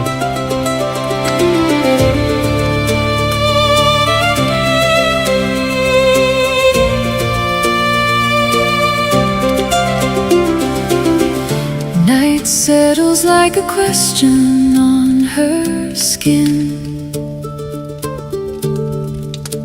Quiet streets hum the chorus of what might have been, looking to find where her piece of the puzzle fits, starts to rip at the seams. She traces Haley sent in the chorus to that in one of the lines, paragraphs. Counting stars that never seem to answer back. Every door she knocks on echoes with the past. Every mirror shows a version fading fast. Yet something small inside keeps calling her to stay. She looks to God and finds the answers. She'll keep the faith and let her light shine, weaving her gold around the soul she meets. She'll keep the faith and let her light shine.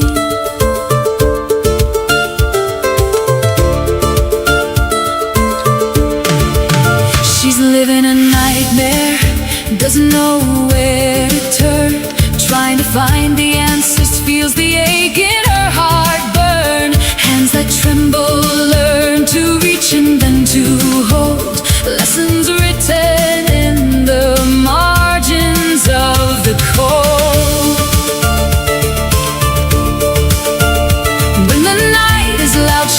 reasons for regret. A whisper telling her there's more ahead. Hope becomes a rhythm in the hollows of her chest. She looks to God and finds the answers. She'll keep the faith and let her light shine, weaving her gold around the souls she meets. She'll keep the faith and let her light shine.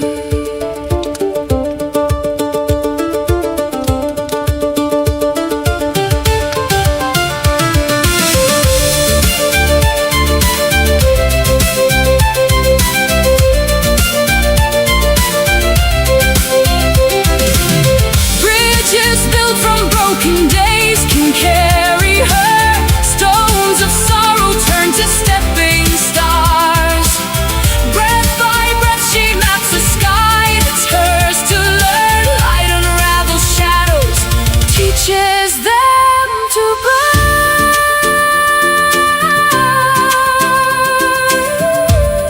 She'll keep the faith and let her light shine. She'll keep the faith and let her light shine.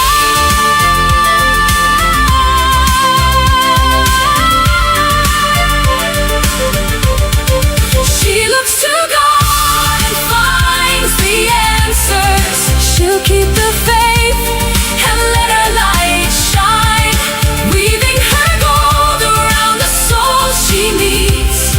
She'll keep the faith and let her light shine.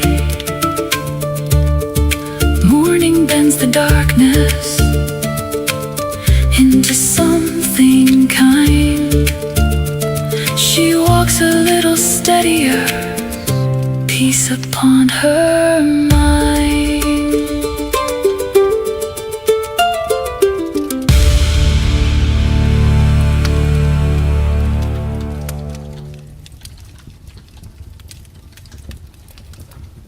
Let me just hear what that last one sounded like at the end. It's such a similar. Let's see. Hold on. Gentle as a hymn, she gathers up the fragments, lets the daylight in.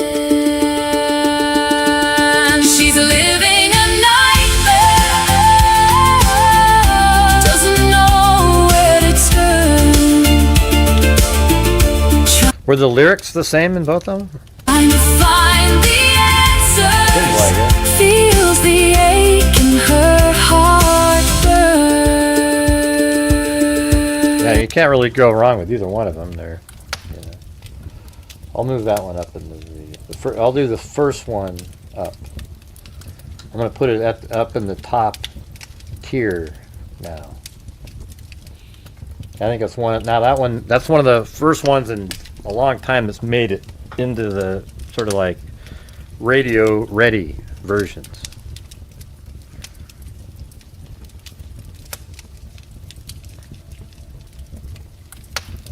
I was looking at the rocks, Cindy, and then I decided since the entire road is covered with rocks, that would take like 4 days. You know. You like the second one better, Jim? I put the first. You know what? The first one made Chris 681-2 cry. That has a meaning to it. That means it had more. There's something. It was a little bit more somber sounding. I think that fits the song better than getting too excited. You know. All right, who's gonna get me a drink in here, you guys? We got a whole show going. We got to make something going on during the music section. All right. So we got the $5.99 $6 whiskeys, or the what was the other one? I think it was $6.99 or $7, but $9.99 works too if you can't get the.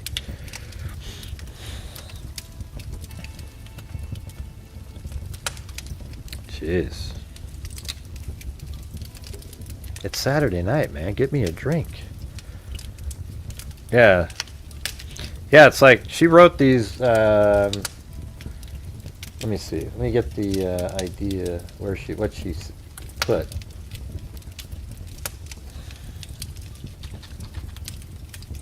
Oh, that's gonna work. Oh, look at that. There it is. With the fire and everything. Oh, the GHI. Look at that. Bang. Even has the sound of the ice cubes going in. Thanks, Haley.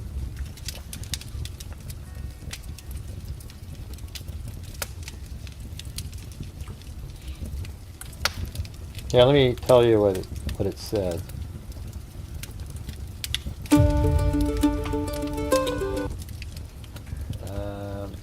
Oh yeah, it didn't do that. She had the part about she's living a nightmare, doesn't know where to turn, trying to find the answers, feeling the ache in her heartburn. And then there was one of the, but I said write the rest of the song around these lyrics. See how it's amazing how it can do that, though, don't you think? It's crazy. So anybody can, if you just have thoughts, you can do that. What are these other ones from later? Let me see. Hold on.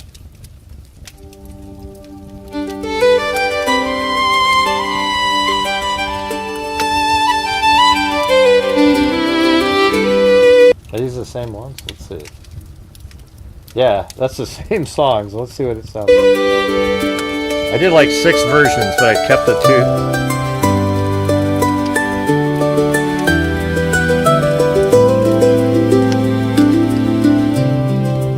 2. She holds a cardboard map of places she's not been, tracing edges where a missing corner should fit in.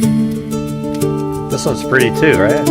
Crazy, right? Fingers find the tears where courage starts to fray. Nights unravel slowly, daylight steals away. She whispers to the ceiling when the world goes quiet, opens up her palms and lets the small sparks fly. She's living a nightmare, doesn't know where to turn, trying to find the answers, feels the ache in her heart burn. Where's the drink? I want my drink. Thanks, Chris O'Connell. She looks to God and finds a steady hand. Is it not going to give me the drink? A softer kind of mercy written in the code. Ah, you're good, Chris. 6812. With threads of worn out grace, she'll keep the faith and let her light find its place. The mirror shows a stranger who remembers how to breathe underneath the tremor. Hope prepares to leave. She's living a nightmare, doesn't know where to turn, They're all good. Every version of this is good. trying to find the answers. Crazy. Feels the ache in her heart burn.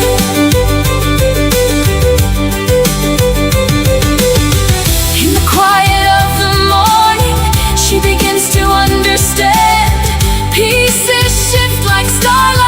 Hey, let me hear the rap version. Let me hear the rap version. Hey, Chris, did it show up on the screen? The drink? I think I missed it. I think I missed the drink when it showed up. Soft as a secret, gentle as a hymn. I think I have one more version. We'll have to check it out. She gathers up the fragments. I think I like this one a lot. Lets the daylight in. She's living a nightmare. Doesn't know where to turn. Trying to find the answers. Feels the ache in her heart burn. She'll keep the faith and let her light shine.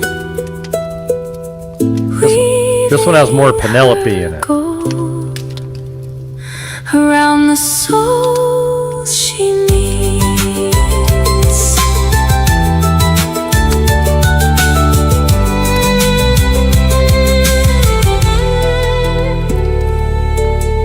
Yeah, let me check let me look at something here. I think, so.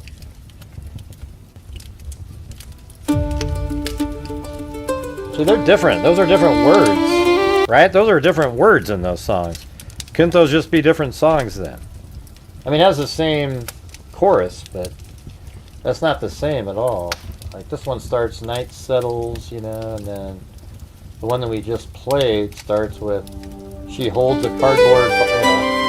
It's not even the same. It just has the same chorus. So why don't we just make it its own song? It's kind of weird having the same chorus, but it almost sounds totally different anyways, right?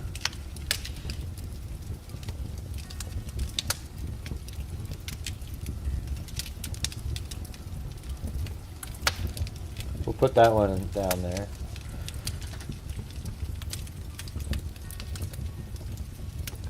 What'd they call that one? That one. This last version was called Weaving Gold.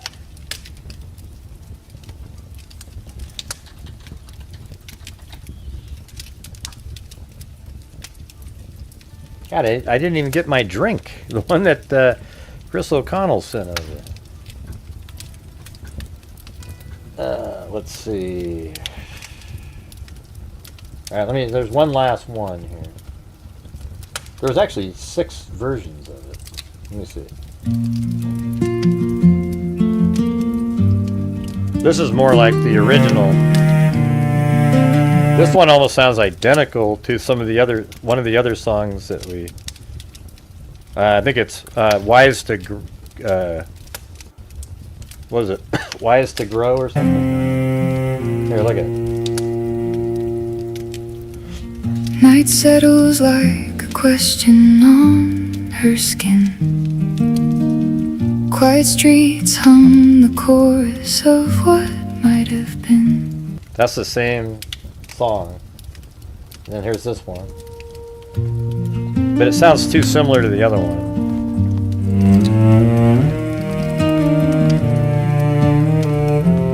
Oh, I got a sarsaparilla. Night settles like a question on her skin. Yeah, see, I use the exact same settings as one of those others, so it sounds very similar. So let's see. This is the one we haven't heard yet.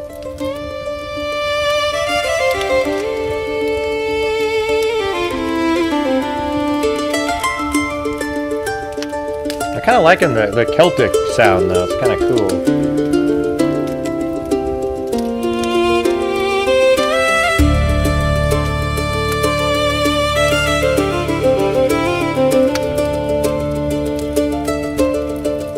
She holds a cardboard map of places she's not been, tracing edges where a missing corner should This one will probably get fade louder, in. I bet. Fingers find the tears where courage starts to fray. Nights unravel slowly, daylight steals away. She whispers to the ceiling when the world goes quiet, opens up her palms and lets the small sparks fly. She's living a nightmare, doesn't know where to turn, trying to find the answers, feels the ache in her heart burn. I think what it means, if you have good lyrics, it just works, you know.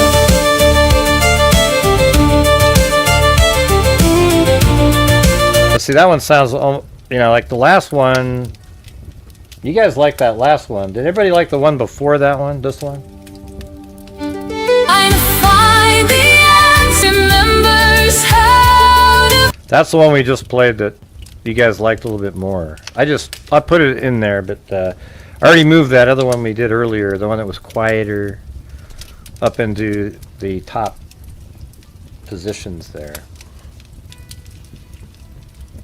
Yeah, I think it was the second. Yeah, the first one we played was the one that I moved up into there.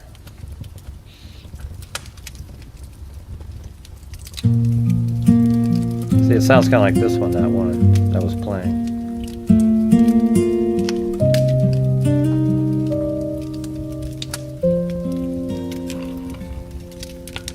I breathe Sarsaparilla. on the windowsill. I count the stars like faces I can't touch. Morning folds its map across the room. I trace the places where your laughter used to be. Coffee cools beside the photos on the shelf. I wonder which road took the best of you from me. Shadows keep the questions that I can't unlearn. Echoes hold the stories I still hate to learn. I find it wise to find the time to know and to feel their love and to glow. I find it wise to find the time to know and to feel their love and to glow. Letters in the corner smell like distant rain. Names in my pocket are maps I never read. I talk to empty chairs and wait for answers back, wishing on the corners of a life I can't retrieve. If memory's a river, I keep diving in to catch the little truths you left inside my skin. I find it wise to find the time to know and to feel their love and to glow. I find it wise to find the time to know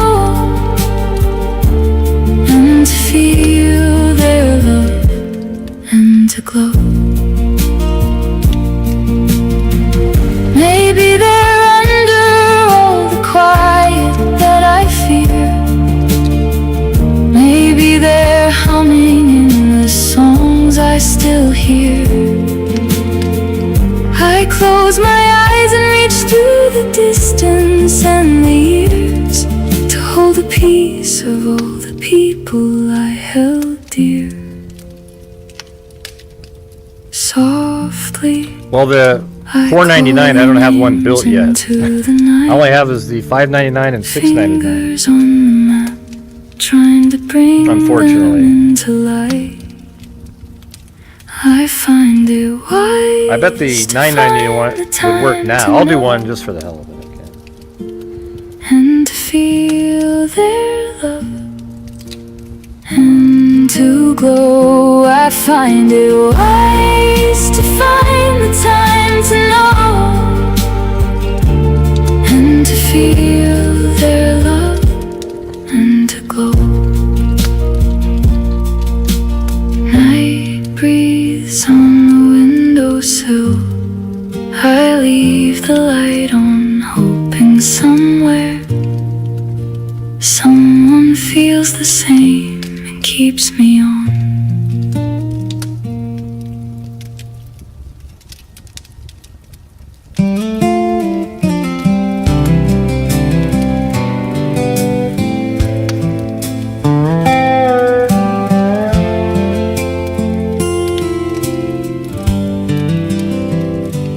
Parked my ride outside of Marty's bar and grill.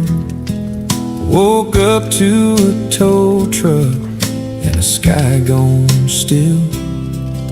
She said her name was over when the jukebox fell. Left with a suitcase and a cigarette shell. I lost my car at Marty's, lost my girl and my pride, lost my wallet, lost my phone, nothing left on my side. Lost every game of pool. See, there it was. And my luck ran out like a bell. Lost more than I wanted, but I found Jesus in that Wisconsin jail cell. With Richard. Tried to catch a memory at the corner of the bar. Missed every crooked shot, left my heart on the felt scar. Friends were half smiling, the night felt thin as a thread. Stumbled into trouble with a head full of lead. I lost my car at Marty's, lost my girl and my pride, lost my wallet, lost my phone, nothing left on my side. Lost every game of pool, and my luck rang like a bell. Lost more than I wanted, but I found Jesus in that Wisconsin jail cell. Fluorescent light and a Bible on the sink. Cold metal bench held more answers than I think. Prayed with a laugh and a cigarette smell. Redemption came quiet in a county hotel. I lost my car at Marty's, lost my girl and my pride, lost my wallet, lost my phone, nothing left on my side. Lost every game of pool, and my luck tolls like a bell. Lost more than I wanted, but I found Jesus in that Wisconsin jail cell. apart my old mistakes by Marty's neon swell. Lost a lot on the way, but I found something to tell. Lost every game of pool, but I found grace where sinners dwell. Lost my way in the cold and found Jesus in that Wisconsin jail cell.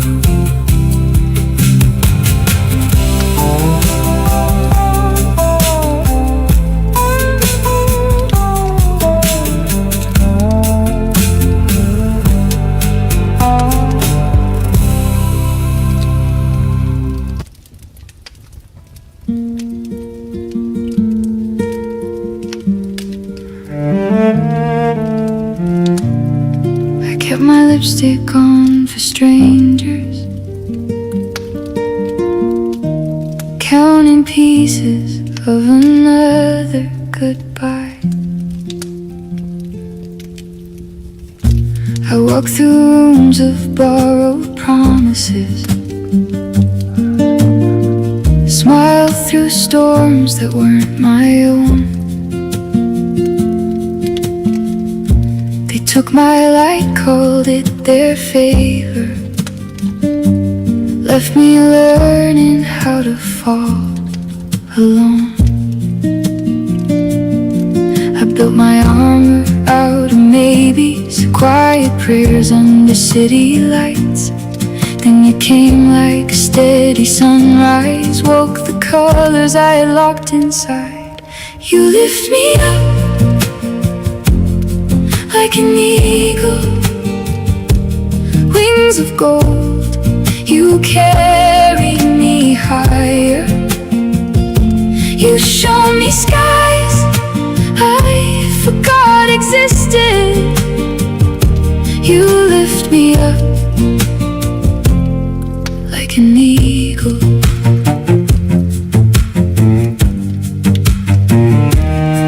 Like an eagle.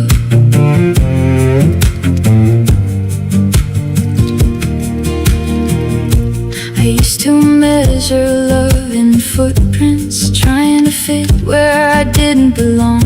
You said my name without a question, made the broken parts feel strong. No more dodging all the thunders, no more hiding from my truth. Your hands taught me to trust the weather and trust the rhythm of my youth. You lift me up like an eagle, wings of gold. You carry me higher. You show me skies I forgot existed. You lift me up like an eagle.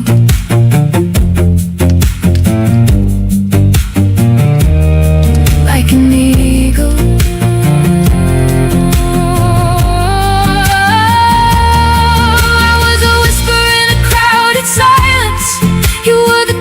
That pulled me through.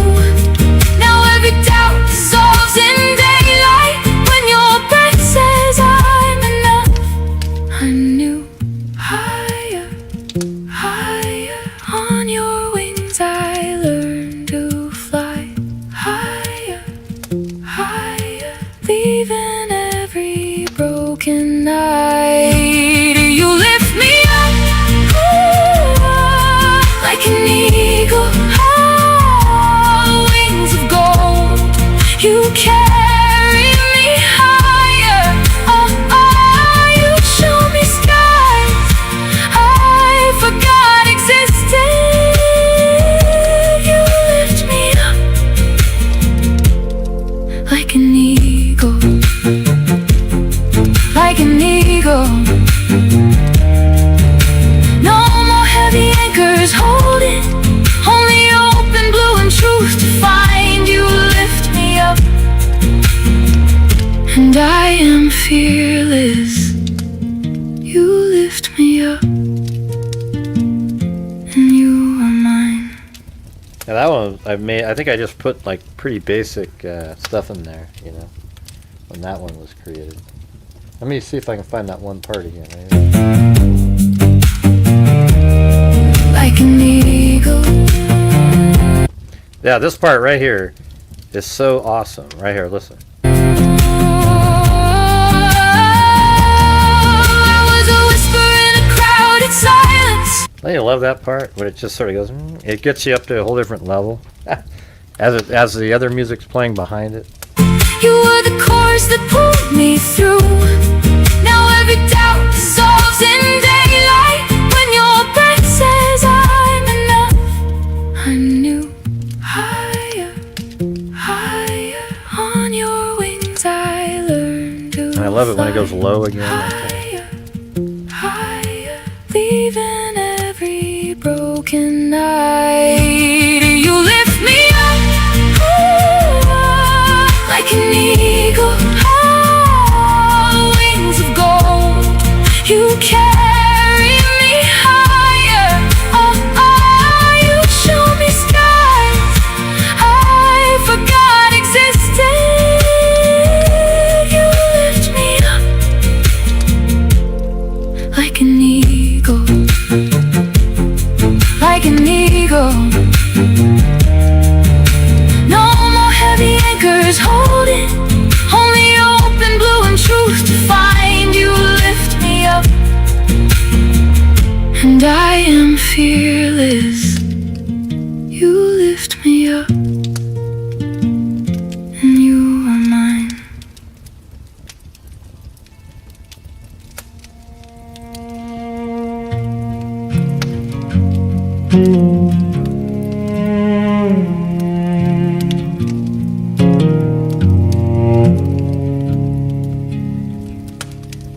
Night homes in the corners where the bright lights don't reach.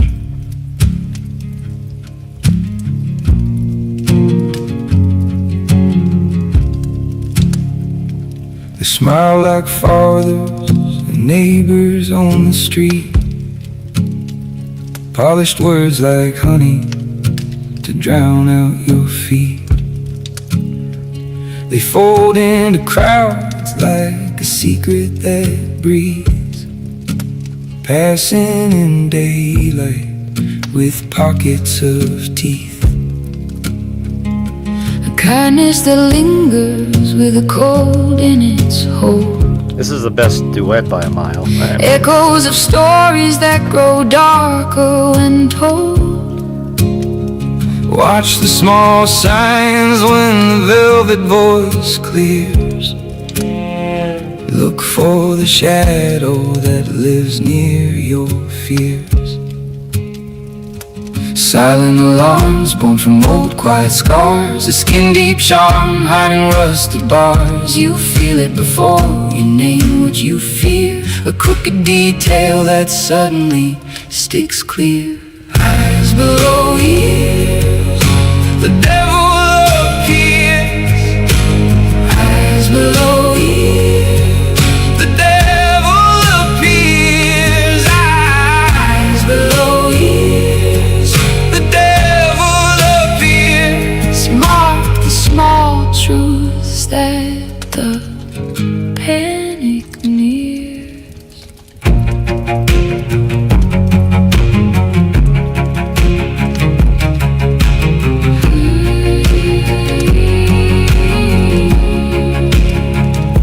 They learn how to kneel and how to bow just right.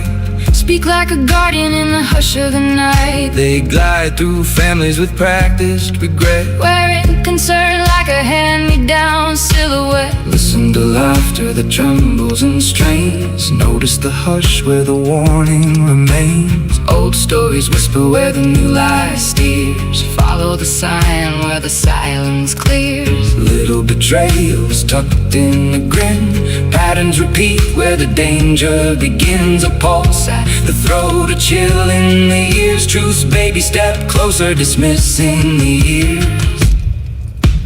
Eyes below ears, the devil appears. Eyes below ears, the devil appears. Eyes below ears, the devil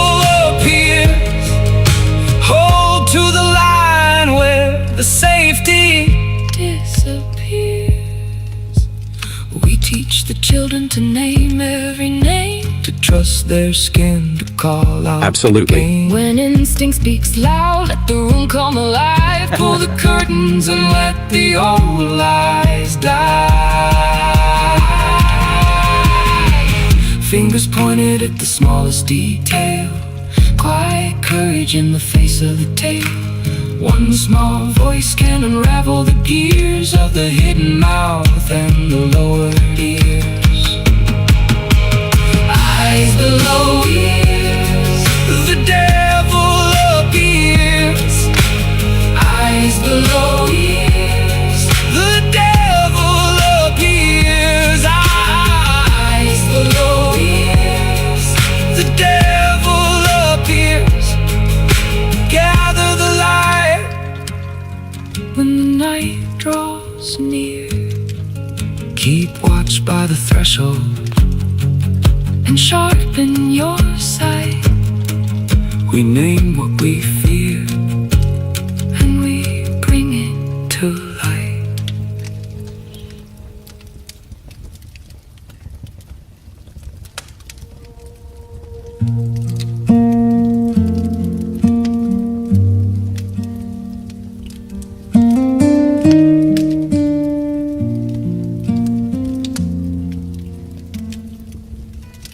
The street still smells like rain and rust.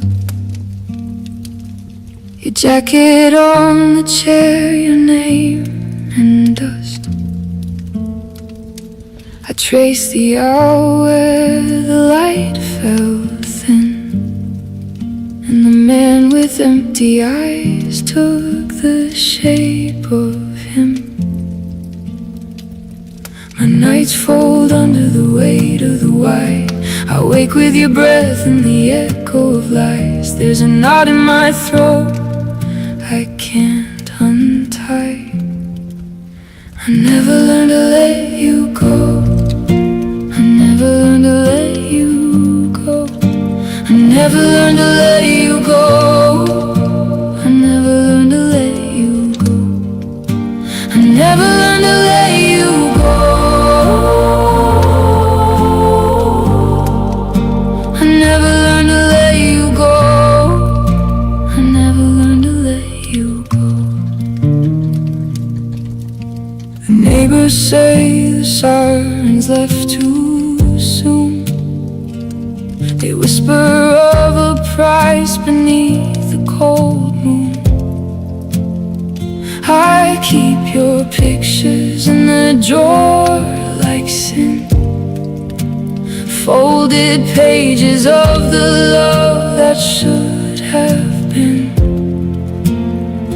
Days move around me like a room without doors. Every smile is glass that shatters on the floor. How do I breathe when my heart keeps score? I never learned to let you go. I never learned to let you go. I never learned to let you go. I never learned to let you go. I never learned to let you go.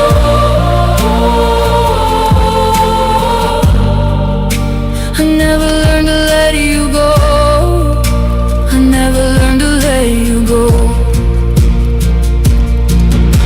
I pray sometimes and my hands feel thin. I ask the sky why evil took him. If mercy is a river, why does it run dry? I stand here asking God if he hears my cry.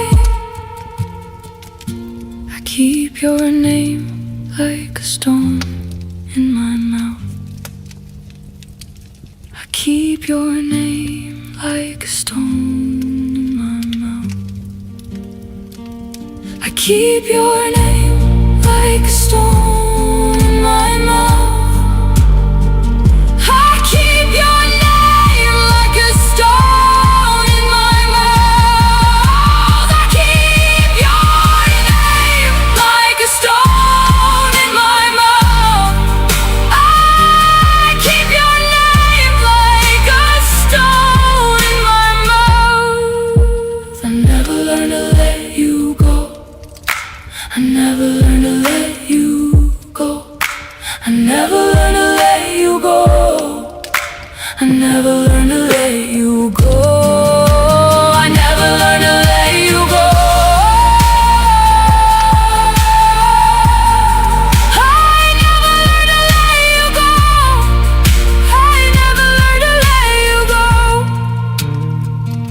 Maybe I'll learn to carry you softer with time. Maybe faith will stitch the wound that's mine. Till then I walk with the shadow you left on my soul, praying to God to teach my hands to hold. Boom, chakalaka. And that's on 105.7. Please check in. Here, look at, I've got a couple of these shots right here. Let's see what you guys think. So look at that. That's pretty good, right? That'd be cool on a mug or something, right? Marty's right there, man. That's Jim. We could just pretend that that's Jim right there. And he's dejected, looking back at the bar because he doesn't have, you know, he lost his wallet, his car, etc., right? However, what do you think of this one? I like this one. I had to do it like this because I thought this is what I picture better. I think that's better. Like if that was on a mug, a black mug or a white mug, that would look pretty sweet. Look at this one right here. Look at that, huh? I mean, this black and white one is awesome. That's exactly the angle I was looking for. Let's see. Make this exact one have the Marty's sign.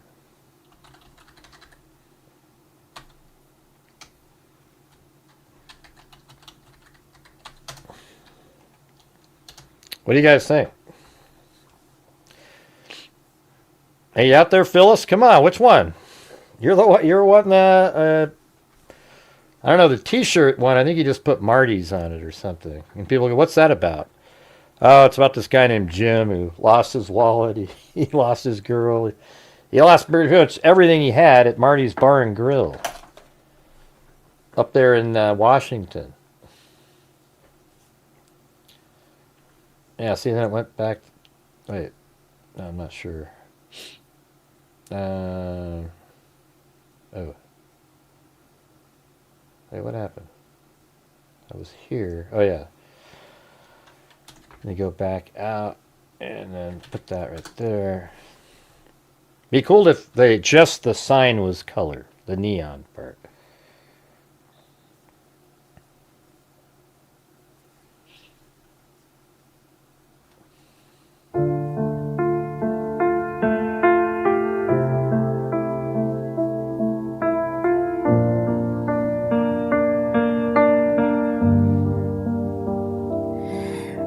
The empty chair keeps a steady conversation.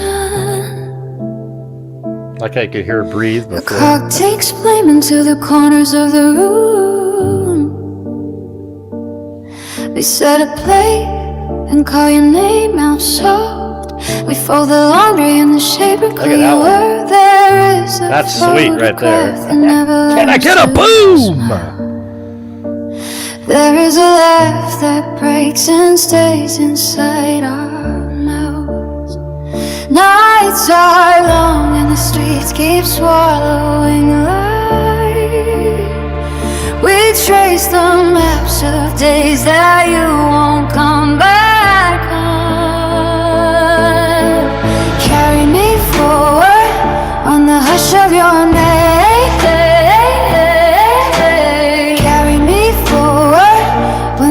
It's gone strange. Hold the space where your footsteps used to be. Carry me forward, don't let me fall to memory. Candles match the birthdays that we do without. A funeral song that taught the sun how to be quiet. Evidence of you lives in the ordinary things. A coffee cup, a winter coat, the shadow of your rain. We keep the questions like glass inside our bones. Think of that one. We learned the weight of forever in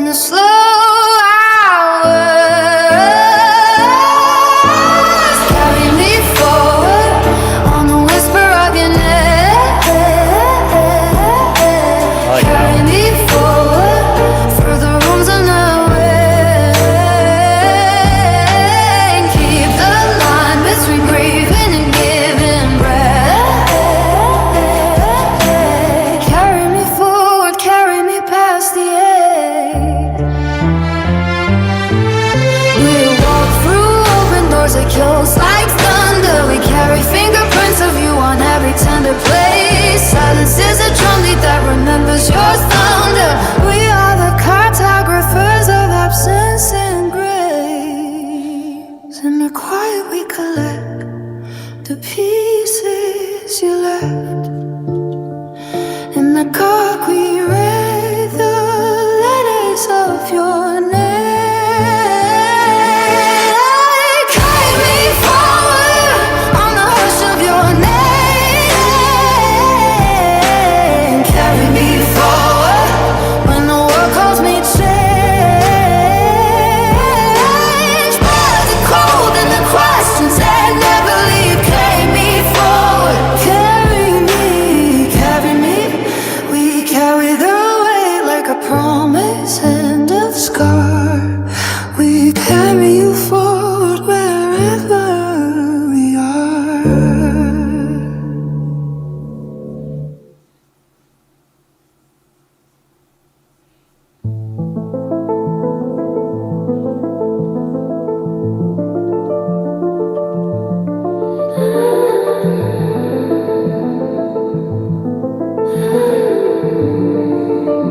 Analyze.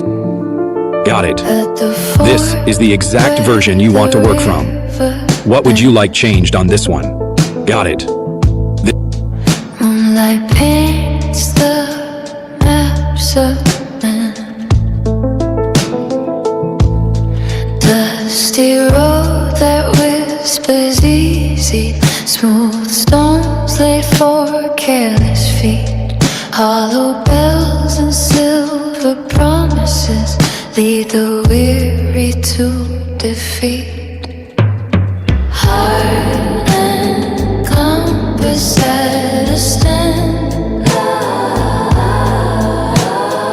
Wind is calling, take my hand. Two roads lie out. You're overthinking, Lisa. Overthinking. One has nothing, one demands. One will steal the light from your hands.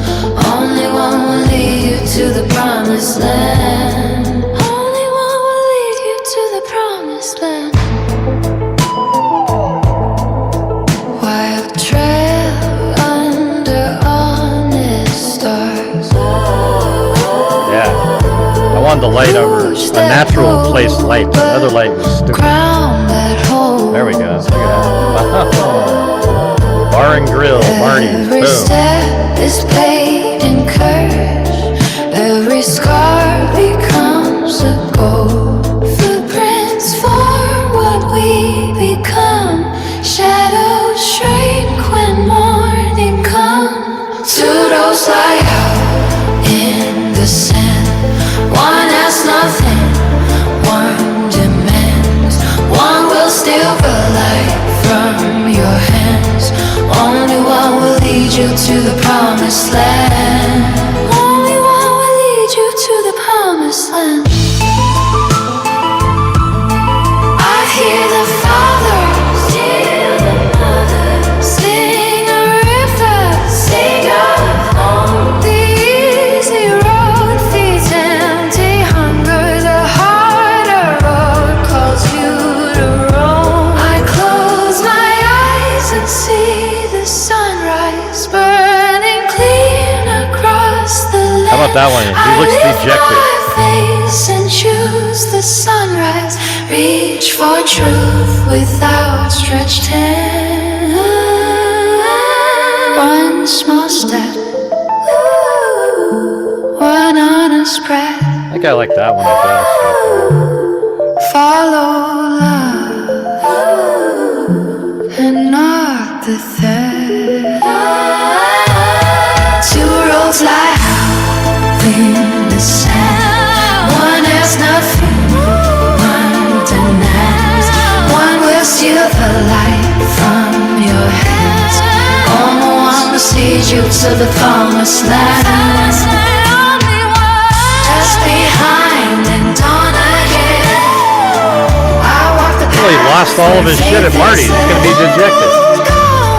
One road stands. I follow the road to the promised land.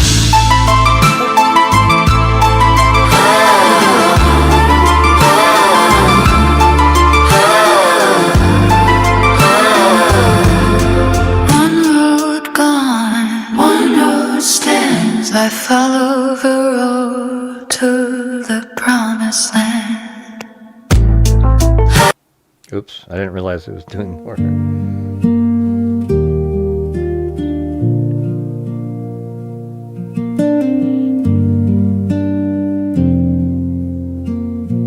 I like that one up above. Evening light This one. folds into I think that one's just kind of the best one there.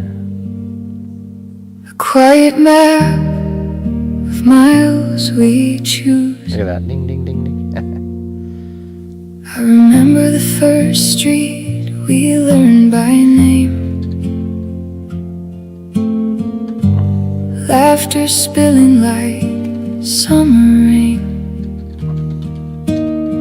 You held my coat when the wind came wild. We kept our compass, we kept our smiles. When the nights were heavy and the roads were thin, we found another reason to begin. We'll walk this path together tonight. We'll walk this path together and be alright. There were crossroads with signs we couldn't read, nights of doubt and mornings we could bleed. You stood like a lighthouse at the edge of my fear, kept saying softly, Called Walk This Path. I'm right here. Through broken clocks and promises, We got a pretty good playlist now, don't we, though? It's like... we learned the language that won't fade. We'll walk this path together tonight. We'll walk this path Your video is ready. 0000 Podzilone Prison. It was the night we almost left. Jim going back Keys on the to- table, voices thin as glass. You reached out, closed the door and stayed. The silence taught us how Jim's going back in to get his wallet. Look at this shit. we carried small victories in our pockets like stones. Saved quiet words to warm That's us awesome. when we're old. Even when storms try to pull our names apart, we found the way back by the shape of our hearts. Footsteps slow on an unfamiliar Not sure how the door opened for him, but yeah. your hand finds mine, and I know what's worth fighting for. We'll walk this path together tonight. We'll walk this path together and be alright.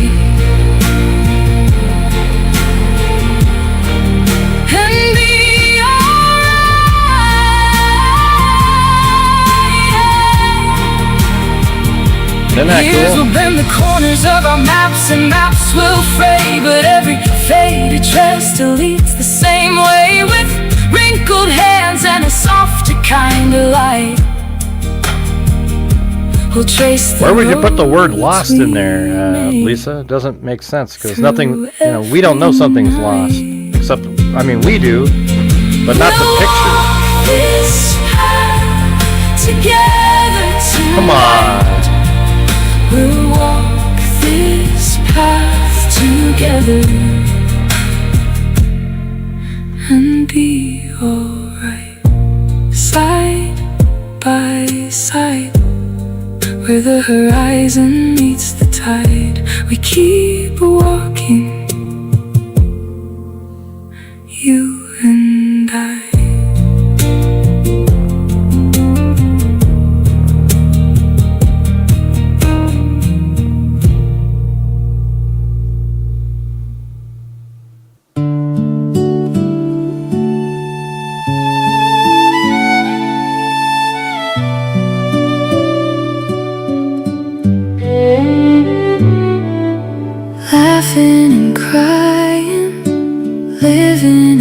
Your video is ready. 000. It's all we got. It's all we got. So hold on. I think they'll play another song. Please hold on. I think I'll write you one more song. I have this voice within my heart. I have this heart within on my head. On days like these it's hard to say exactly what they said. What they said. But I'll hold on. I think I'll find my path along.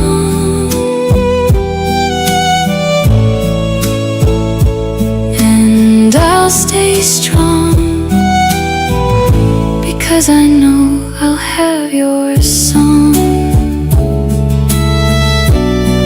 I'll have your song. Yeah, you can do with Gemini, but you can only do 10 seconds. They're only 8 or 9 seconds, the videos. They're stupid. Let's see. Wasn't that Jim's right there that we just did?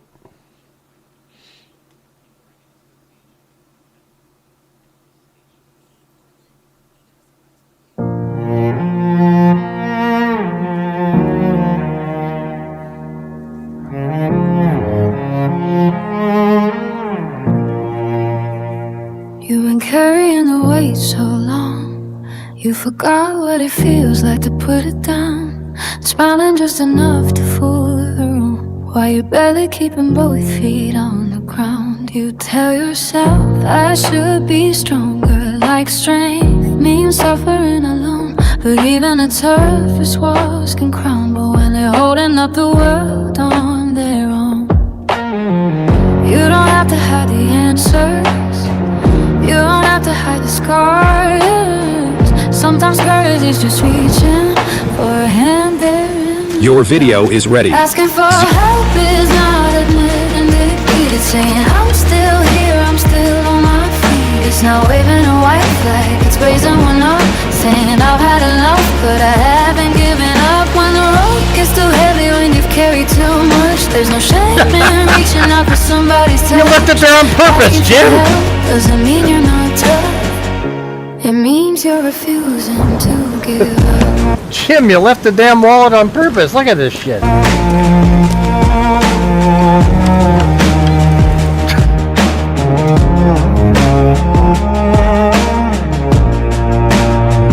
Maybe you've been fighting silent wars, nobody around you even knows. Holding conversations in your head with every feel you never chose. Maybe you're afraid they'll see you different. Maybe pride keeps locking every door. But the people who truly love you would rather listen and lose you to the war. You don't have to climb a mountain with your hands tied to your side. There are people who will walk there every single step beside you. Asking for help is not admitting defeat. It's saying I'm still here, I'm still on my feet. It's not waving a white flag, it's raising one up, saying I've had enough, but I haven't given up. When the road gets too heavy, when you've carried too much, there's no shame in reaching out for somebody's touch. Asking for help doesn't mean you're not tough, it means you're refusing to give up. And if somebody sends you this song because they thought of you tonight, don't mistake their words for pity. They're just trying to leave a lie. Maybe all they're really saying is you don't have to disappear. Maybe 3 small words I need help are the bravest words somebody ever hears. So call a friend, knock on the door, say what you couldn't say before. Let somebody know you're hurting, let somebody share the weight. You don't have to wait for rock bottom, you don't have to prove you're strong. Sometimes surviving means admitting you were never meant to fight alone. Asking for help is not admitting defeat. It's choosing tomorrow when today has your feet. He's not waving a white flag, he's praising one up. Say I'm tired as hell, but I haven't given up. When your heart feels too heavy, when the climb gets too rough, let somebody remind you that you are enough. Asking for help doesn't mean you want up. It means you're refusing. You're refusing. You're refusing. You're refusing to give up. So if you know somebody fighting more than they ever let you see past.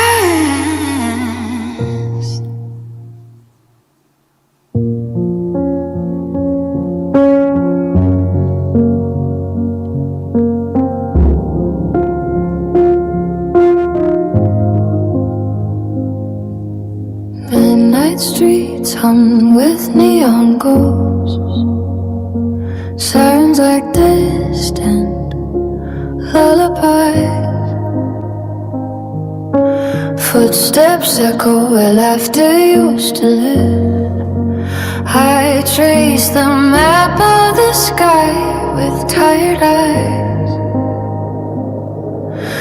Fingers searching for something to hold.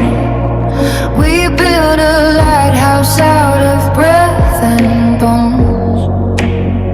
If the night asks us to fall, we'll learn to be brave in the unknown. In these scary times, hold my hand.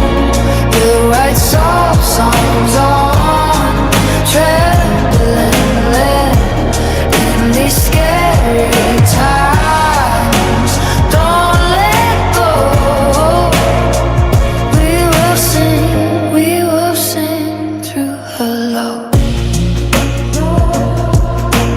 Windows glow with stories half told.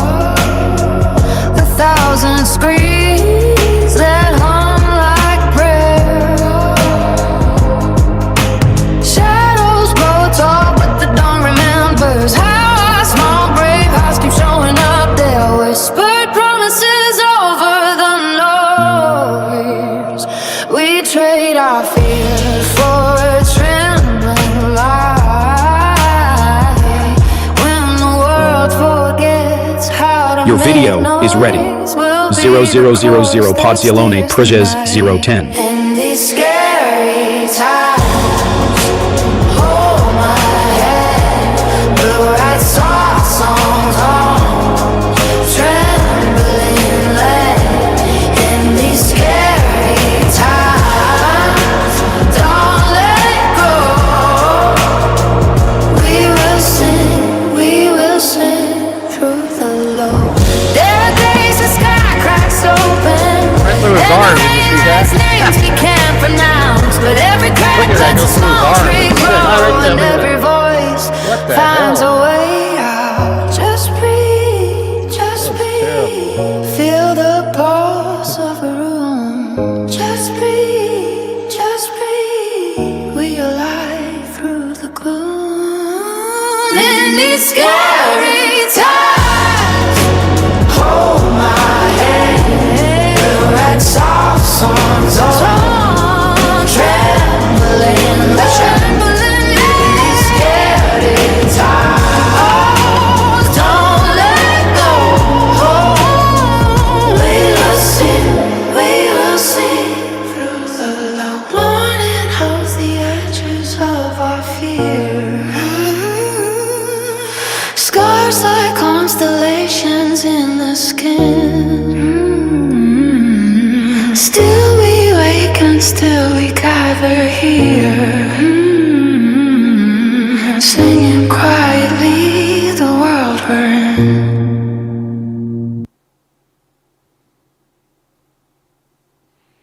Hey, Jim, did you see this one? Here, watch this.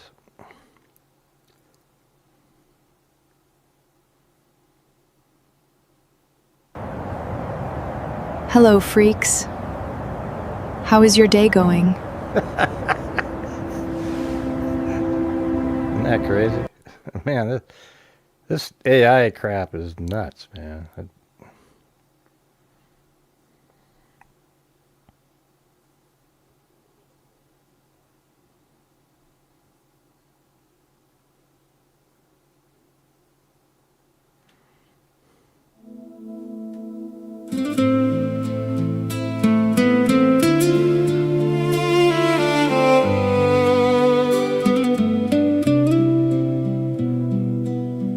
Streetlights like lanterns breathe on the wet pavement. Neon reflections tremble where we used to stand. Morning breaks like a promise I forgot how to keep. Laughter split the surface, sorrow slip beneath.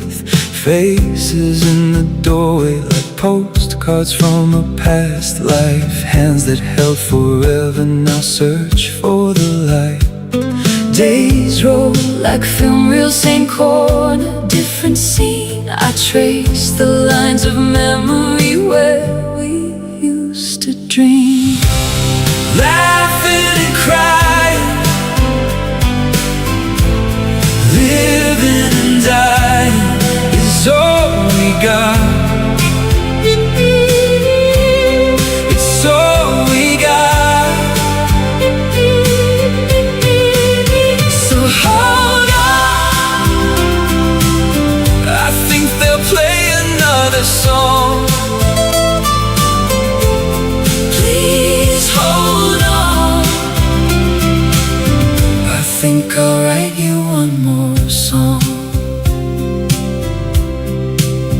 I have this voice that hums a weathered lullaby. I have This heart that reasons like a The map other one doesn't make against my sense because there's a mind. light on pole afternoons like right in front of the door. these. The words refuse to stay They wander through the alleys. of everything we say. Clouds It was Armageddon. gather like questions, then pass like gold regret. I keep your face in pockets of daylight. I won't I'll let start over forget. The clock keeps confessing secrets in a steady, gentle tide. I follow the faint chorus that You left inside. laughing and crying,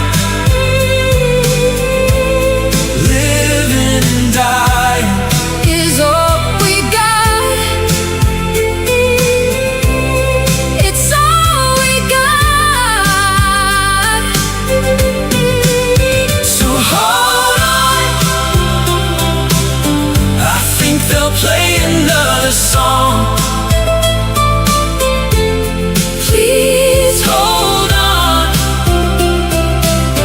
I think I'll write you one more song. I'll stitch the midnight quiet to the Oh, not sure what happened there. Oh, wait, hold on.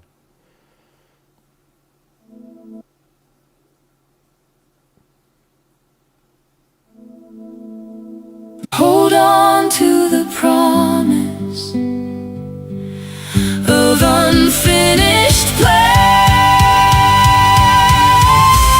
laughing and crying, Laughing and crying living and dying. is all we got.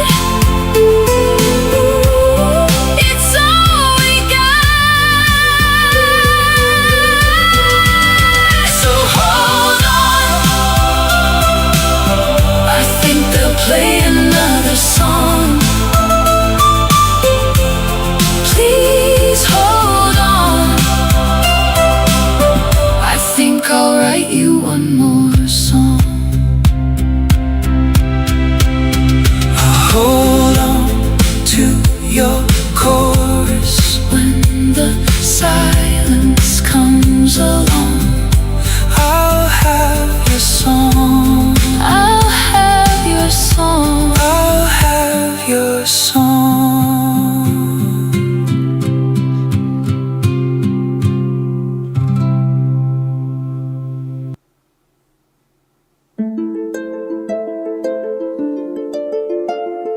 I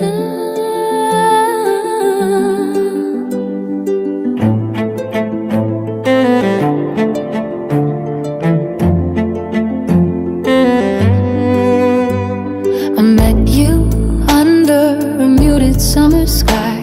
You smiled like a promise I had never heard. I wrapped my small fate soft around your name and watched the edges of my doubt unlearn. I built you from the pieces that I borrowed, painted war maps in the corners of my mind. But paper roads unraveled under footsteps, and daylight read the lines that night confined. You were sweet gray in a chosen cluster on a vine. You were needle in a haystack that I was lucky to find. But sometimes I'd rather pour out the wine. But sometimes I'd rather pour out the wine.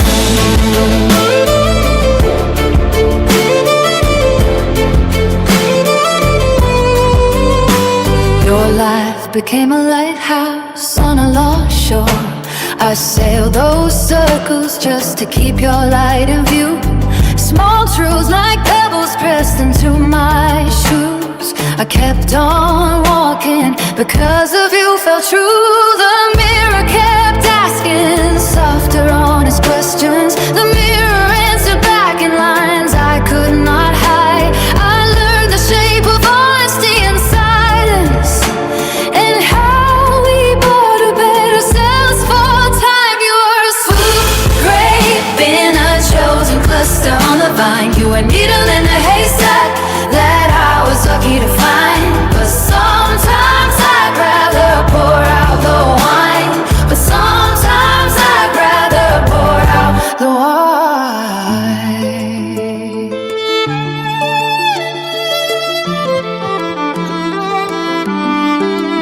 There were mornings I woke to echoes of our choices, like steady rain on roofs I could not mend. I loved you in drafts, in sentences unfinished, till loving you became the break that would not bend.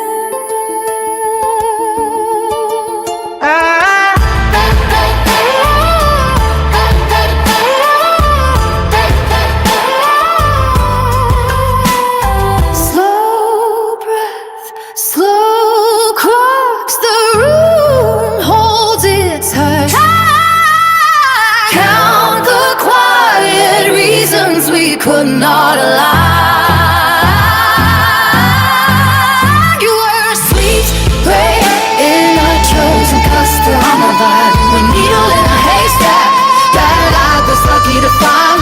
But sometimes I'd rather pour out the wine.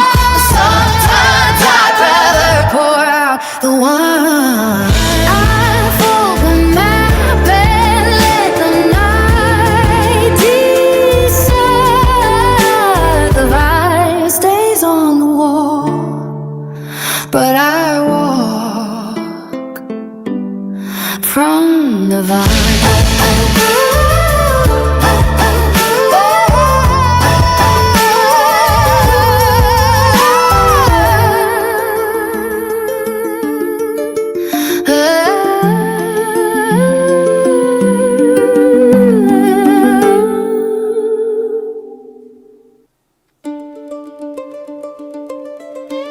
This is the last one.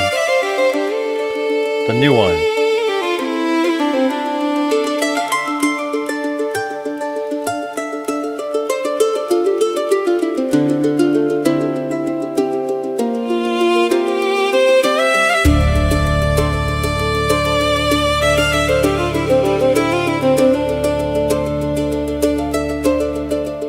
She holds a cardboard map of places she's not been, tracing edges where a missing corner should fit in.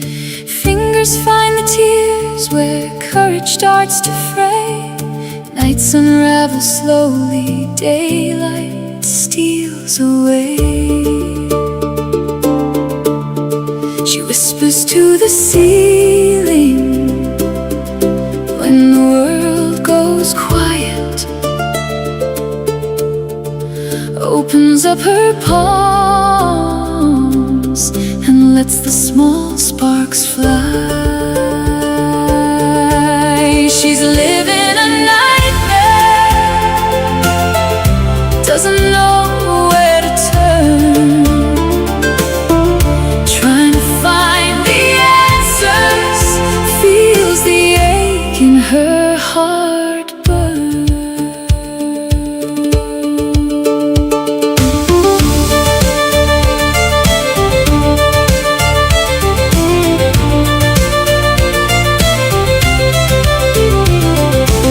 She looks to God and finds a steady hand to hold, a softer kind of mercy written in the cold, sewing up the rips with threads of worn out grace.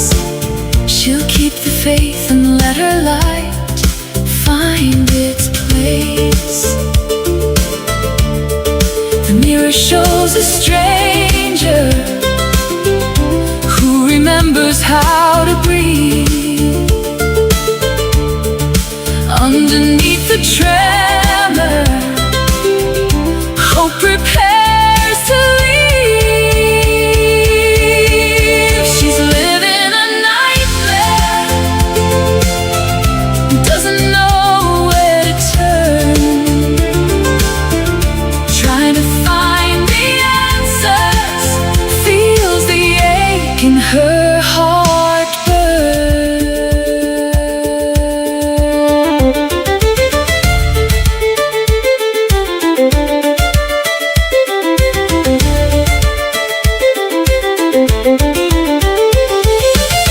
In the quiet of the morning, she begins to understand. Pieces shift like starlight, settling in her hands. Every scar a story, every loss a kind of prayer, weaving all her gold around the people who are there. Soft as a secret, gentle as a hymn, she gathers up the fragments, lets the daylight in. She's living a nightmare, doesn't know where to turn,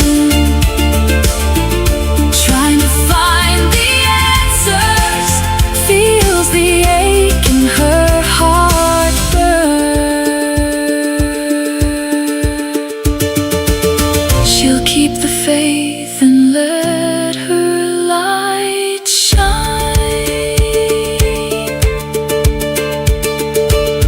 weaving her gold around the souls she meets.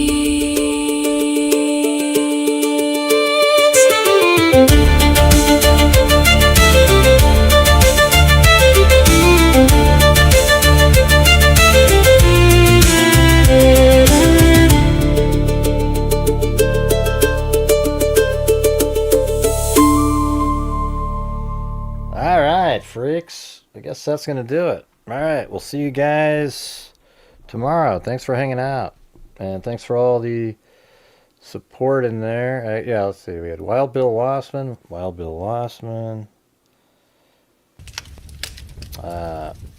Haley, Joel Burt, Lisa Valenzuela, Haley, Wild Bill Wassman, Haley, then Joel Burt. He had, if he got 10 in, he did 10. And we were frozen for a long time. We had Joel Burnt and Wild Bill Wassman. And then JB7000 came in, gifted 5. Then we had Wild Bill Wassman, Haley, Myalea, Haley, Lisa Valenzuela, then Chris O'Connell. Gifted 10 and then did a cat eye and then gifted 20 memberships. Man, how cool is that? So basically, let's see, would we have made it? Yeah, we would have made it to like some percentage. You know. But yeah, then, you know, that one, and then Phil Swatson, Haley, Phil Swatson, Haley, Lisa. I guess then I bought some whiskey or something. Then Chris O'Connell again, and Haley, and Chris O'Connell tried to buy me whiskey, it didn't show up. And another one. I don't have one at that level. And then I bought another whiskey. I think these, why are these so low? What's going on with the, how come the comments are, it's like it. What happens if I go to just comments? Oh yeah, those look normal. The super chats don't though. Weird, huh? Alright, thanks everybody. We will see you tomorrow. Be safe out there, freaks.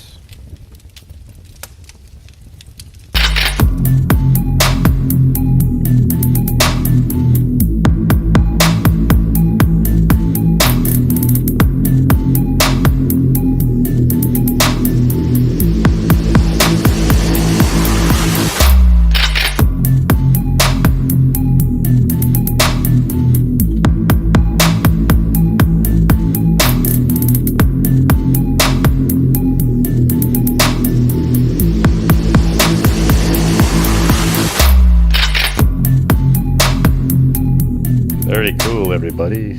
Hey, thank you. And thanks again, Chris O'Connell, for your generosity there. Thanks everybody else as well who got us over the goal tonight. Very cool. See you tomorrow.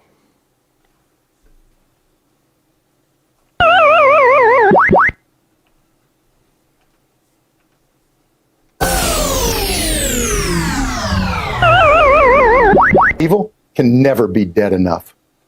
And some of you, you make shit up.